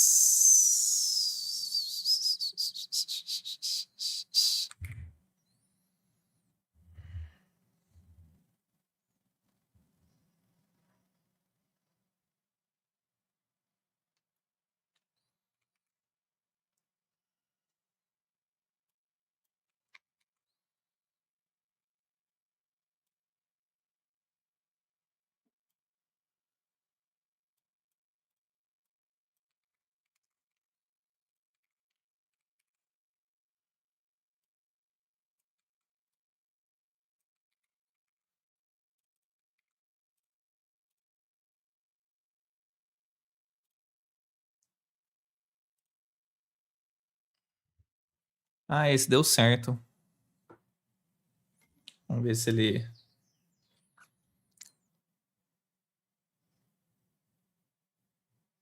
Pelo menos é o que parece aqui, né? Ficou verdinho, criou um negócio ali.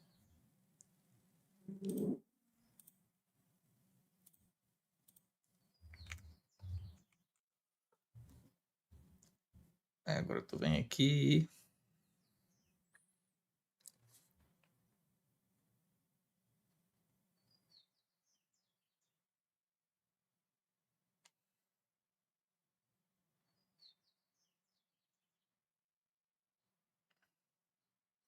Logo. Oice. Vamos ver agora se vai abrir o jogo.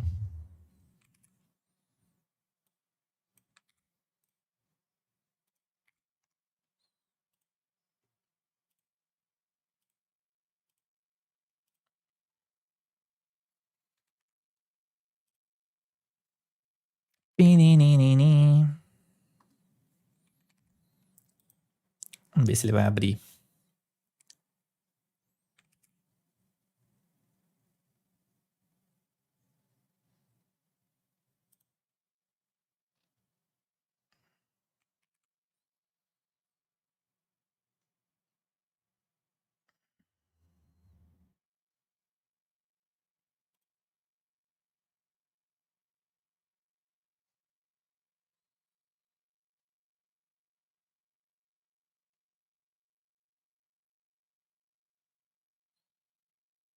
Abriu. Caralho.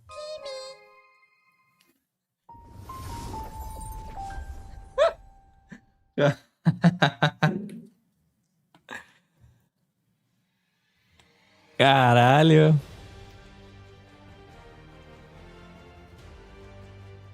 Muito bom.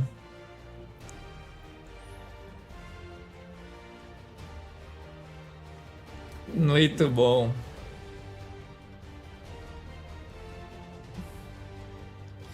Em português pode dar ban, o Baiano, essas paradas.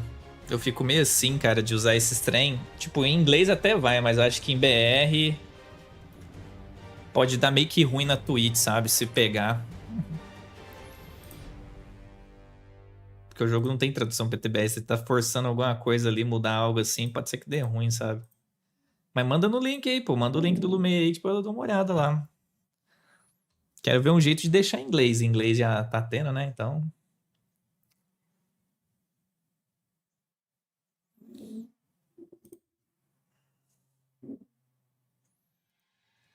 Rapaz, mas o Froze, eu vou falar pra você, é rato, viu?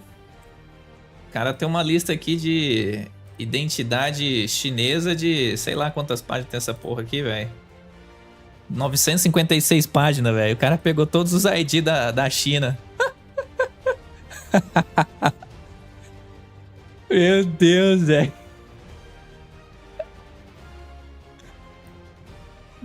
Caceta, cara.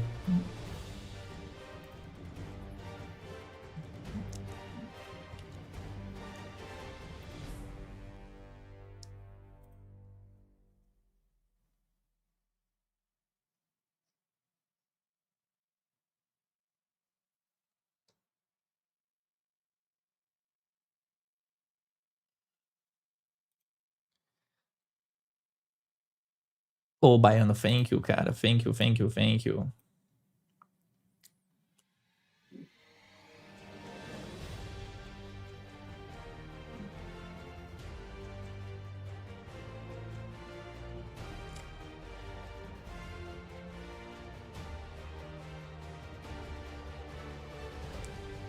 Easy peasy o track aqui.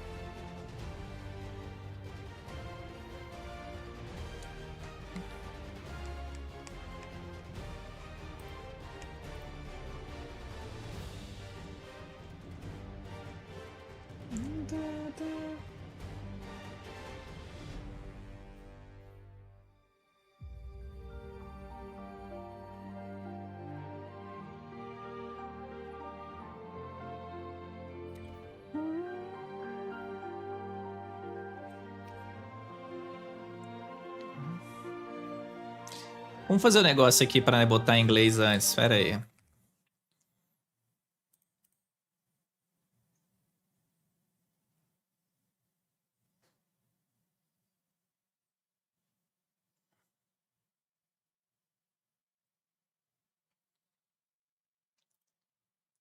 Vamos ver como é que é o esquema aqui. Então vamos lá. Full closely the game. Ok. O e-game eu não tô usando nem nada do tipo. Aí a gente vai vir em um lugar que...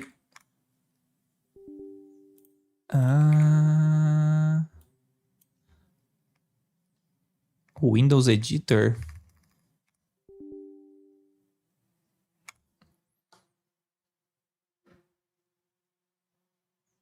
Vixe Maria. Esse aqui... Users e o app data local. Deixa eu ver aqui se vai. Deixa eu fazer um negócio aqui, pera.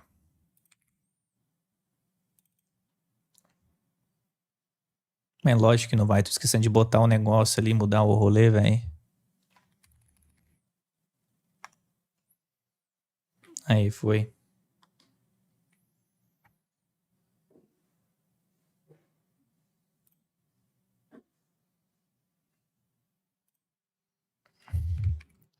Aí, aqui... Internalization. Language.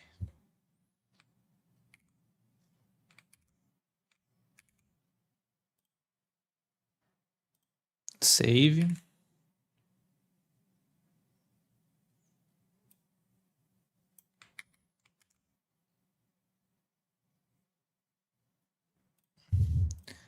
Aí, tu vai vir aqui.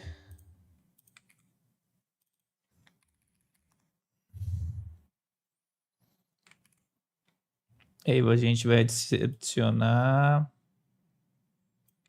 isso aqui. A gente vai salvar.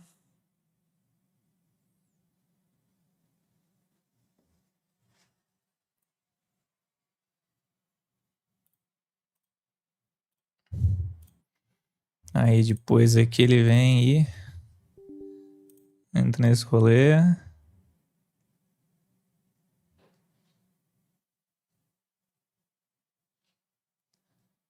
Aí ele lê o bagulho.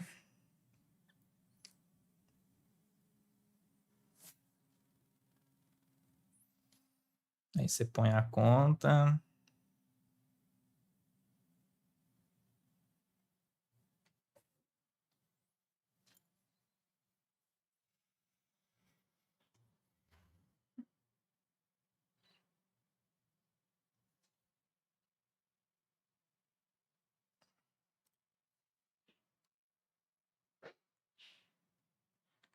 Acho que é isso só, né?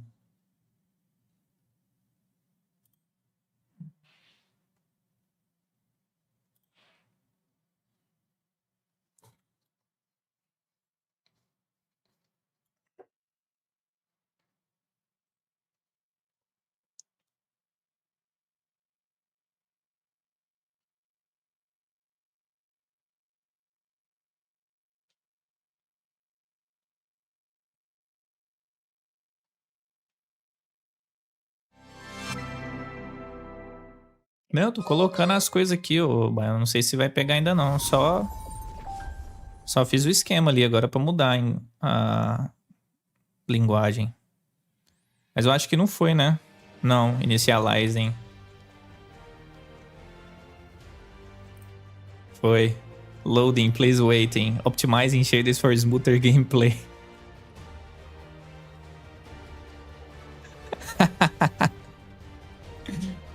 Caralho, velho. Brasileiro é bicho foda, viu, cara?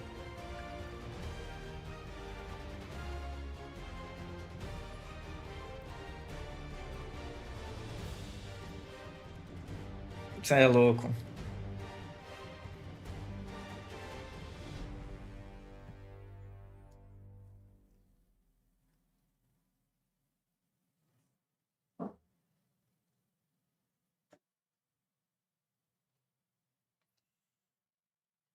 Não, eu fiquei em choque com o Froze. O Froze tem uma lista de CPF chinês que tem mais de 1000 páginas. Isso daí é doideira, viu?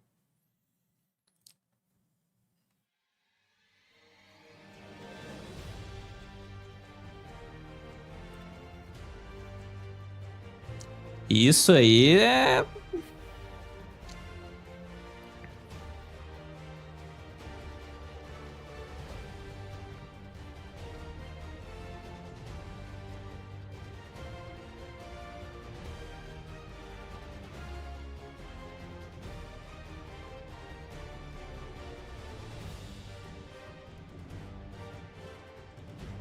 Isso é loucura.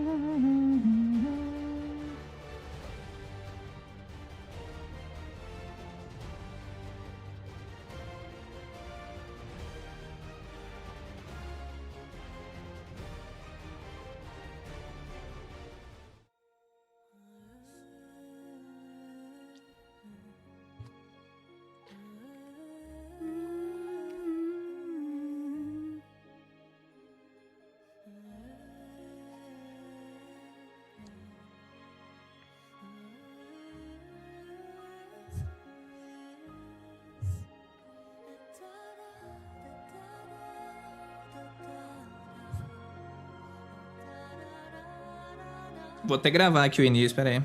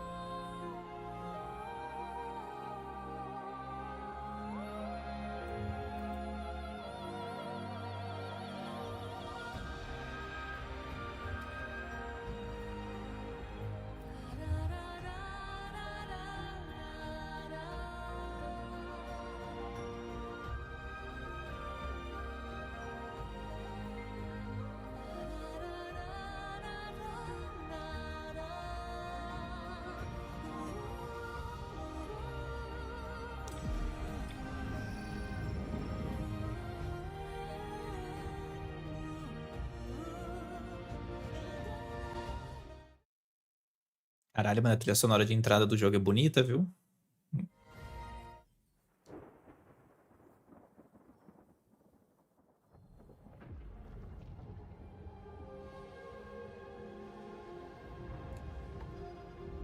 Vai acontecer uma parada, vai ficar sem vozes, porque tá alterado o track ali, velho.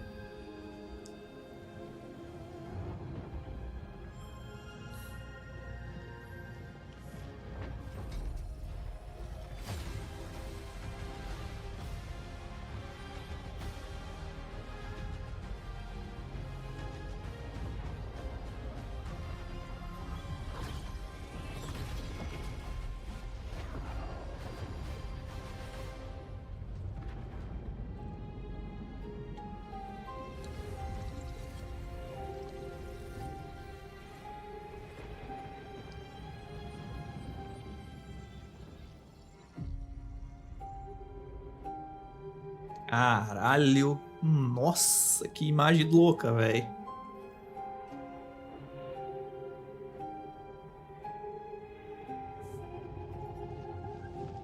Dá pra você colocar, ô Felipe. Só que pra stream eu prefiro colocar em inglês, pra não dar BO. Meu amigo, que jogo bonito. Vai tomar no cu, cara. Isso aqui no monitor fica muito louco, velho.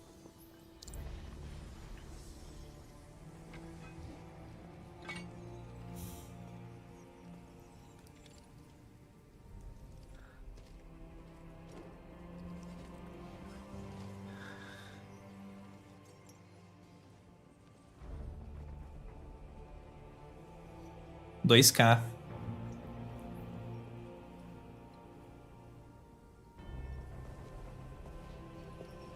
Cê é louco, velho.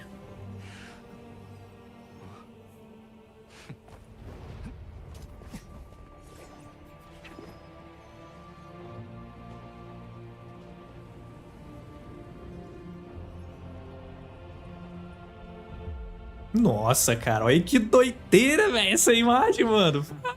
Muito foda, velho.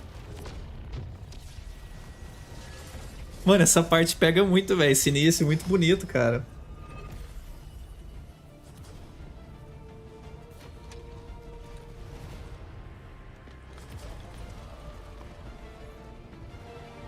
Puta, tem um fucking mecha, velho. A transição pro jogo, quer ver? Se poder... Mano, real, velho, isso não é possível. O bagulho do tem...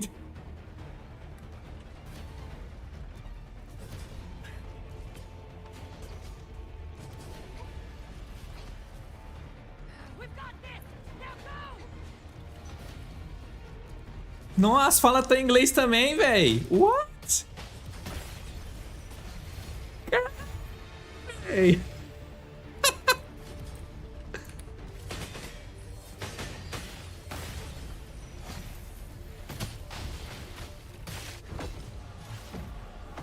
O áudio tá em inglês, mano. Low? What?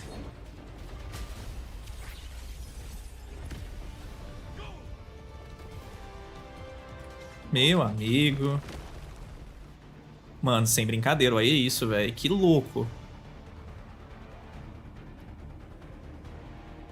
What the fuck?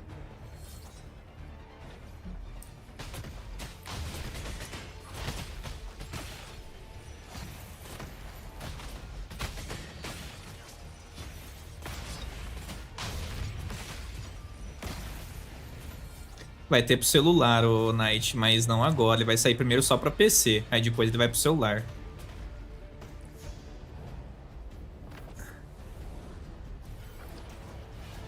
Mano.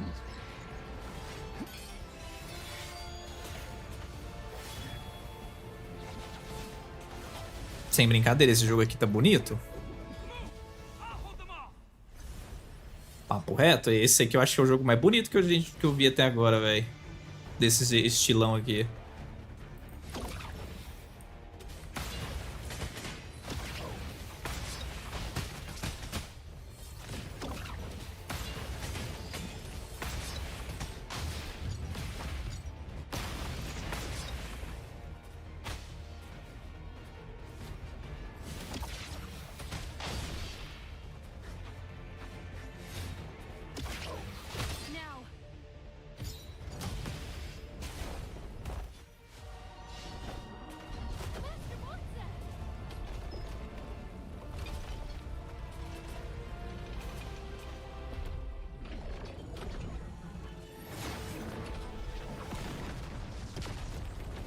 Meu Deus, velho. Que louco, cara.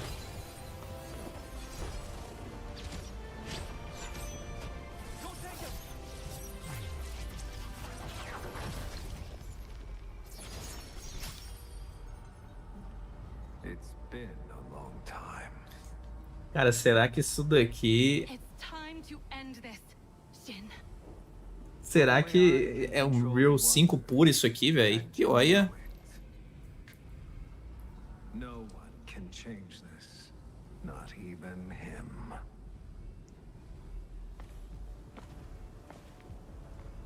No. We will stop you. Really? Then try.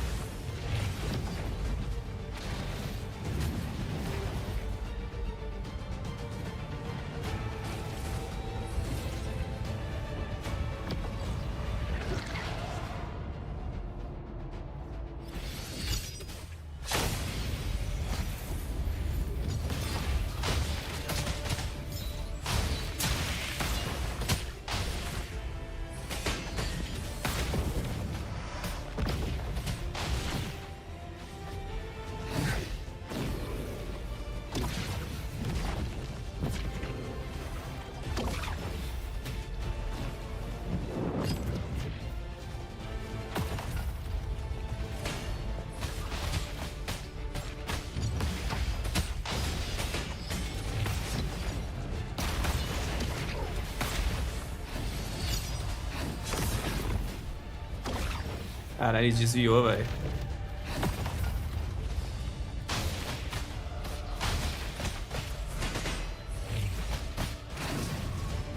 Ou esse aqui você tem que apertar pra bater. Se você só segurar, ele não bate automático não, cara. Eita, caralho.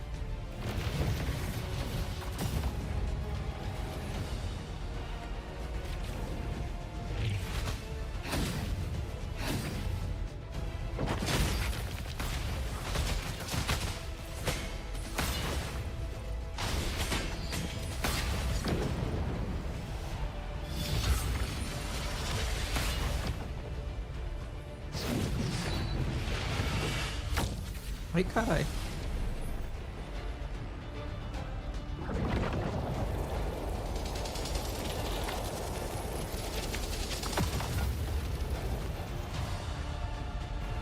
Ah, mano, muito foda.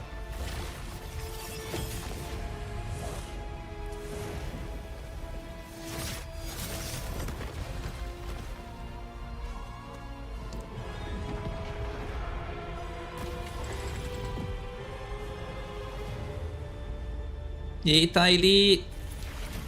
Te mandei lá no zap, ô Thay. Esse aqui eu acho que você vai querer jogar pra valer, viu? Tem um PVP da hora pra caralho.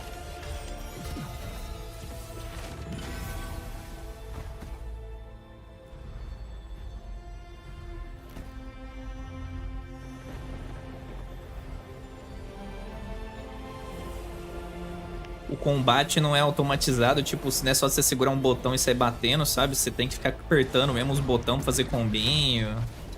Pelo menos até agora tá assim.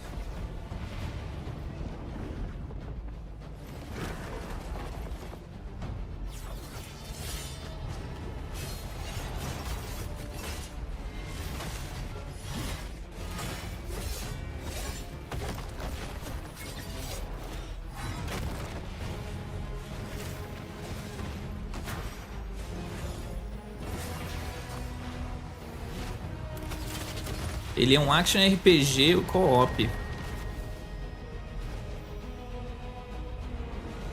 Tem elementos de MMO, mas não é MMO. Você é chinês, ô Brandão? Ele é do universo do Honor of Kings.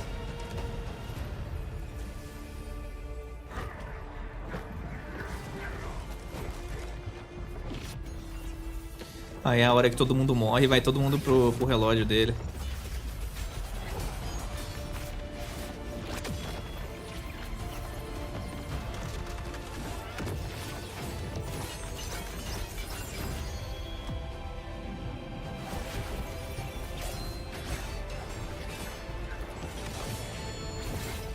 Caraca, velho. Isso, filho.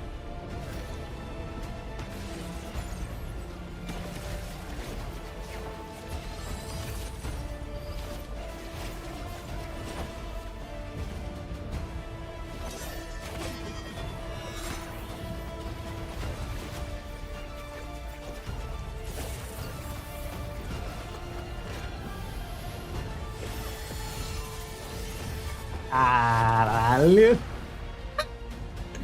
Chama na cinemática, véi. Is that your decision? Behold, as your world collapses before Mano, que louco, velho. Olha isso.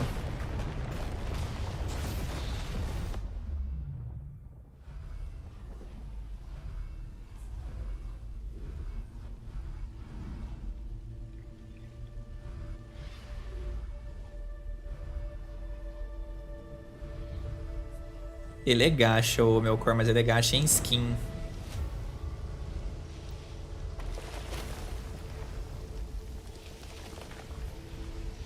Como é que eu fiz pra trocar o fore? Cara, os meninos me mandou um negócio aí no chat. Deixa eu mandar pra vocês. É isso aqui, ó. Só você fazer esse jeito, ó.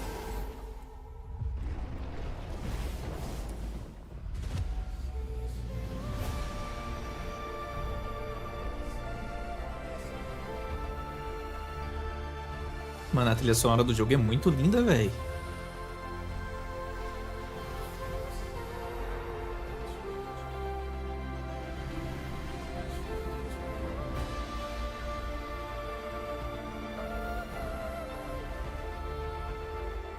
Não, isso não é pela app não, você muda nos arquivos do jogo mesmo, Neizão. Mas como ele vai sair global daqui uns dias, por isso que a linguagem já tá aqui no game, entendeu?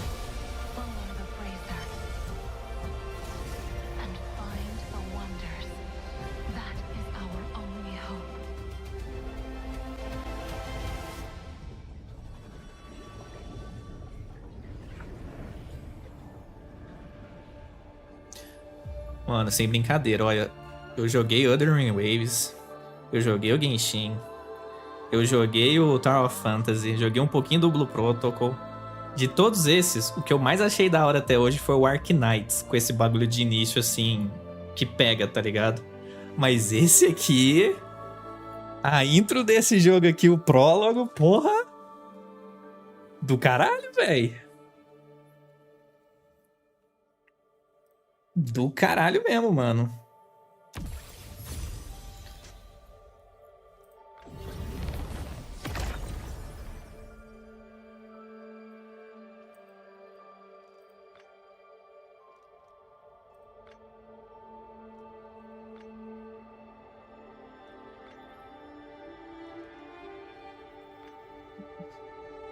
Testar em PTBR, ô, mas eu acho que as vozes ficam zoadas, cara.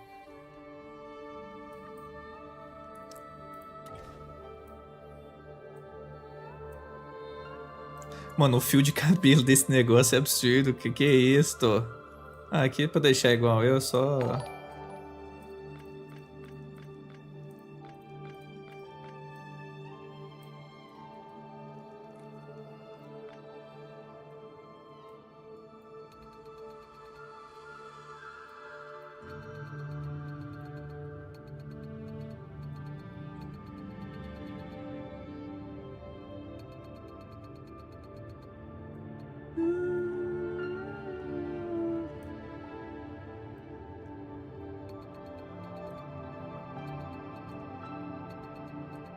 Ele não deixa eu deixar muito maior que isso, porra.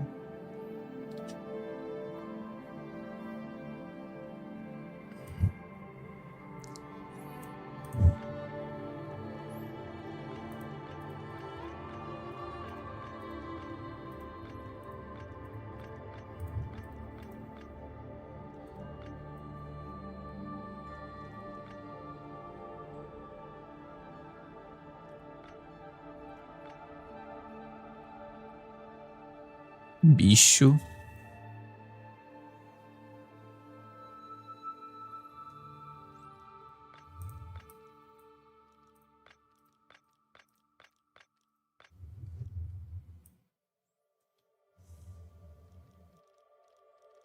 Cabelo não dá pra...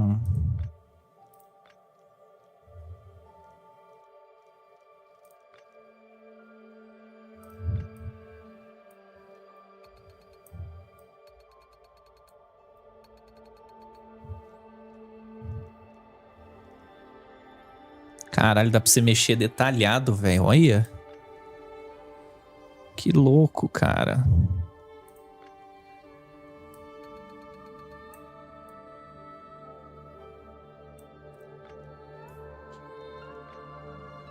Olha.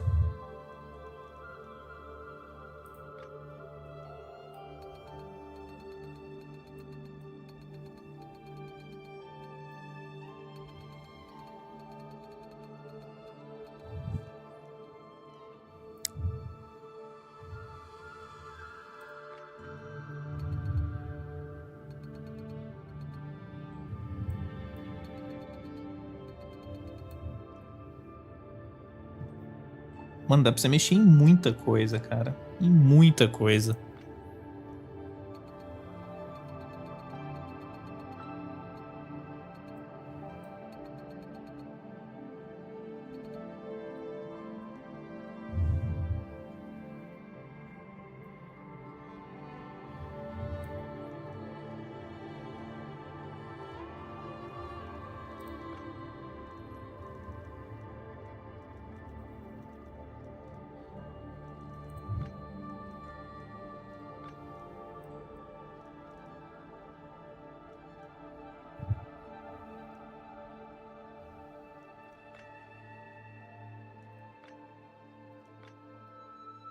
Essas barbinhas chinesas é foda, velho.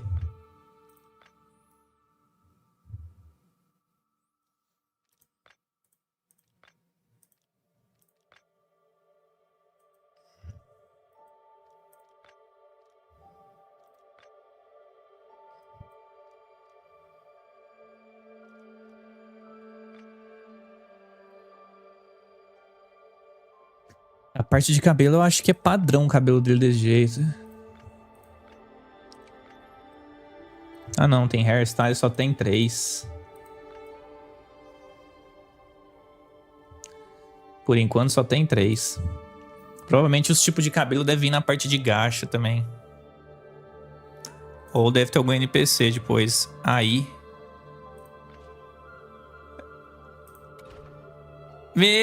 Dá pra você meter sua foto aqui, cara.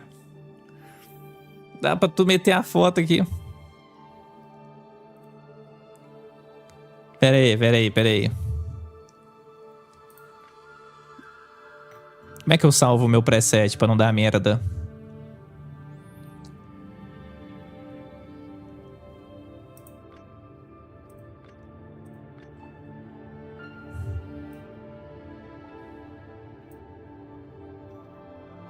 Eu não sei se tem como, velho.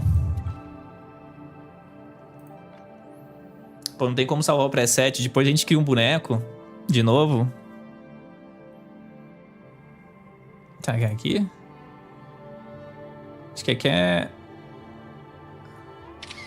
Screenshot.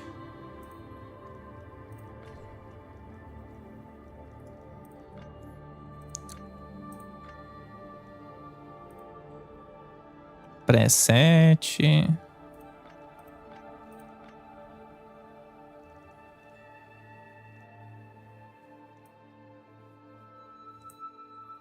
Eu não mexi muita coisa aqui não, velho. Coisa de boa.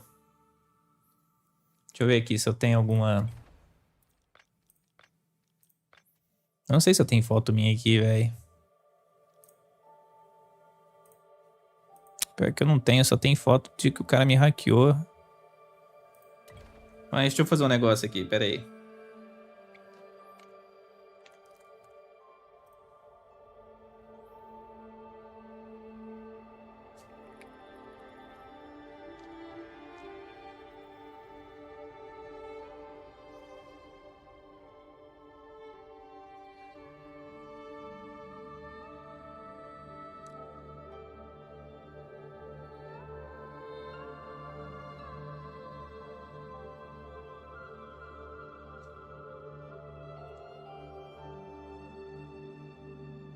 Bom, vamos ver se ele vai pegar a cara, né? É o que ele precisa fazer.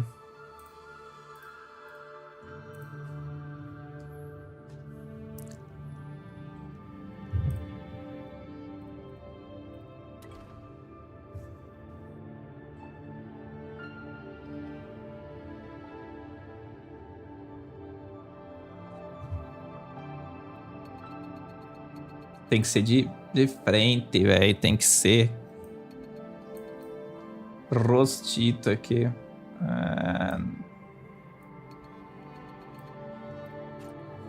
Vamos ver se ele vai.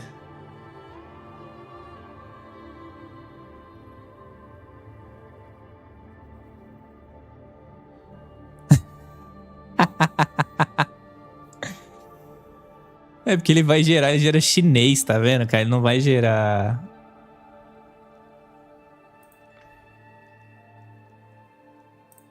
Ele não gera. Tem que tirar uma foto retinha pra ver se pega. Mas pelo que tem aqui, só tem rosto chinês por enquanto também. Então.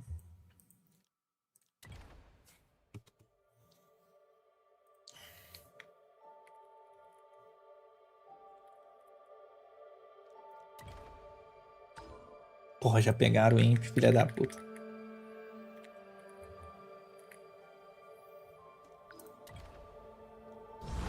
Imp Shin. GG. It's time.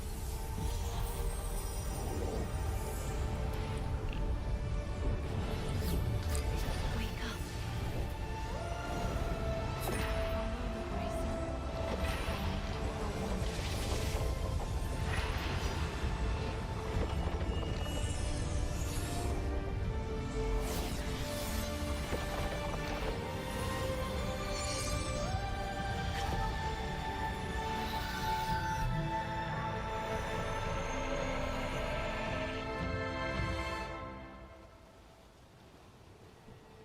Hey.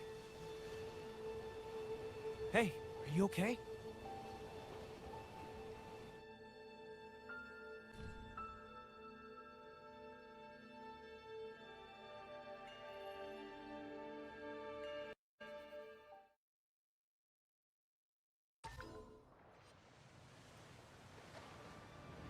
Mano, sem brincadeira, ver isso aqui no monitor tá muito bonito, cara. You're awake. Looks like you've been recovering well. Thank you for saving me. Don't mention it. There's no way I'd just leave you adrift at sea like that. Speaking of, you still can't remember anything? No. O gráfico do bagulho é absurdo. Except follow the bracer and find the wonders. That's what she said to me. The flow moving in this bracer of yours does remind me of the wonders. But I suppose you don't remember about them either, do you?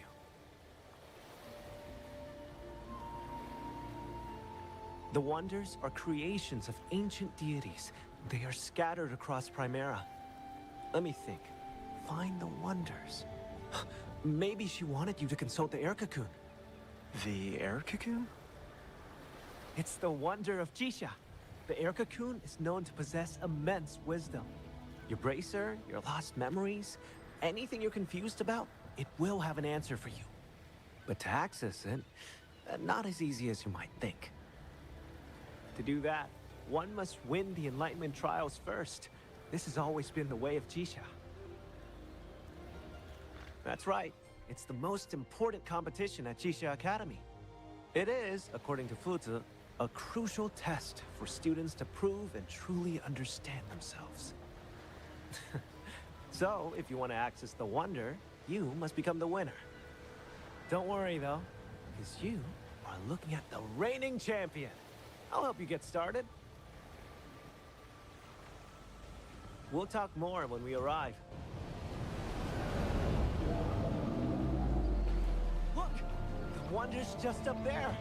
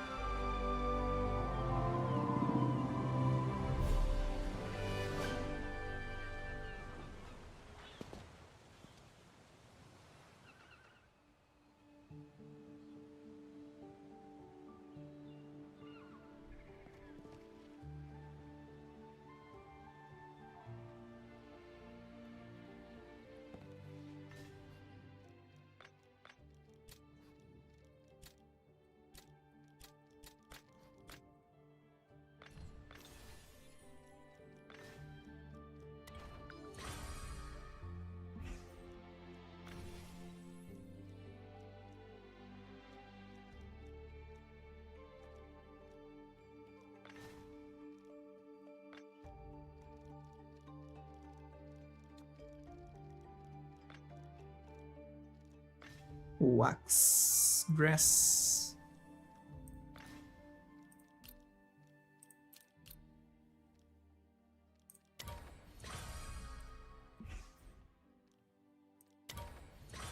É o que eu falei pra vocês, tá vendo? Vai ter negocinho aqui provavelmente que a gente pega conforme for jogando.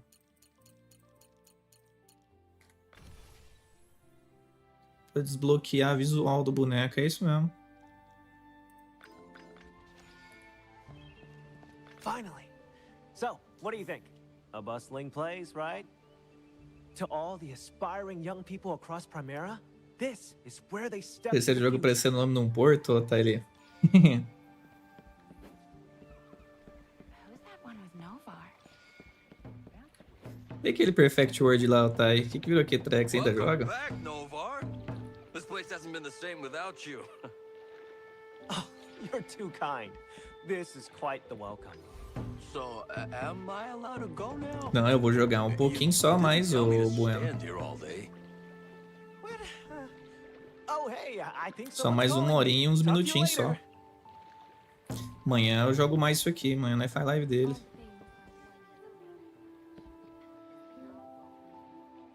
Isso, Perfect New World, ele mesmo. Shy, come, let me introduce you. This is Shy from our team of stars. She's my sister, huh? and she's single. Novar's new friend. She'll be your guide from now. Try not to fail. Fail how? Are you kidding? You've got a big challenge coming. What? O nosso personagem tem voz? Brought this one here. Why ask me to be the guide? Well, you know, I have that special mission for Master Fusa. Anyway, gotta go now. Thanks a lot, Shy. Hey! How can he just... Oh, never mind. I'll deal with him later.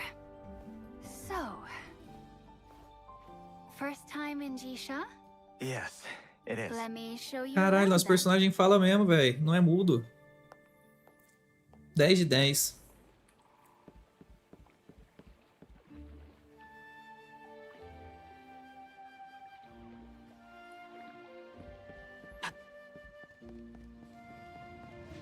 Novar has never brought anyone back himself before. You must be very special. Gacha em skin só, Bloodin.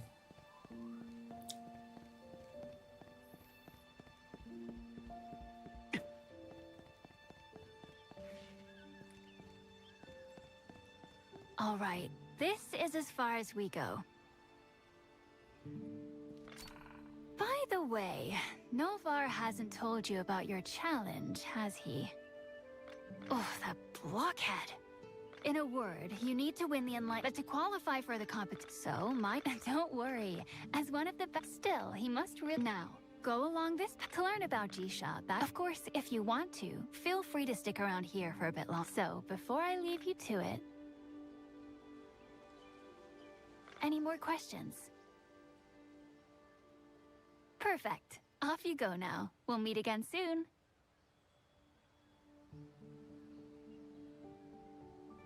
Rapaz, a Tencent deve ter investido uma bala nesse jogo aqui. Que olha.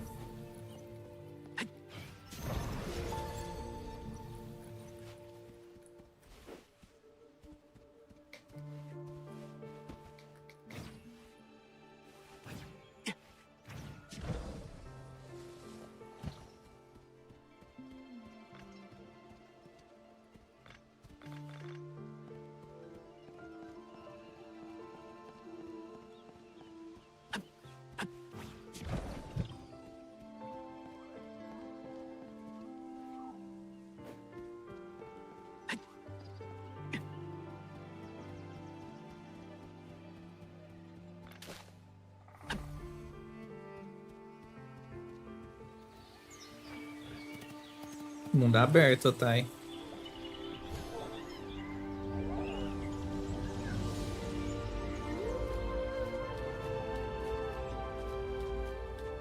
Eu tentei ver se já tava desbloqueado. Vamos ver se vai aparecer agora. Hey, can you hear me? Shy? How did you become a bird?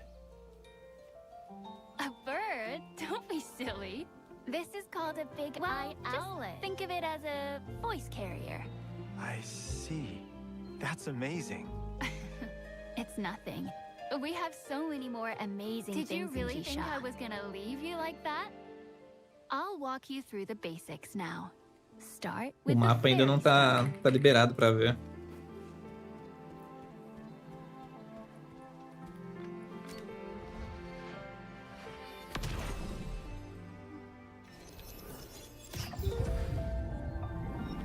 Ele liberou. Now you can come back anytime you want. Next, meet Erox, Jisha's most special life form. Caralho.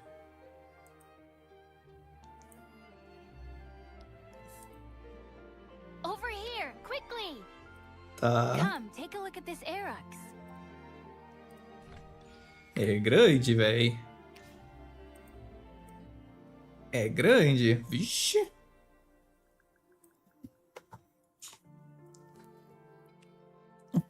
Isso que tá dentro de Dixia, só tá com esse aqui liberado ainda, né? Mas...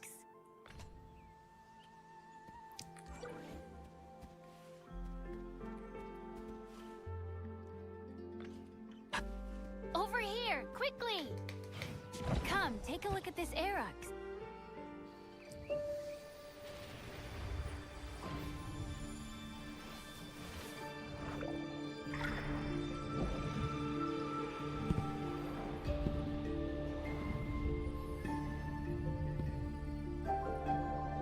Os caras conseguiu lançar antes da Riot, hein, véi.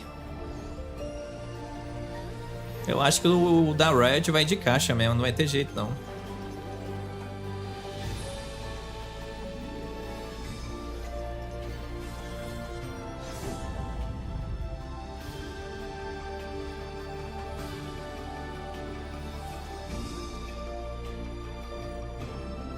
Porque a ideia do da Riot seria mais ou menos uma vibe desse jogo aqui, cara, que eles queriam fazer. Só que MMORPG, né?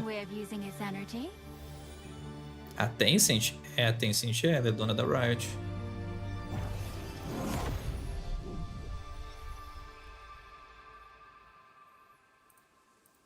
Next up, let's have a combat training session. What exactly is this flow?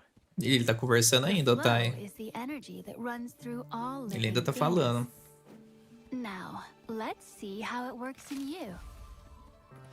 I'll be waiting for you here. Come on. Follow me. Let's move on.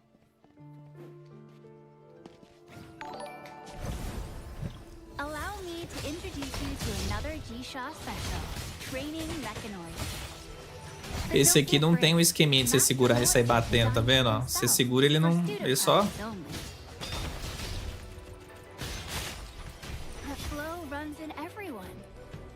But since our bodies are different, the powers we generate from the flow are unique as well. Let's see how you wield yours.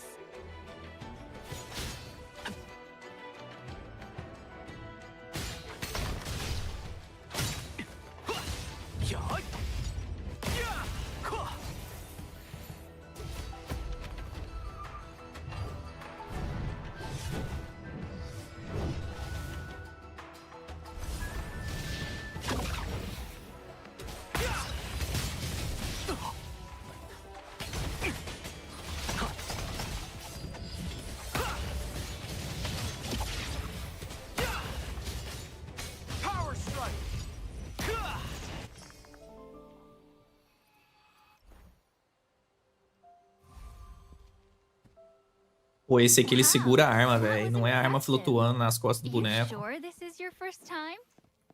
No wonder Novar has such high expectations of you. Tem outras armas, ô Vini. Cada arma tem um tipo de habilidade. Não, desaparecer é o menor dos problemas. O problema é ficar flutuando nas costas.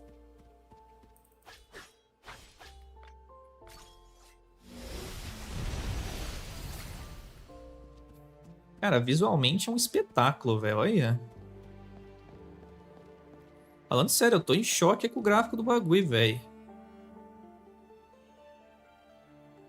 É muito bonito, mano. Eu achava o Werewind's Meat bonitão, mas agora esse aqui... Up ahead is the Pearlized Tree, the best place in Jisha to make a wish. Let's go make one ourselves. Olha.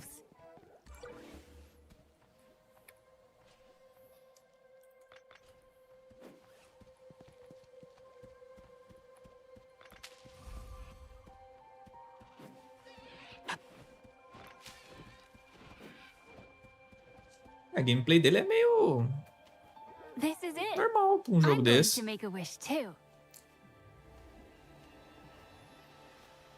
A gente entrou dentro do bicho ali, velho. Isso é feito no Unreal 5 ou Vinícius? Sim.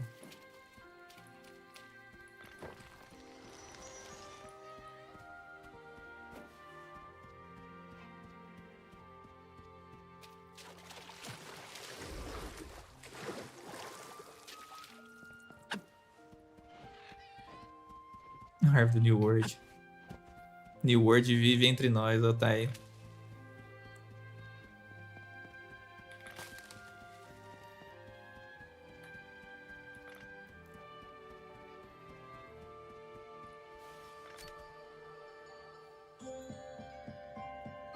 So this is the pearlized tree.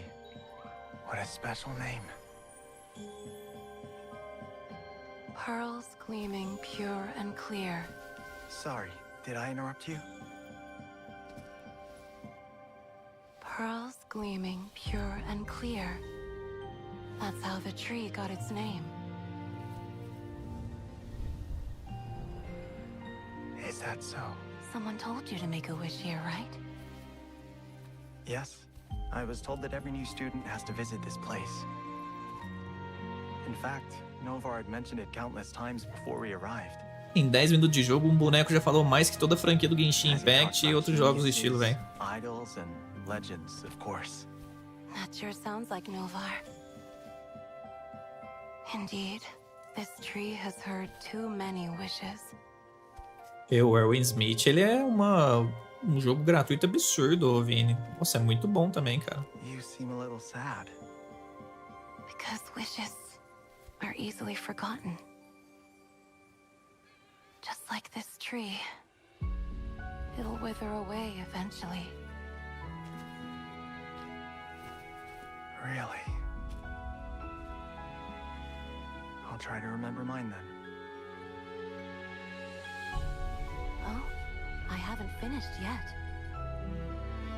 Pearls gleaming pure and clear.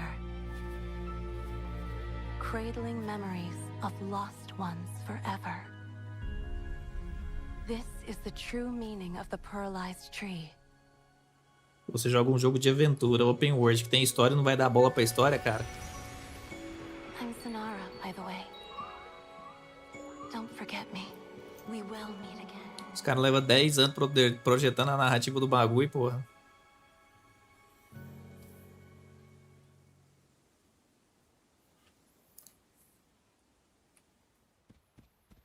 A cinemática do jogo é bom ver, cara, pelo menos.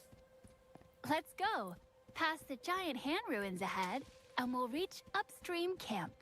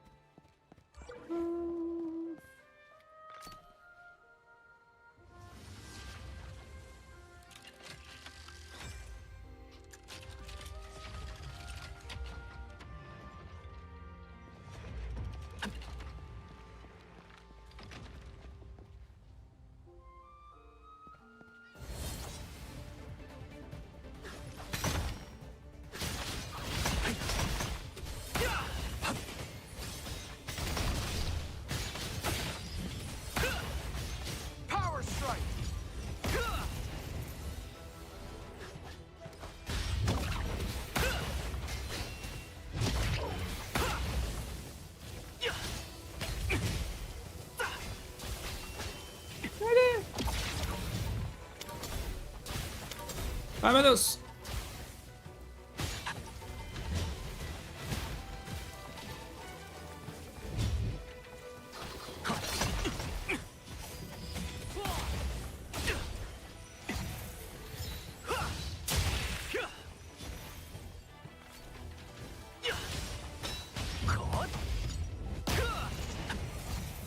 Caralho, velho, qual que eu morri?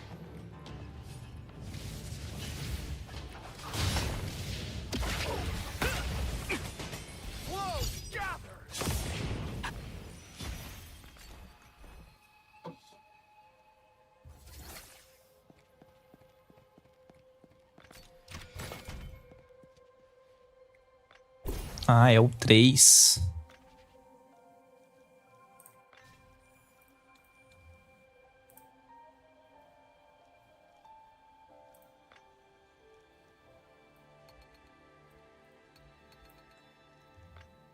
Será que eu consigo alterar? Não?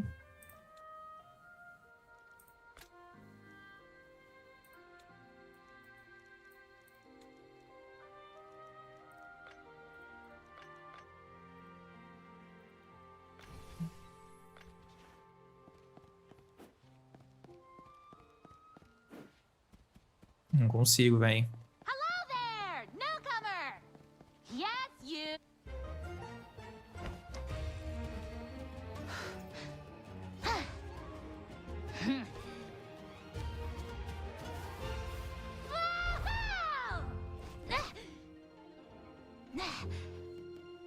Hey, I'm here! Come on up! I'm here, come on up! Ó, igual Monster Hunter, cara. You were calling me? The intrepid and finding the Ah, essa aqui eu skip. Isso aqui não é cinematic, não. Isso aqui I'll é... give you 3. You kidding me? That's 1 point. I'll give you 3. You kidding me? That's 1 point. I'll give you 3 guesses. Bingo! And I'm proud to fan. Well, I heard. Hey, not now. Fine. Hey, wait. You won't get a better chance than this. The most common one. They were designed when finally and thanks to the amp. Also, little is known about this. Since Springbrook Plain, you won't get a better chance than this. Go past that step. My intuition is telling me.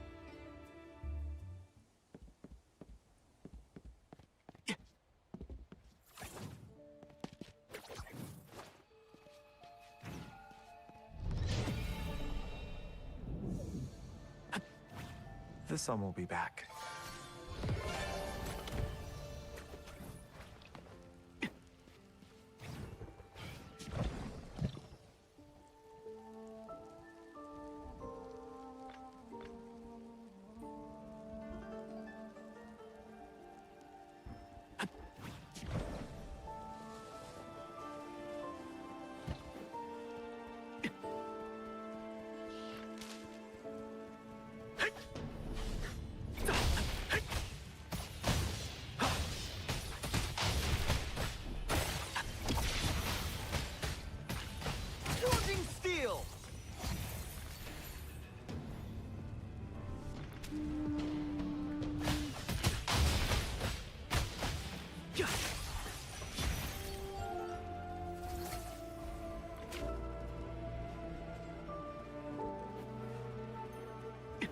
Cara, o jogo tá super otimizadinho também, viu?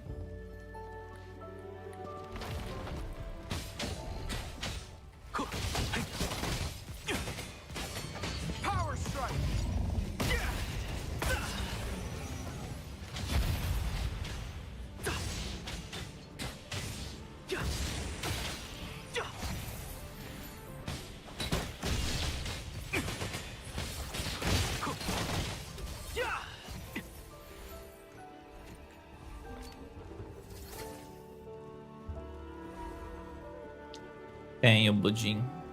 Tem armas diferentes, você coloca.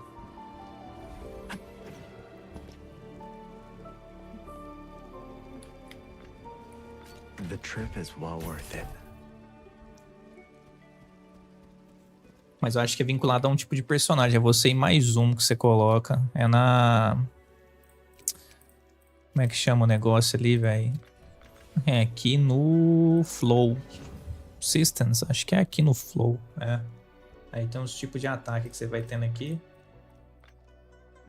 E aí tem uns negocinhos que você vai trocando. Você equipa. Aí você pode jogar de Double Dagger, lança, arco. Tem conjurador, pelo que eu vi ali também. Então uns pouquinhos assim.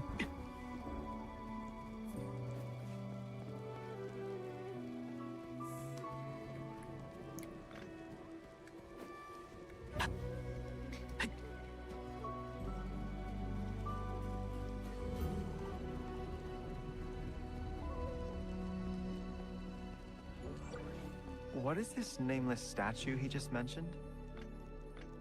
Master Fuza. It was built ages ago in memory of a very important person. But he just wouldn't tell us who it was. Weird, right?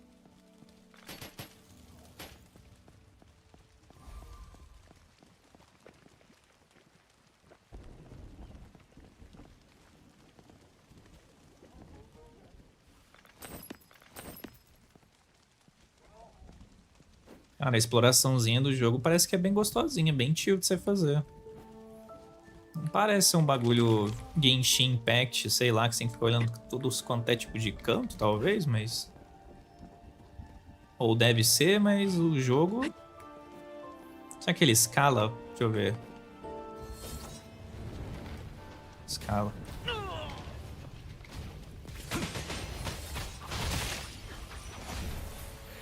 E tu mata os bichinhos, vai achando pelo cenário. Eita.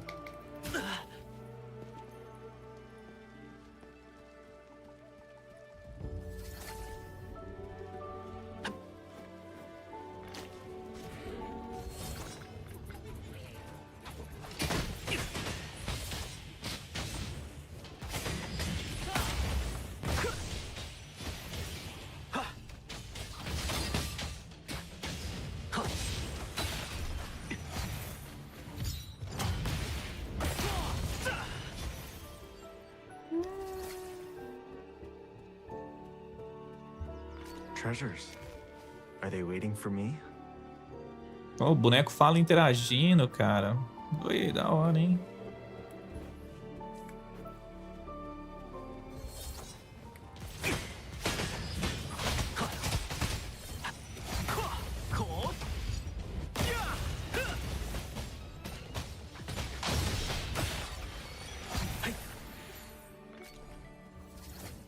O jogo teve um cuidado legal, velho.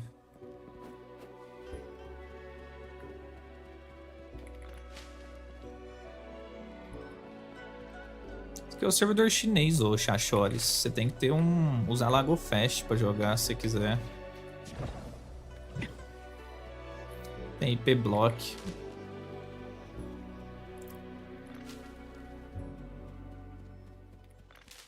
E eu sinto que esse jogo tem netcoding, cara, pra otimizar a rota de ping, porque ele tá bem fluidinho aqui no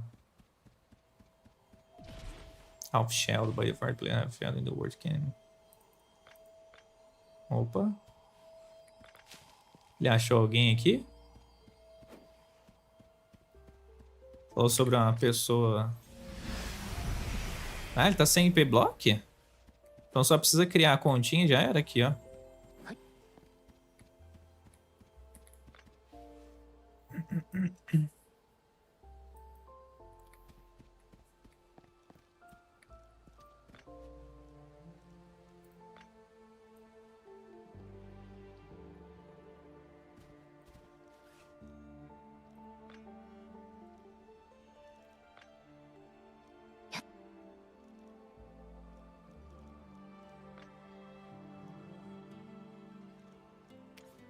Caralho, velho, em tempo real mesmo. Da hora, velho. The path ahead is becoming clearer. Da hora, da hora, da hora, da hora. Liberou um TPzinho aqui, ó.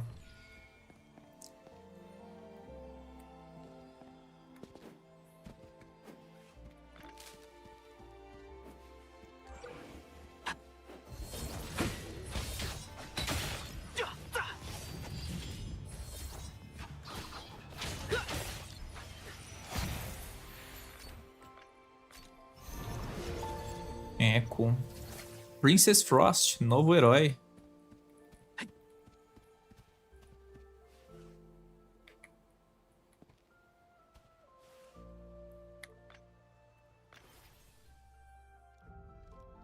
Meu Deus.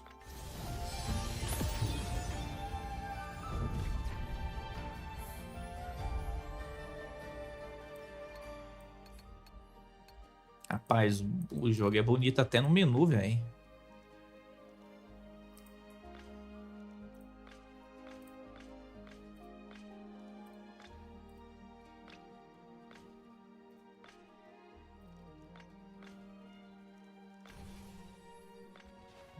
Então a arte do menuzinho ali é bonitona. Que isso que é?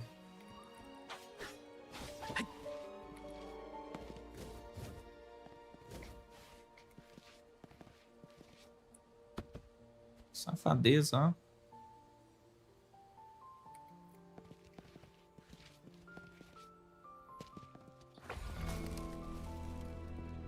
Que da hora.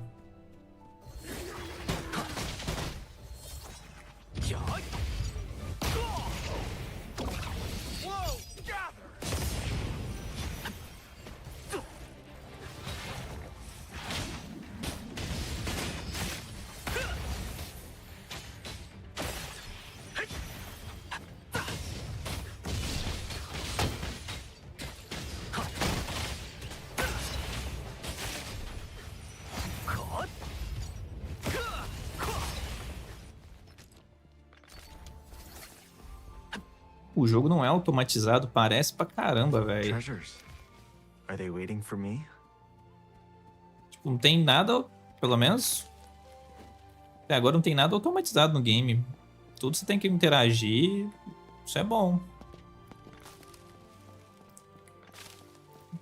Ah, fizeram certo, né? Primeiro faz a versão de PC, depois você viu o Mulan. Ou tá ele na onde? Lá embaixo, onde eu tava?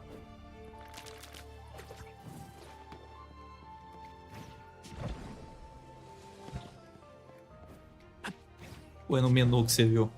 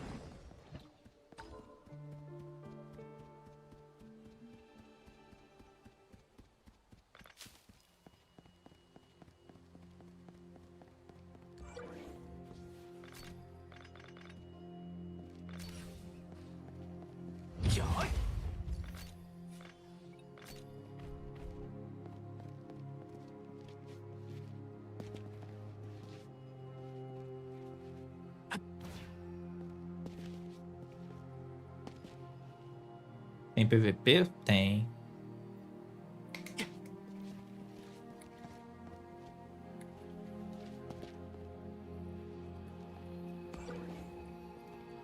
The trip is well worth it.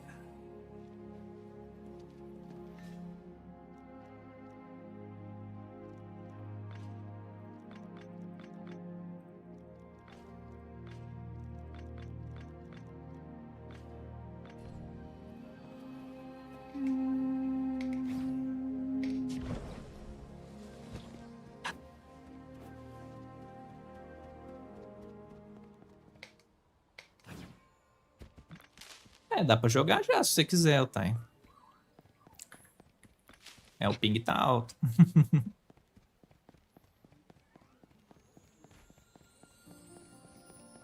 Ta-da! Upstream Camp. Every new student will first come here for registration. Deixa eu pedir meu almoço aqui, velho, que eu esqueci. Agora que eu vi que é 3h30 já. Right here. And according to Novar, a teacher is waiting for us here?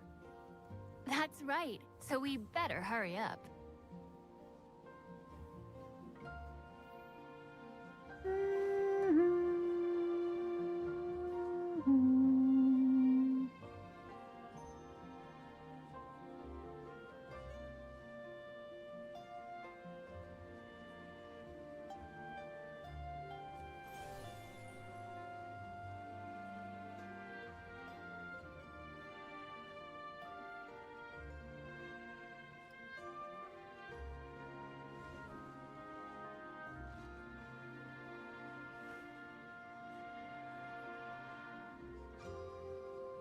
Deixa eu pagar aqui agora, pera aí.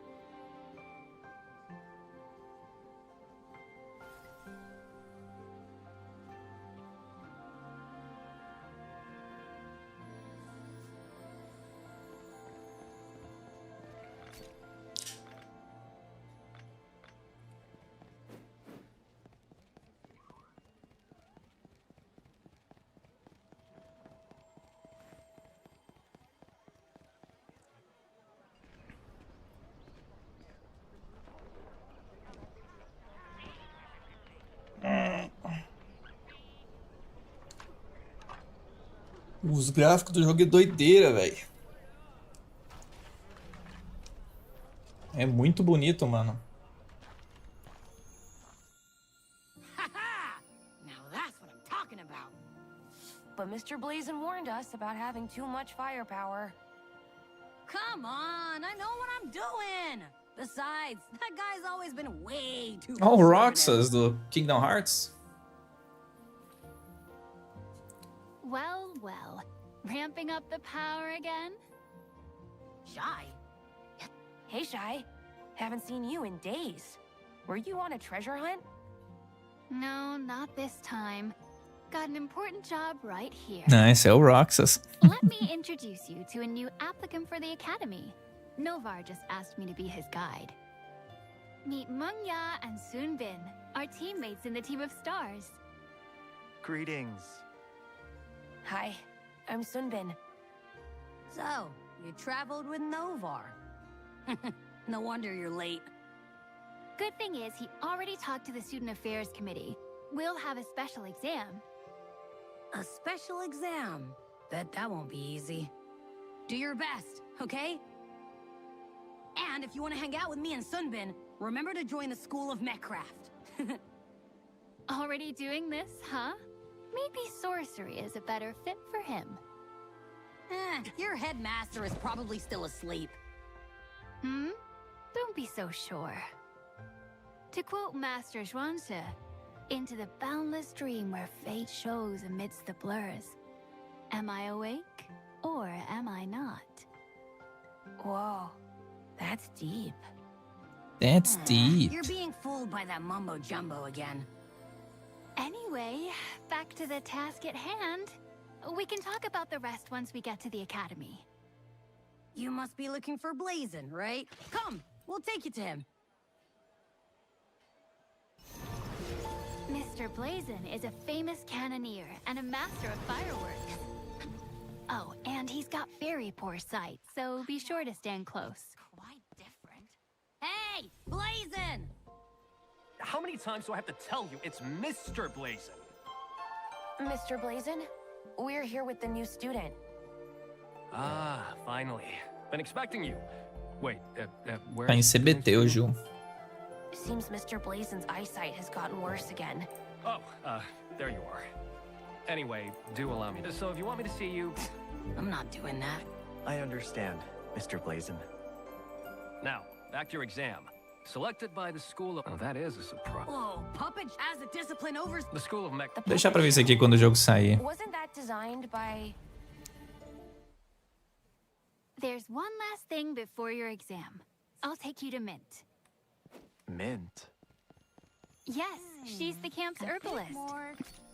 Hello again, Mint. I'm here with a new student.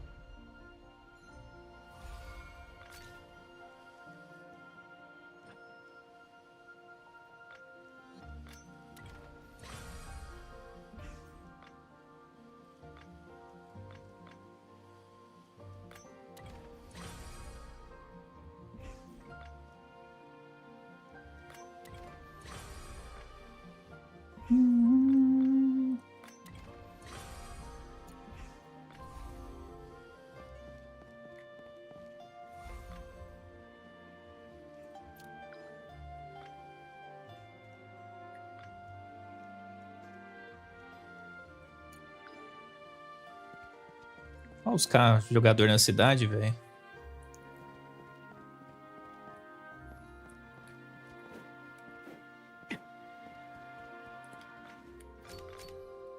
That's it. Now you can mix them at the medicine stand.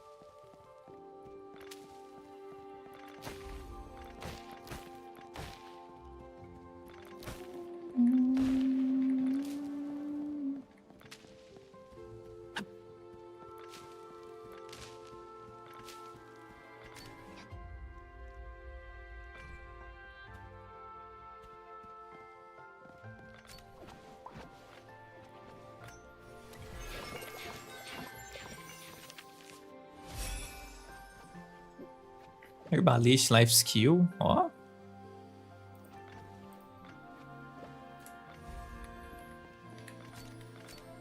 Looks like a huge success. Yeah, we have just gather the ingredients. Best of luck with your exam. Now, I'll show you something myself.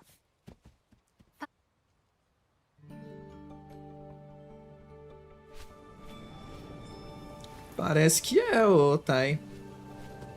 Não chega a ser um MMORPG, mas você vê o povo andando no mundo ali, os hologramas, na cidade você vê a galera.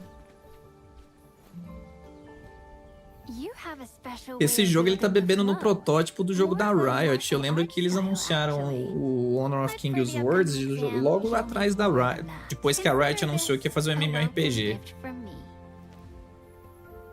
O problema é que eles vão lançar antes que eles ainda, hein?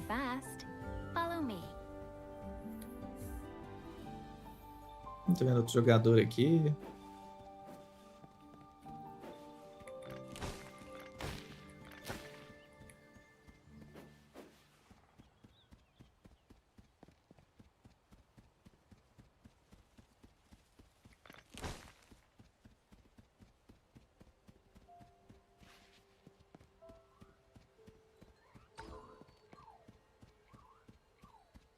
Eu acho que era o Emo.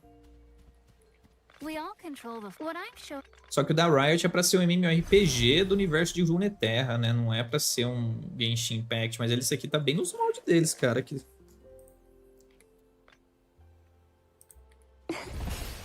É a primeira personagenzinha que a gente vai pegar.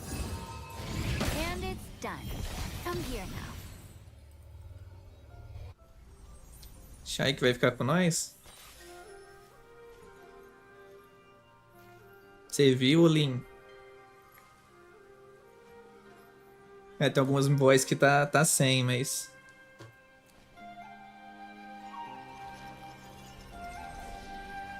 Não, é CBT, ô Lin.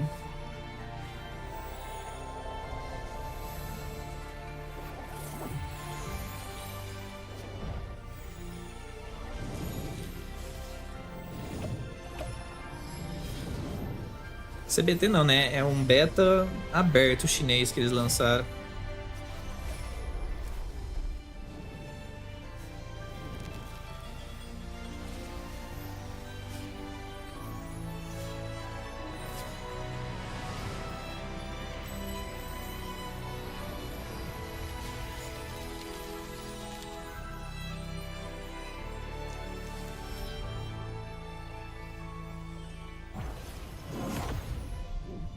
Ah, pegamos a parte de suporte. It was amazing. Did you just learn my powers like that? Everyone has their... If you still aren't used to controlling yours, Vamos ver. The path ahead is becoming clearer.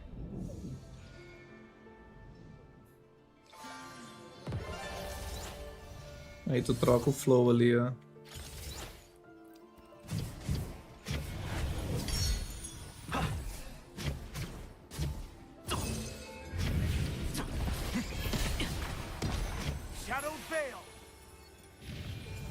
Caralho, olha.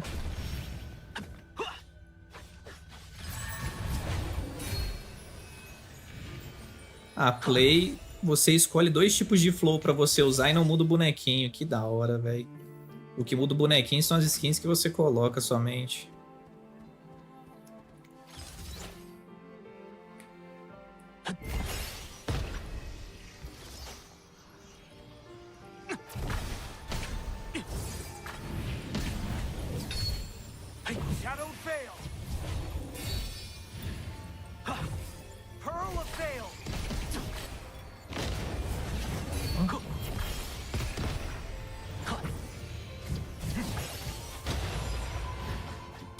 Da hora, velho.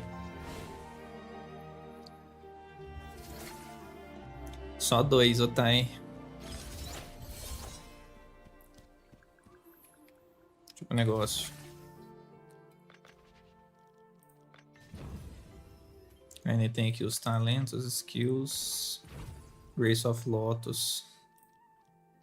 Basic Attack, o que? Cria um círculo que puxa os inimigos, causando dano pra eles. Explode depois de um certo tempo, causando dano. Ganha uma carga de Mischief Orb. Pode criar 3 tipos de orbs. Maiden Ticket. Isso aqui é mais para dar controle de área.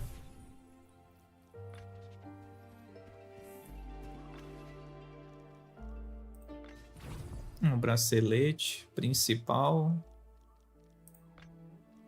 Aí tu tem os poderzinhos que a gente vai pegando aqui. Tem um negócio de um pet que depois a gente pega aqui e coloca. Mundo, nível de mundo, bracelete, line-up.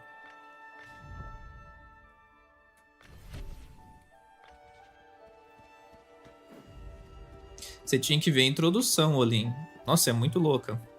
O início do jogo ali pega de uma forma bem da hora. É bonito pra caramba. Vamos ver esse aqui. Yes, the place is right ahead. Whenever you're ready now.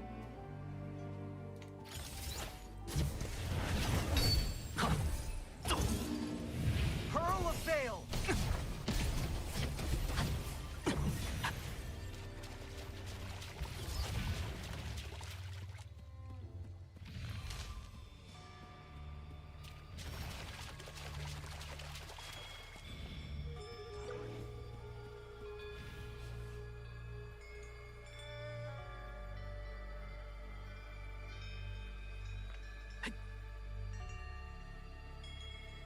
Brigar com ele?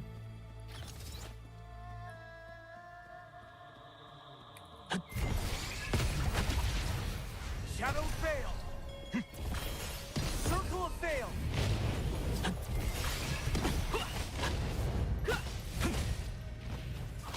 Forging Steel!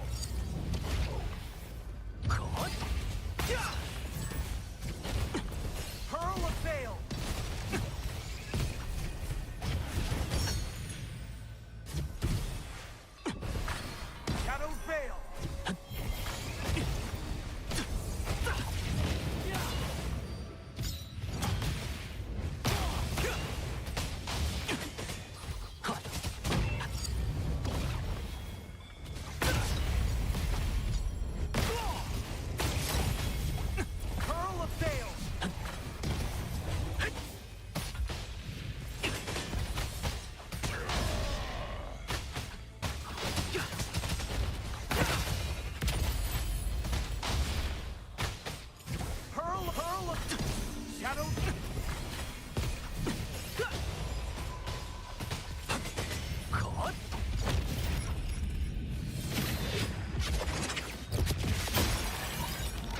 Caralho. Ó. Caralho, que da hora, velho.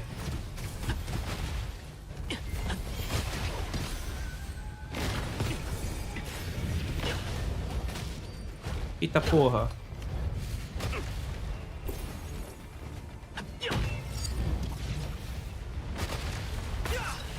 Forging Steel!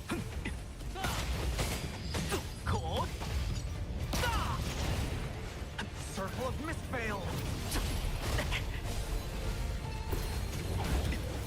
Hurl of Veil! Shadow Veil!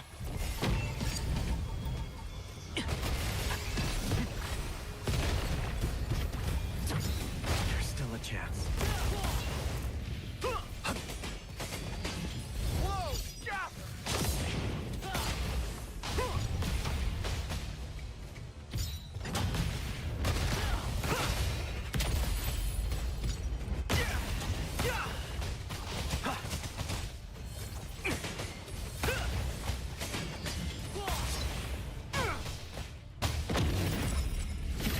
Caralho, velho, da hora. Da hora. O combate do jogo é massa. Vai se fuder, velho. Caraca. O combatezinho do jogo é louco, mano. Não é automatizado, full combate. Que louco, velho. Jisha is carpeted with ruins of this kind. And the largest cluster of ruins in Springbrook Plains lies in Old Citadel. Puzzle.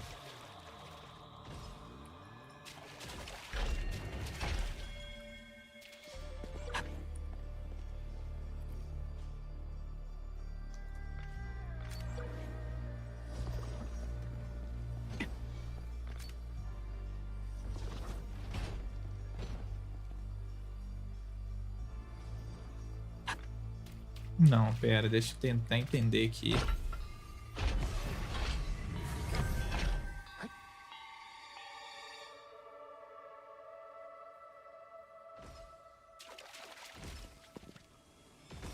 Ah, tá.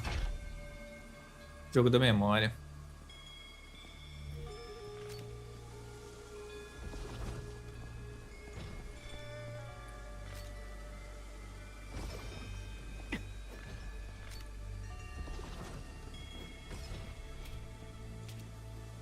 Você escolhe os flows, eu marque aqui.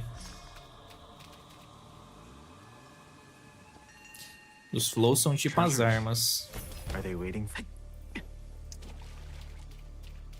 Que são esses negocinhos aqui, tá vendo? Aí aqui tem vários estilos. Tem um flow de controlador, que é esse daqui. Tem um de ataque, de assalto, tá vendo? Ele tem as tags. E aí você vai pegando vários tipos de flow pra você montar sua buildzinha. Aí você pode equipar 2 tipos desse daí pra montar seu playstyle. Let's not waste any more time.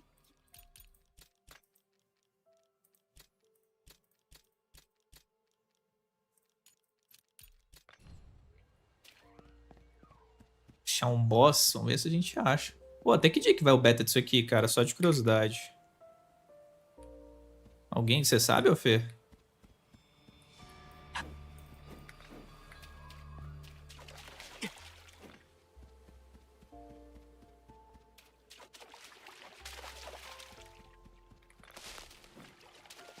Não acaba, não é lançamento chinês? Eu não sei. Mas, porra, se fosse não for acabar, vou ficar jogando essa porra aqui até o Poi 2 sair, velho.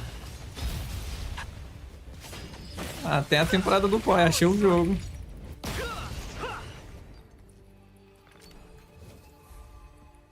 Se não acabar, aí é só alegria. Porra.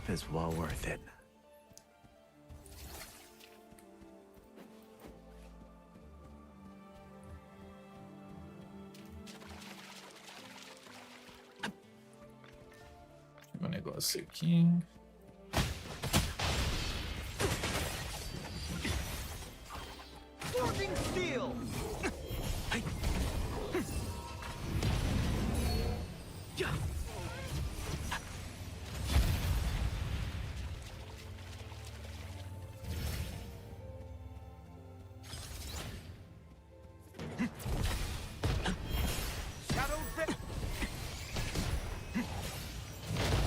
Nossa.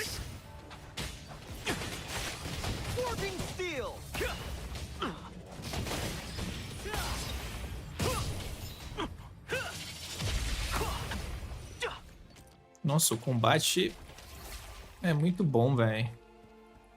Treasures. Are they waiting for me? Gacha dele é em skin, ô Ana. O Link. É porque não dá pra mim mexer aqui ainda, mostrar pra vocês, mas... Tem que jogar um pouquinho mais da história principal aqui pra ele liberar. É baseado só em skin o negócio dele. Ele é igual o Erwin Smith lá, sabe?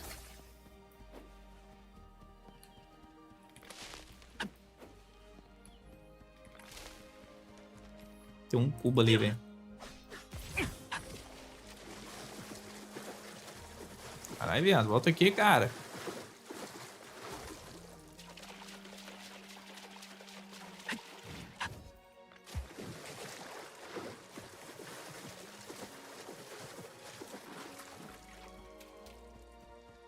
Se fuder, peixe. Na moral. Acho que eu tinha visto de longe ali. Queria ver. Ah. Esse negócio aqui. O que é isso aqui? Vamos ver.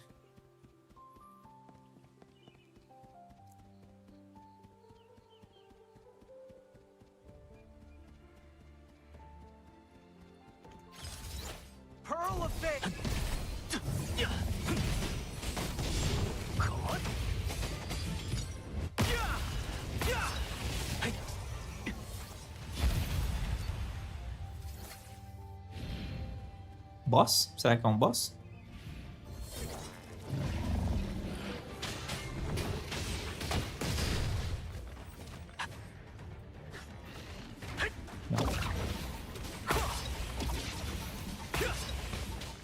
There's still a chance.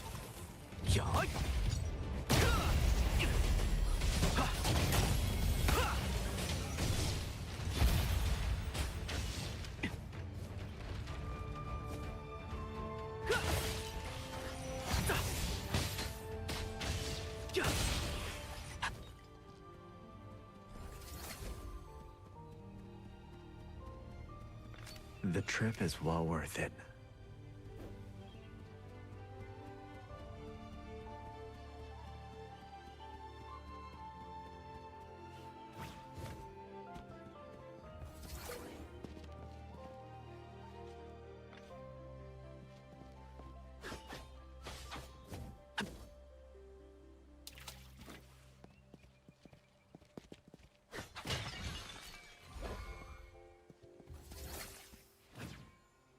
Que isso? Não tem como.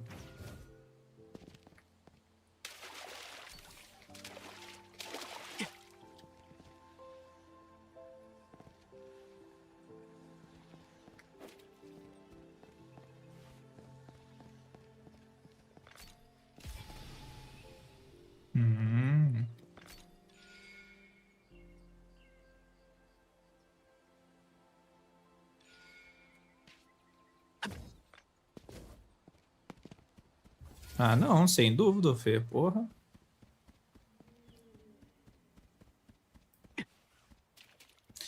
Cara, vai falar pra você, isso aqui é o jogo de mundo aberto mais bonito que eu joguei até agora, viu? Desses estilinhos aqui, papo reto. Let's keep moving forward. Deixou no chinelo mesmo a galera aí, velho.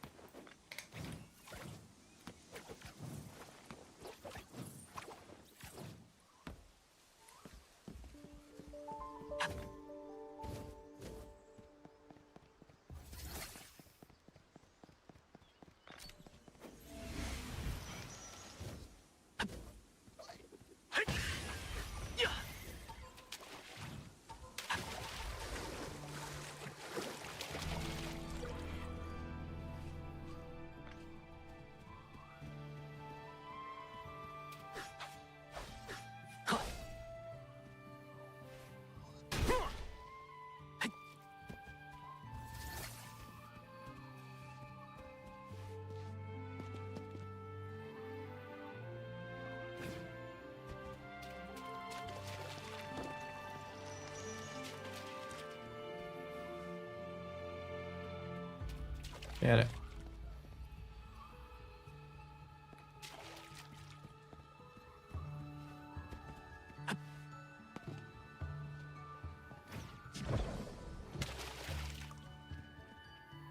Tem alguma coisa a fazer aqui?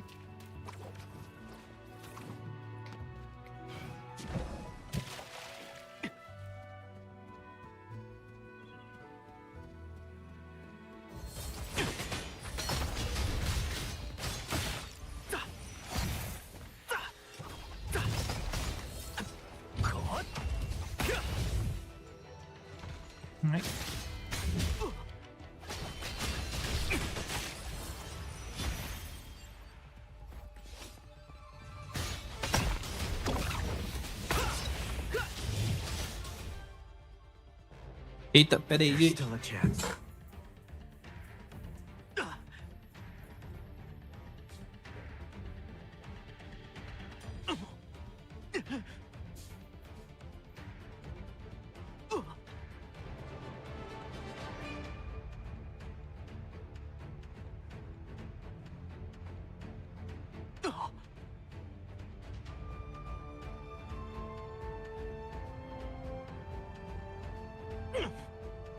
Stay calm.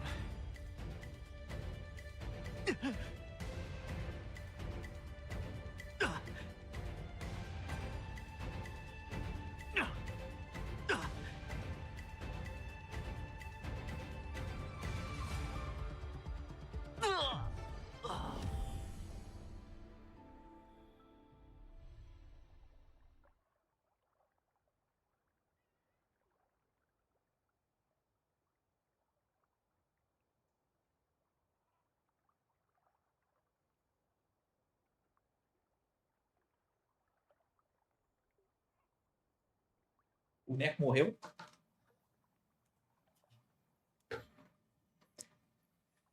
O boneco morreu? Morreu. Ai, ai. Tive que correr, velho, lá fora.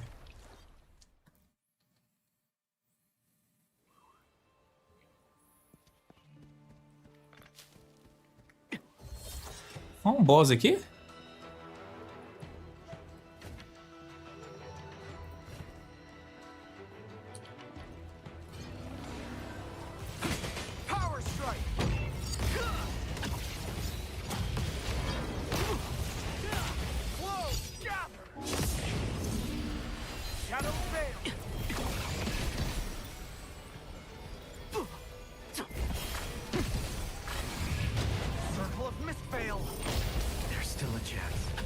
Ai, ai, velho.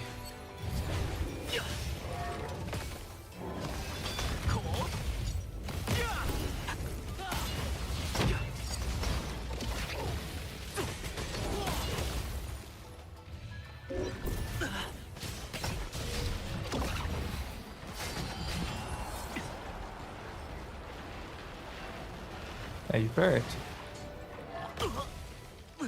Caralho. É sobre isto? A new chapter begins.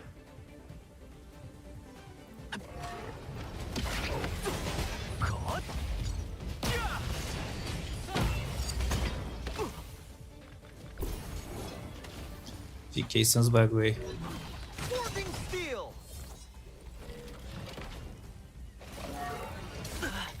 Meu amigo.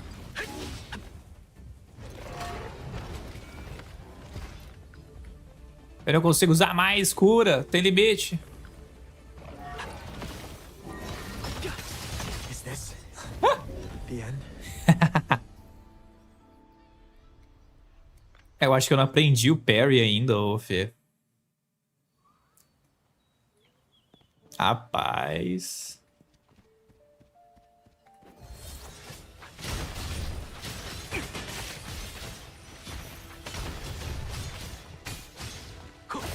Vamos seguir a quest principal ali.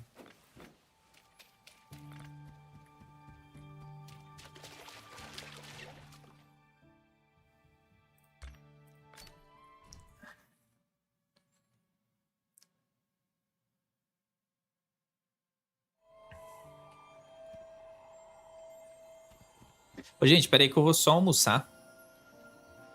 E eu já volto aí. Só um minutinho.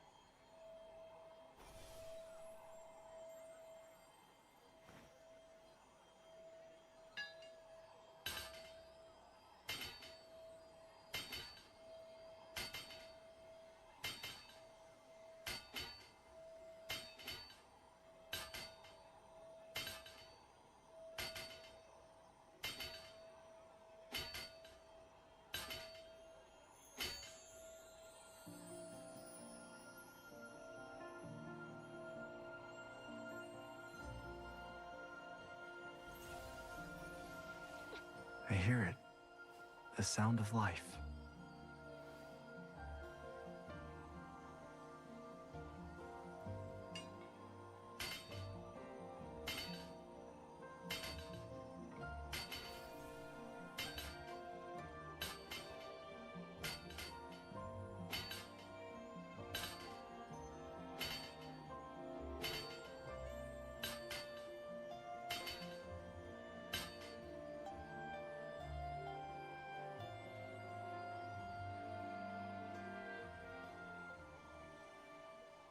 This scene is gorgeous, though fleeting.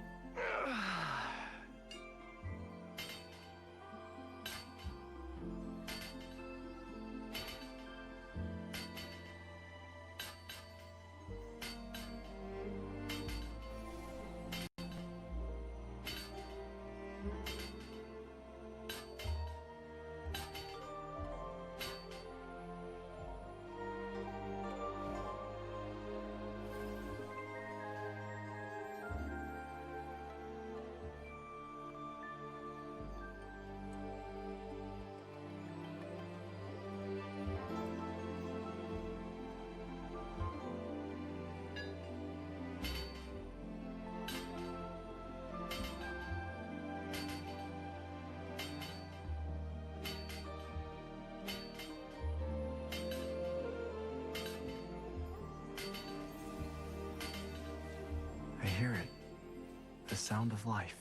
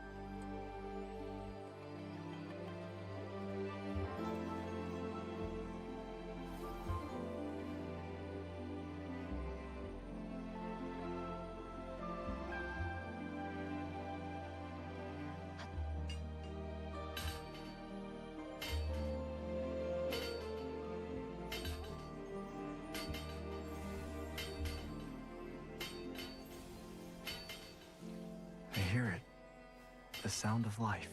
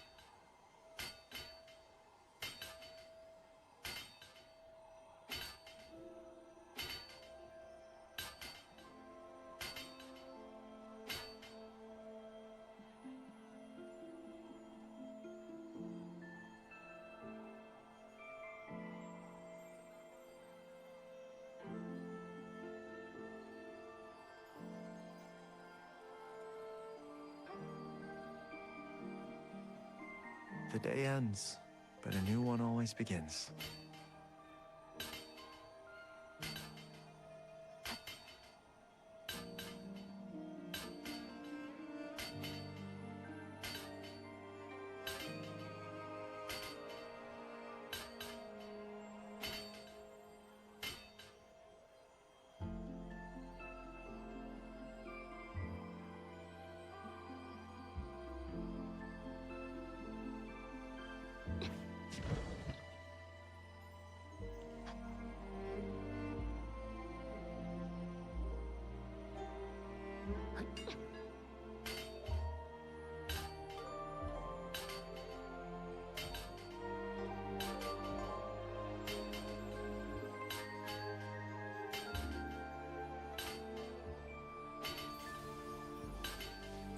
I hear it. The sound of life.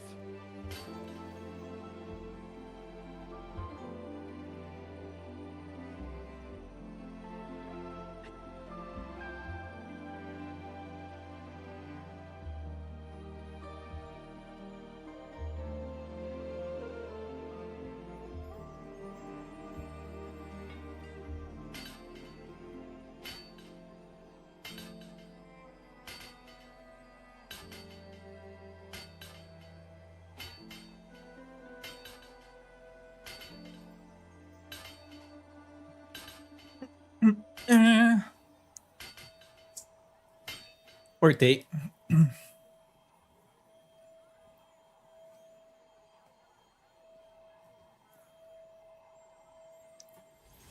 Estou deveras alimentado agora.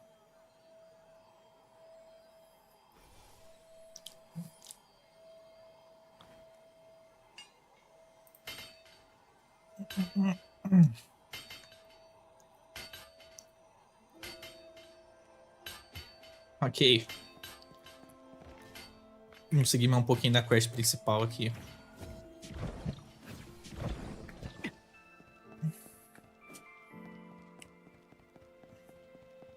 MMORPG, eu acho que ele não é não. Ele é Open World Adventure, com elementos de MMO.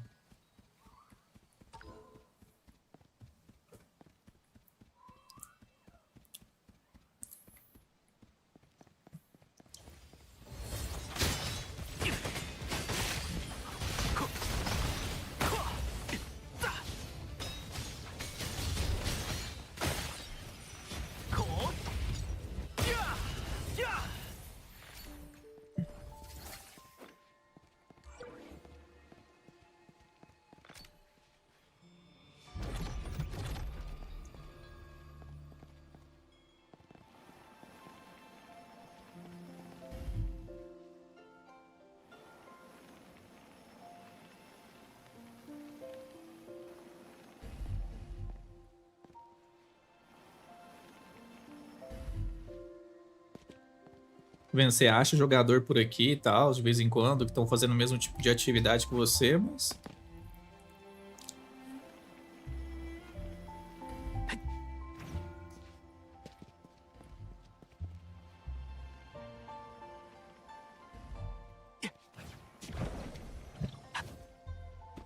Caralho, tem que subir ali em cima, velho. Você não sobe de outro jeito, não?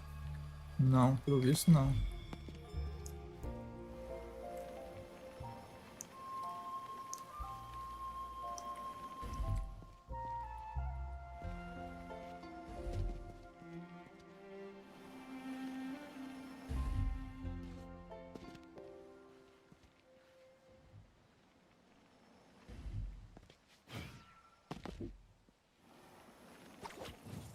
Where should I go for adventures this time?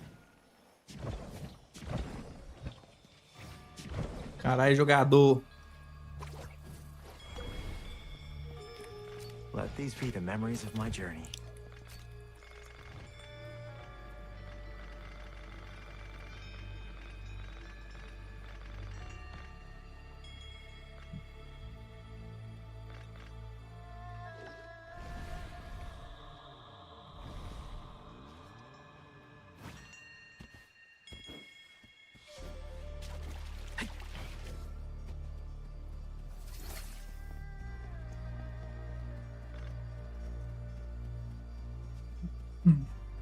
By the way, this chief examiner, what is he like? Eu tô, Rafinha, gostei pra caramba. Yango.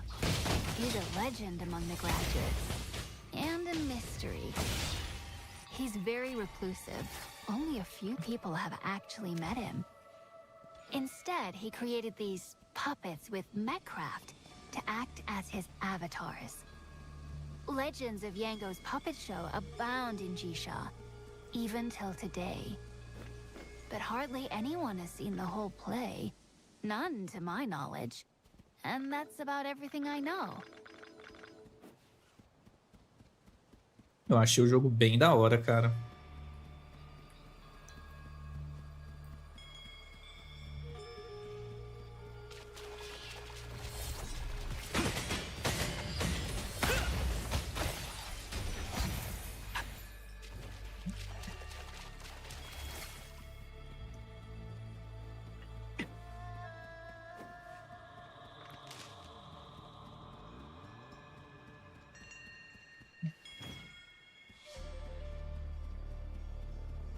Ele tem gacha nas skins, mas ele não é MMORPG.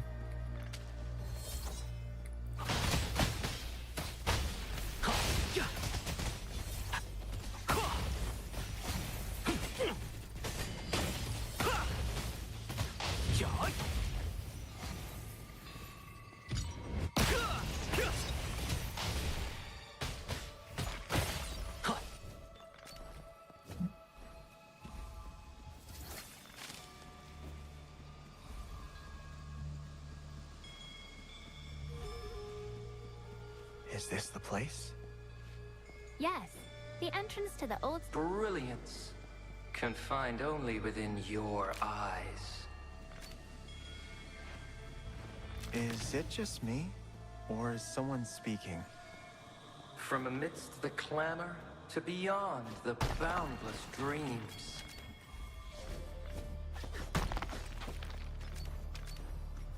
Será que vai ter um chefe aqui?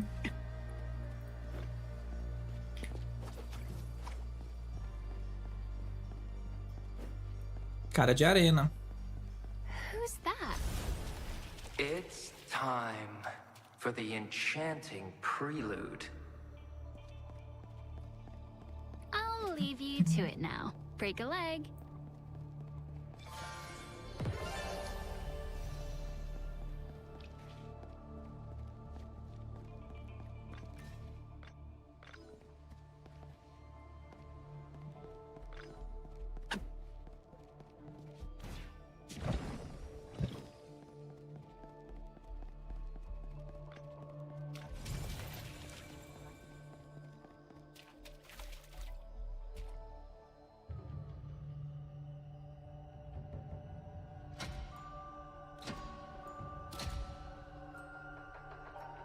Life blooms, life fights, brilliance unsealed before your eyes. Allow me to present the ultimate beauty in mechcraft. Ultimate beauty, beauty. Our game is going to be fun. The game. Let the puppet show begin.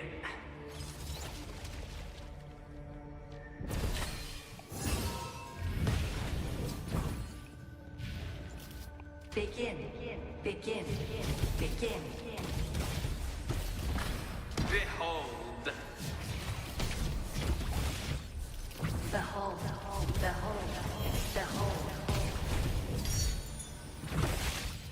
Behold the center of the stage. Behold.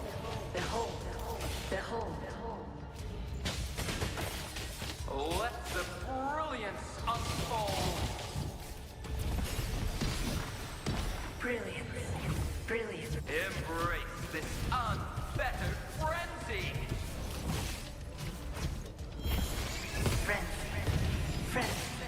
Frenzy. A flawless interlude.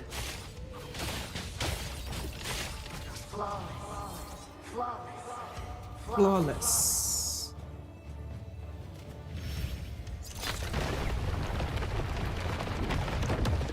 Now, dance to the rhythm of my fingers.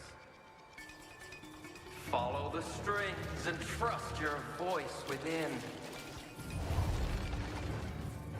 Guess, where will I be next? We are only getting started.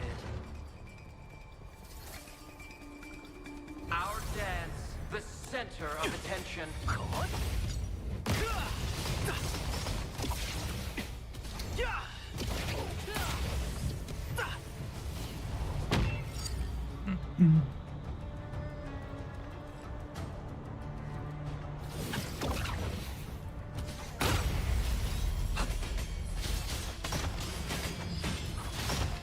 Join me.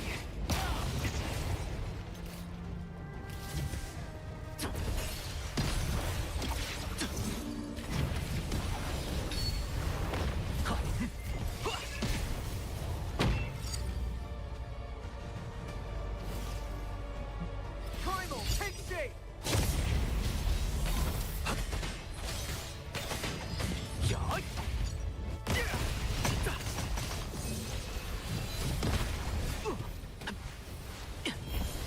Listen to this music.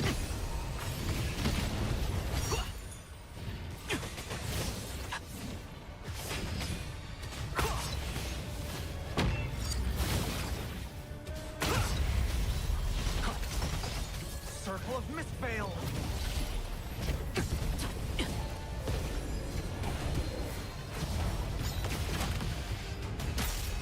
Very good. You have passed. Cara, os bosses aqui, o combate é bem legal, viu? The puppet show exam is over, I suppose. O combate do jogo, os combinhos são bem fluidos, velho.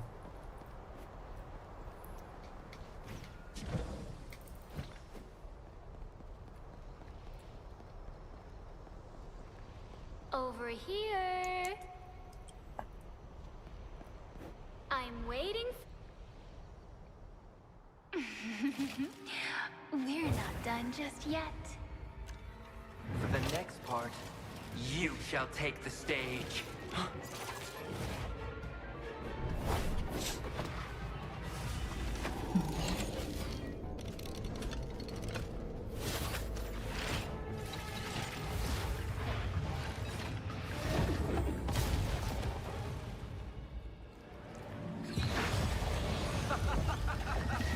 Now, the full spectacle of the puppet show! Let the grand finale begin!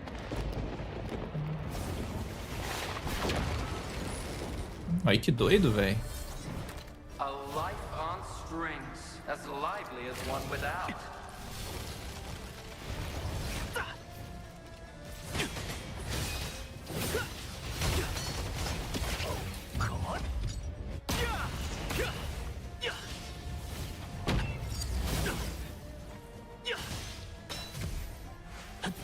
Shadow Fit!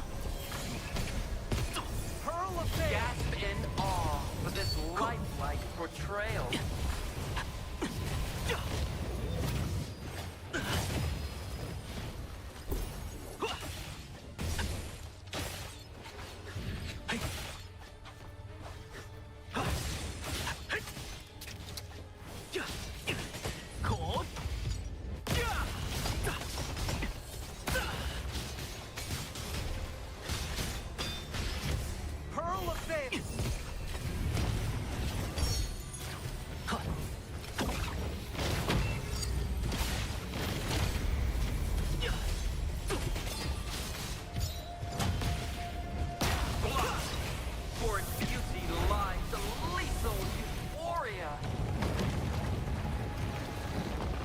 feel the clamor.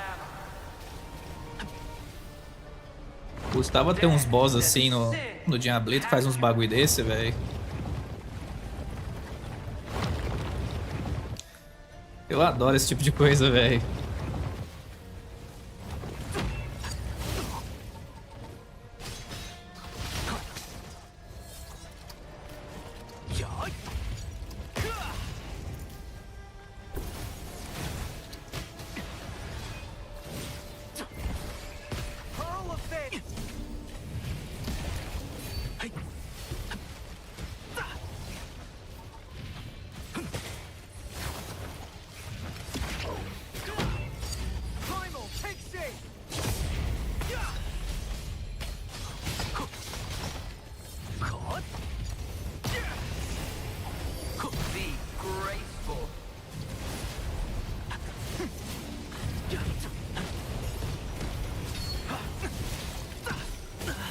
Ai.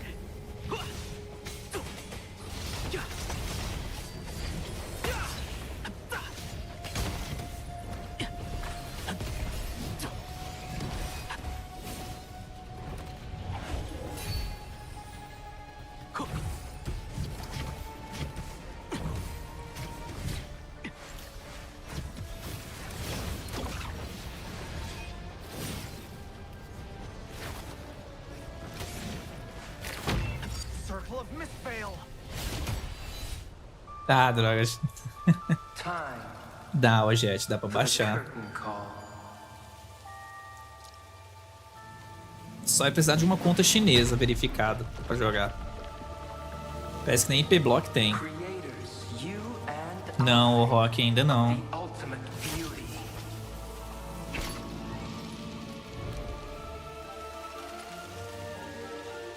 Pô, esse é só o primeiro chefe. E o primeiro chefe tem umas mecânicazinhas legais, cara.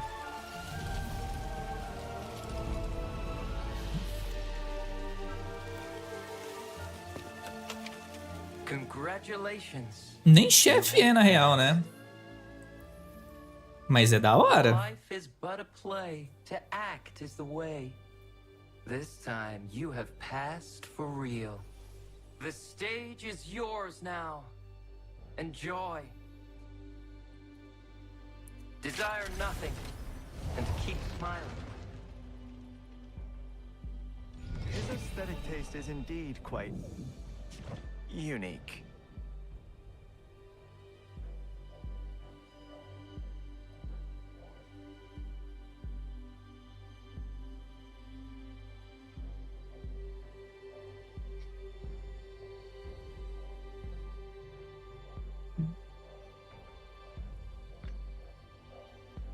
Novas habilidades.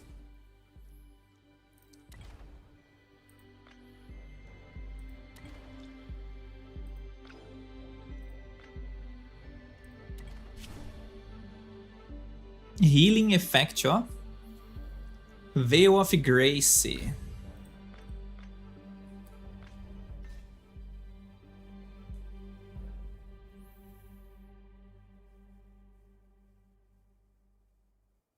O pior é que eu precisei verificar a conta do WeChat pra jogar o Rock. Só não preciso do Lagofest, né? Mas de resto... Ascension Challenger.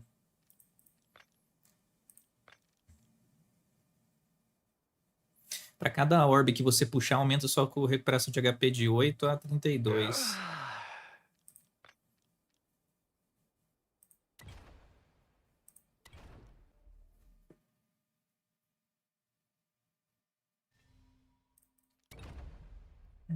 Basic combo, ok.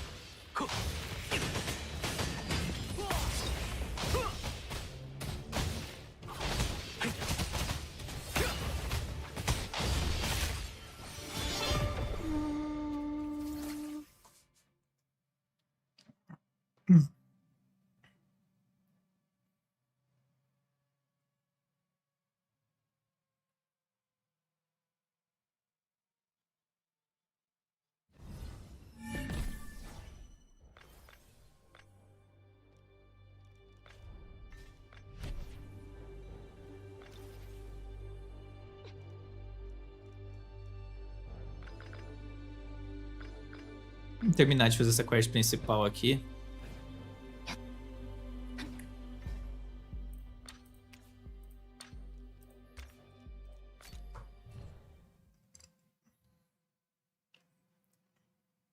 Aí vai dar pra abrir. Why is that new student taking so long? The rumors are not true, right? About them. What are you talking about? Oh, there you are. So, how did the exam? That's wonderful. You actually did it. What do you mean? Ever since Yango designed the puppet show, no one has.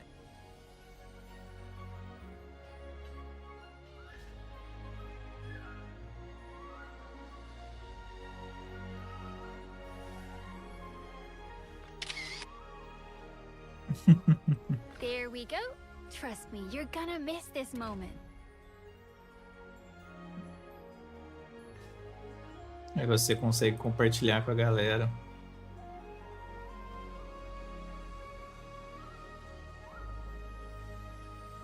Legal, velho.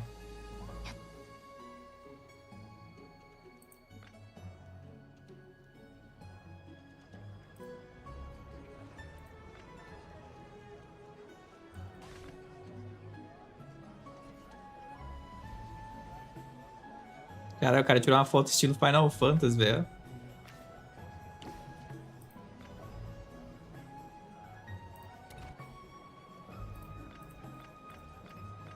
Relationship.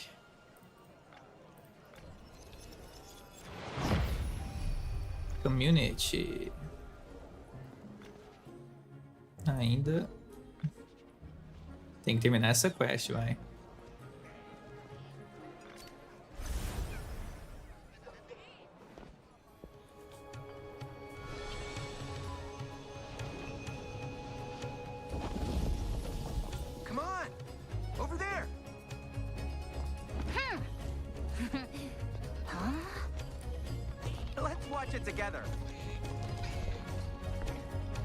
May you all shine like the fireworks!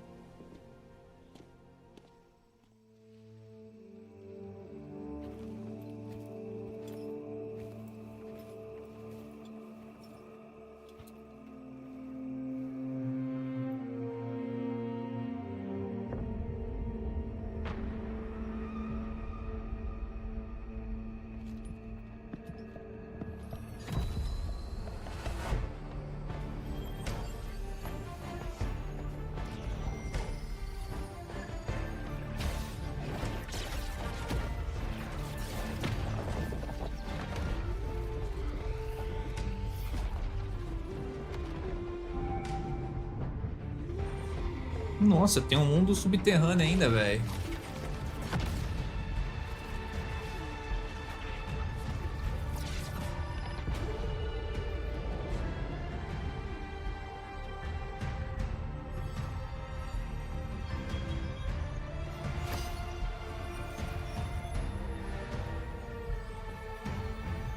Go. Retrieve my staff.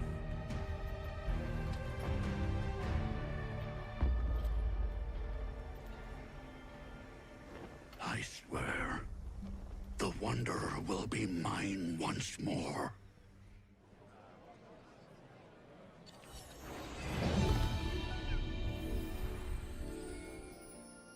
Shai said she'd be waiting for me with Mr. Blazin.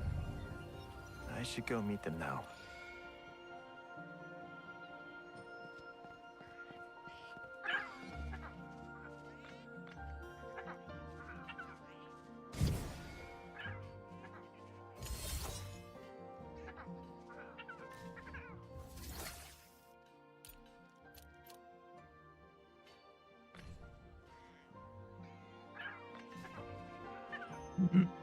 Aí vai liberar esse maluco aqui agora.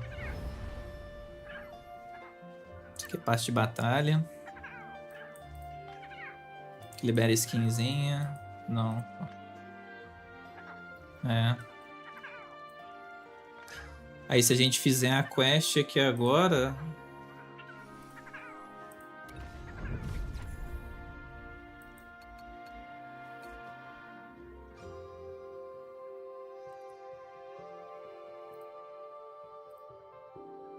O negócio aqui...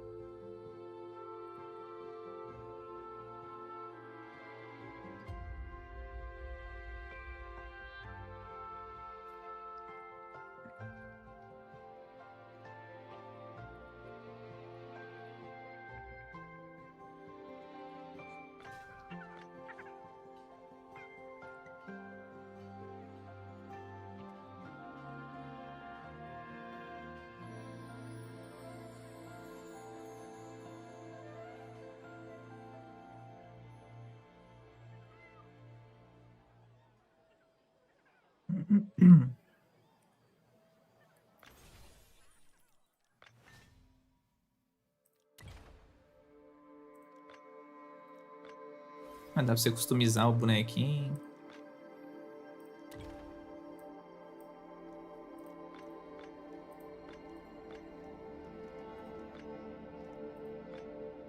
Meias.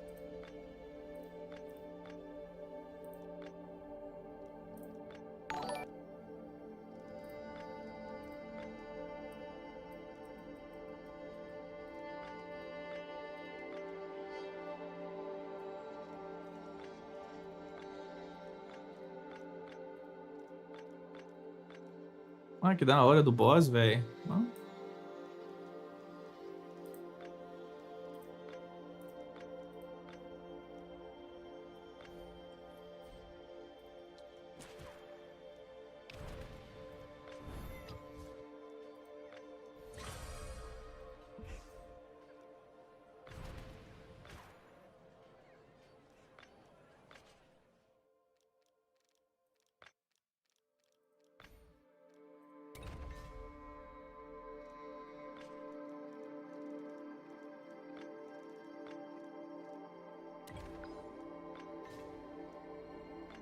Cabelinho também, tá vendo? É tudo na base de... Caralho, o cabelo do Noctis, do Cloud, velho.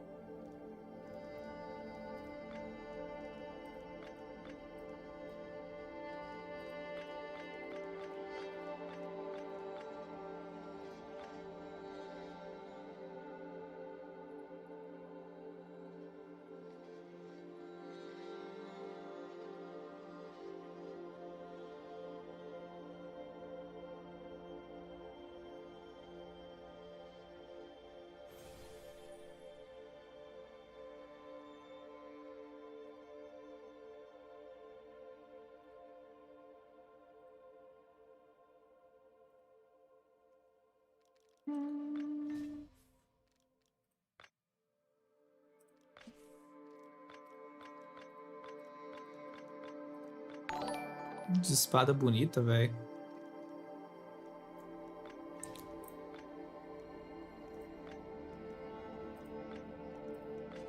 Até efeito de você bater, ele vai vender, velho.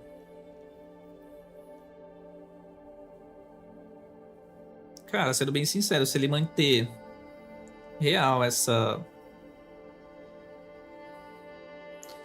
monetização dele aí, é sucesso, hein?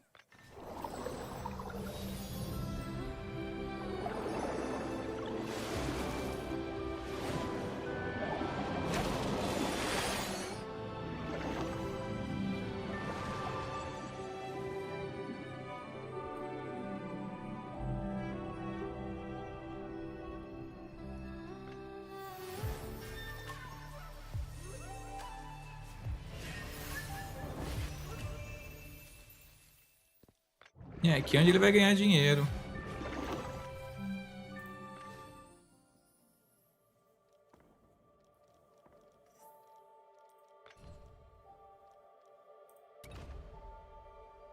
Como você mandar GIF.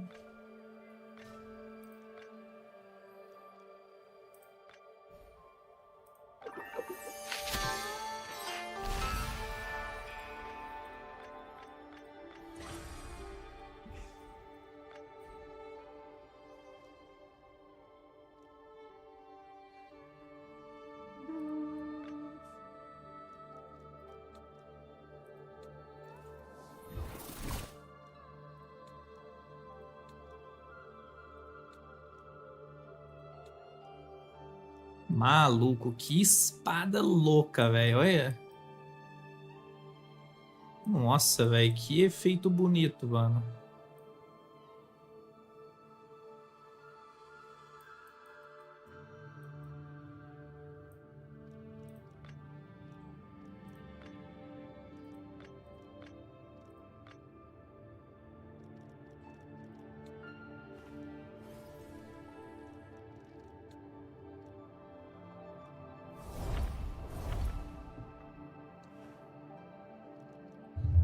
É de PC, o Jack.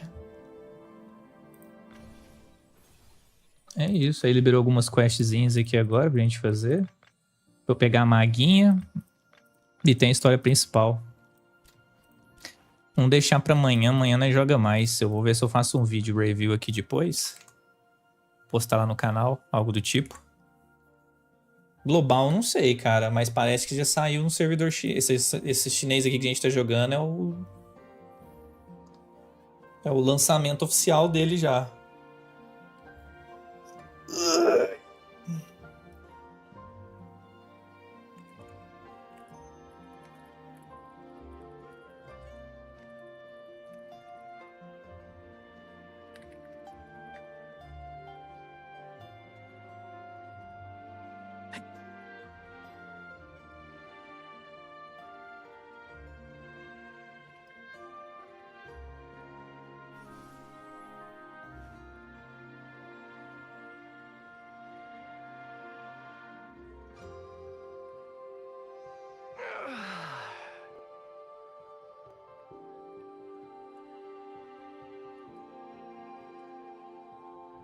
Caralho, Rony, você tá louco, velho. Esse jogo aqui eu não vou falar pra você, viu? Eu tô imaginando aqui os outros chefes que a gente vai enfrentar.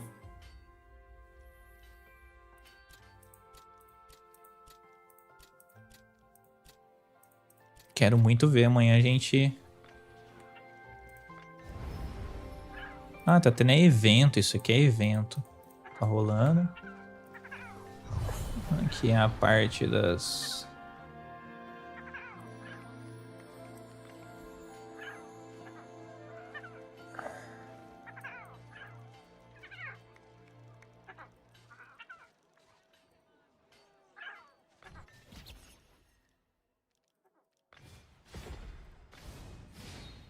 Blades of Defiance, Sword of Stars, caralho.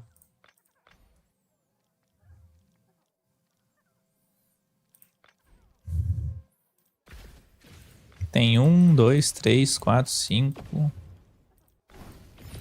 1, 2, 3, 4, 5, 6, 7, 8. Tem 9 tipos de treta.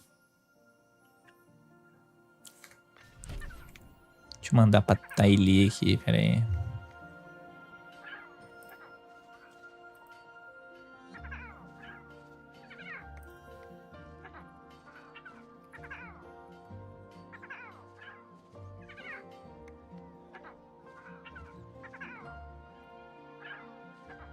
Alright, so guys, first...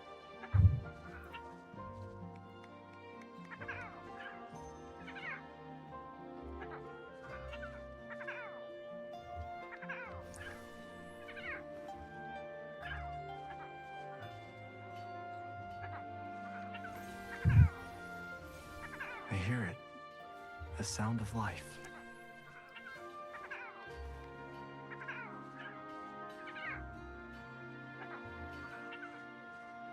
Mas é isso, o jogo finalmente saiu, né?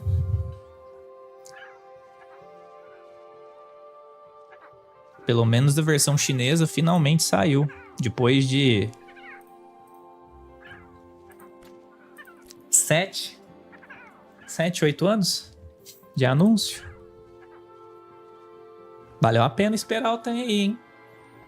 Bem feito, cara. Bonito, otimizado pra caralho. Agora é só a galera da Tencent aí não ser gananciosa, fuder com o game e de resto é GG.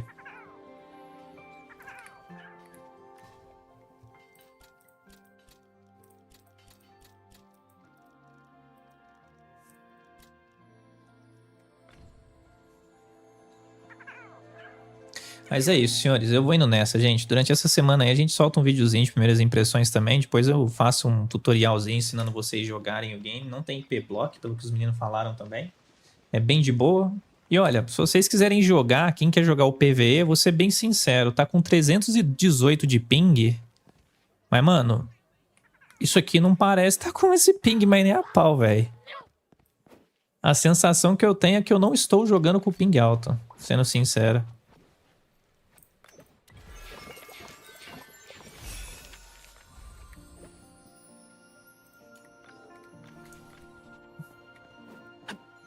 E pra quem tá querendo conhecer, se preparar pro lançamento global do jogo, eu acho que vale muito a pena dar uma play, viu?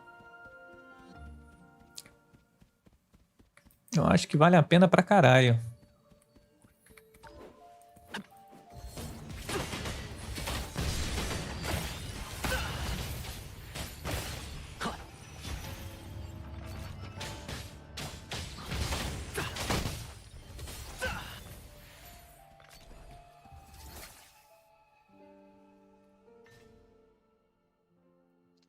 Bicho, a gente só tá num pedacinho da região aqui.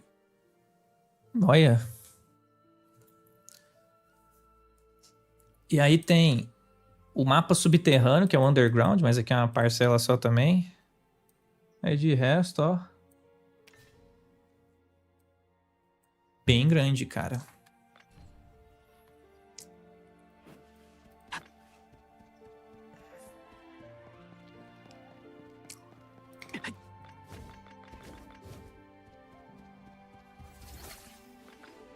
Aqui não tem nada.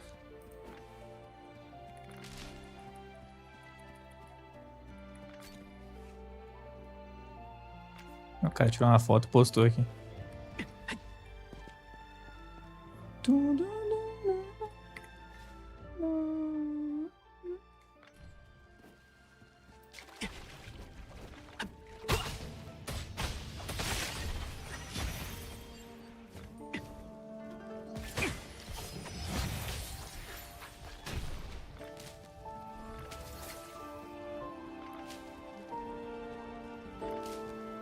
The trip is well worth it.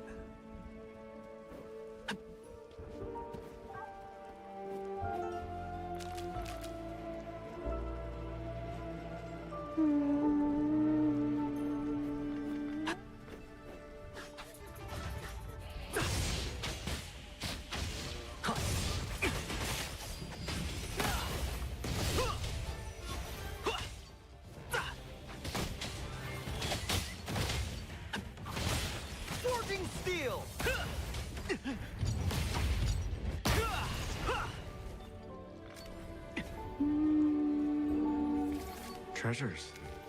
Are they waiting for me?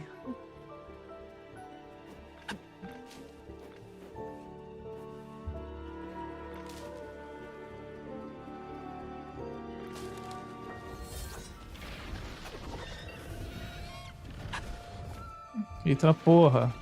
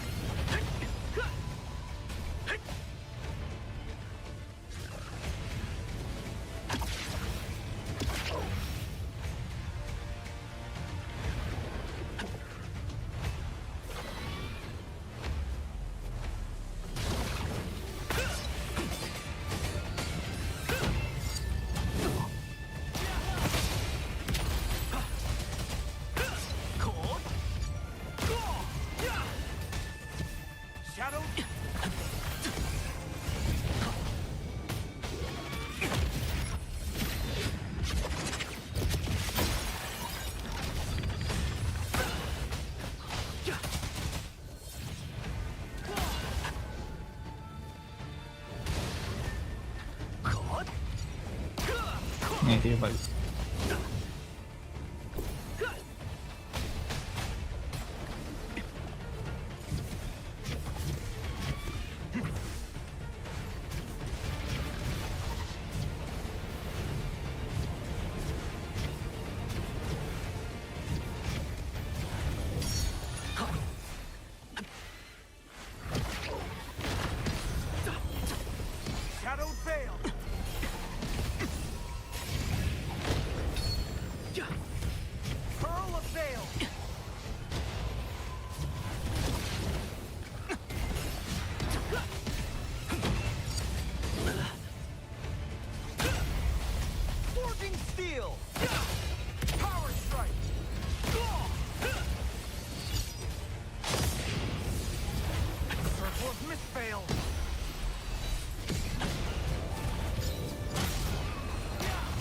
Caralho, velho, que da hora, mano. Do nada você pega uns bichos assim, massa.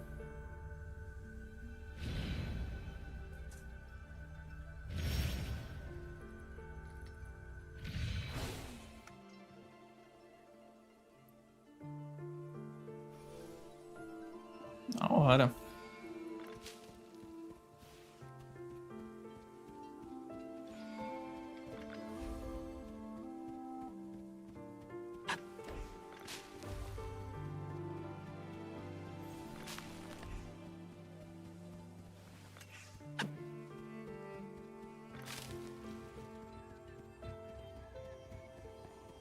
The path ahead is becoming clearer.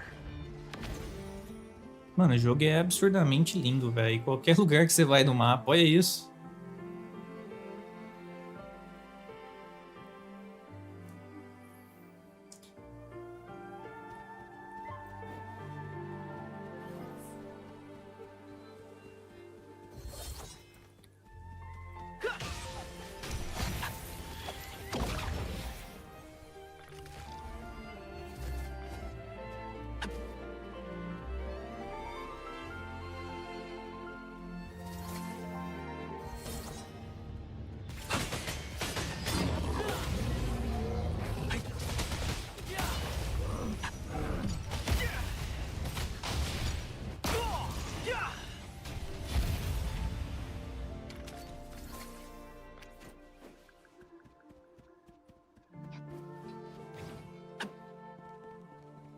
Cara, que joguinho gostosinho de jogar, viu?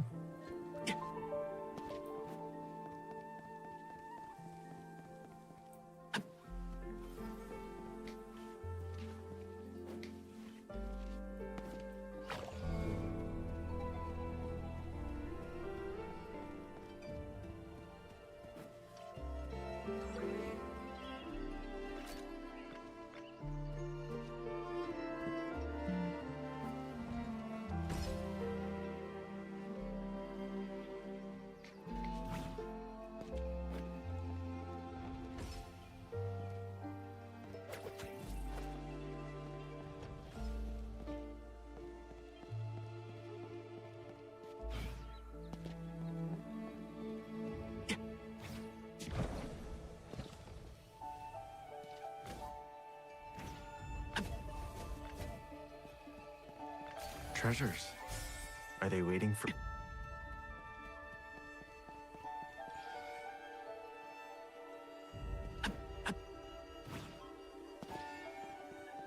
Eu preciso de um supermercado, bicho.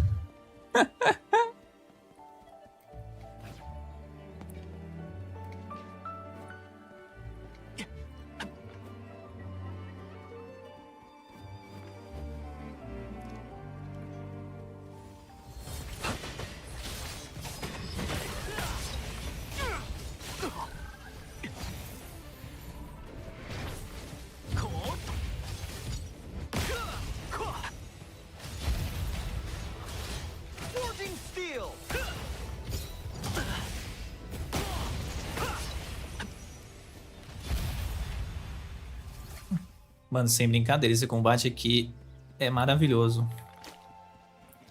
É 100 vezes melhor do que qualquer jogo desses daqui parecido com esse aqui, velho.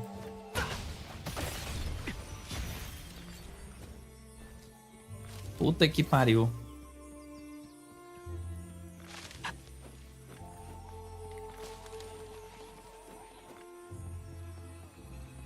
Let these be the memories of my journey.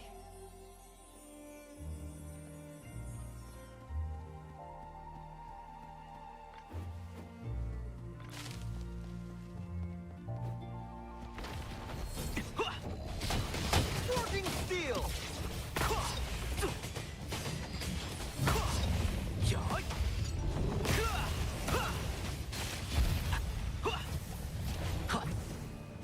Curl of sail!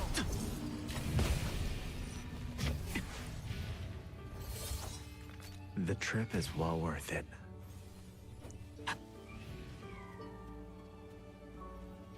Eu tenho que descobrir como é que eu faço pra pegar esse negocinho aqui.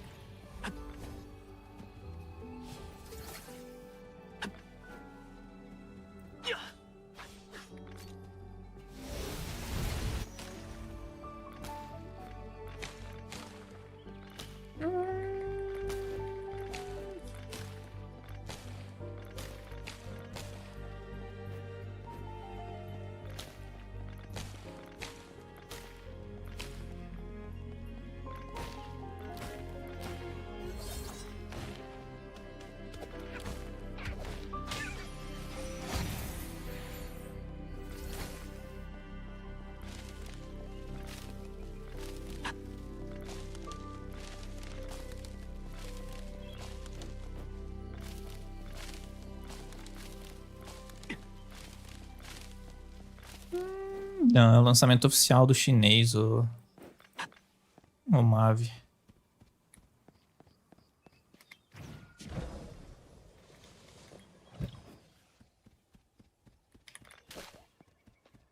Ó, a gente achou um boss de gelo.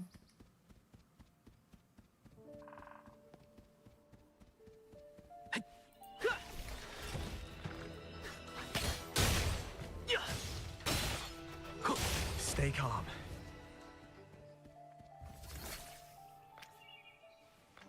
Treasures. Are they waiting for me? Treasures. Cara, vai ter CBT em breve aí do Global. Deve sair esse ano ainda.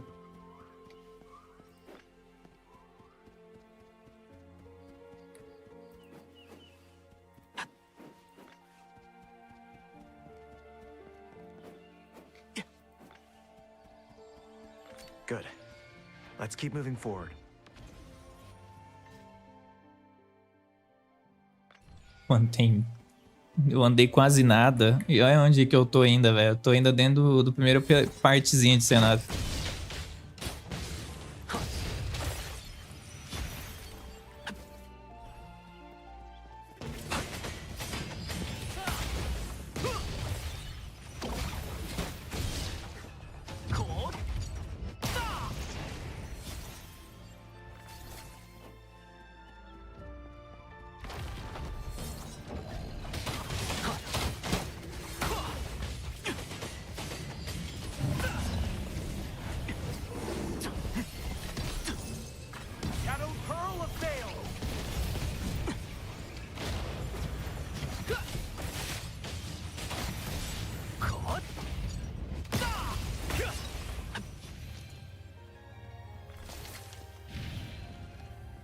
Isso aqui é o Honor of King's World, o Shorts.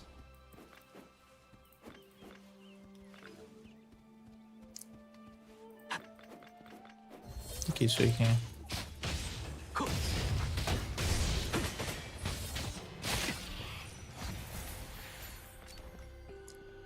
Tem um boss aqui.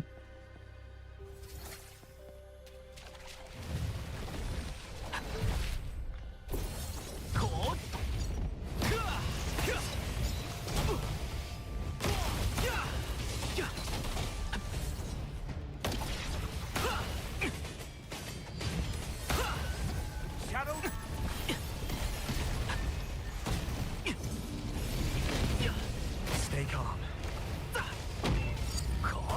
Primal, take shape!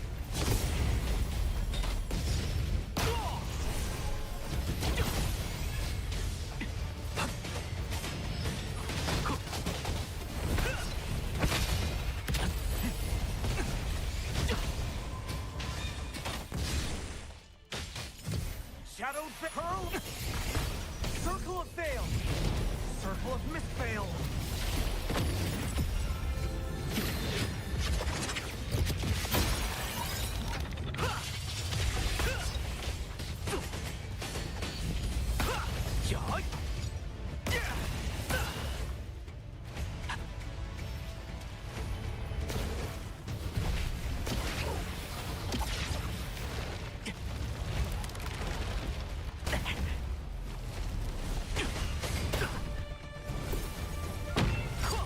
Stay calm.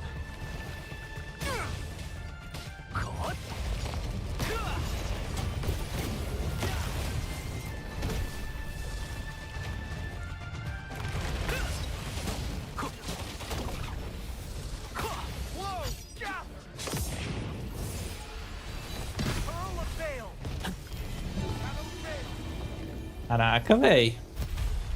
Mano, que da hora a exploração, velho. Você começa a perambular, você acha uns bagulho mó da hora, uns...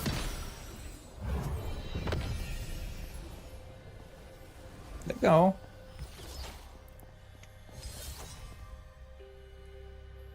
Legal.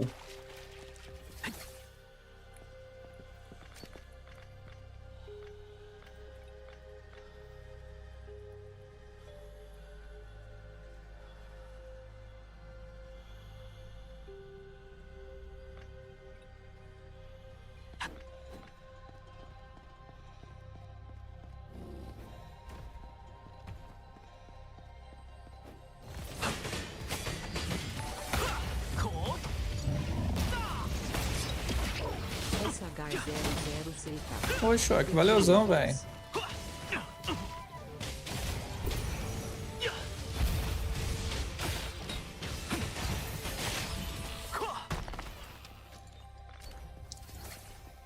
Valeu pelo seu resub.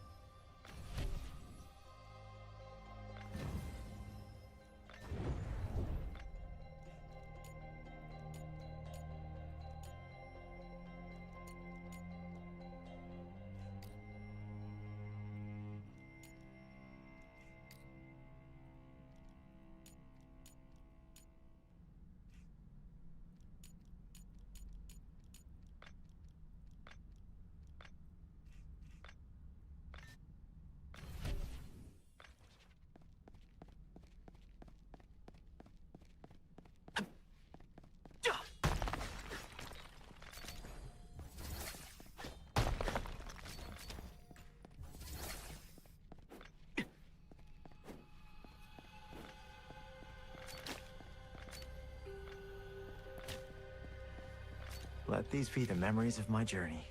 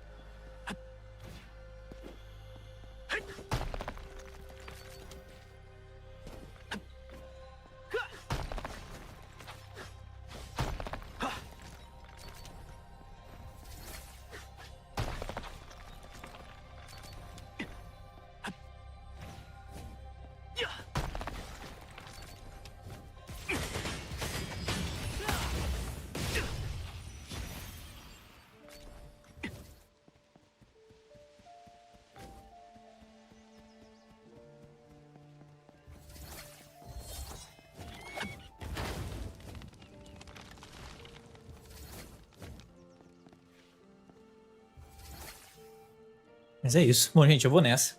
Vou dar um jeito de...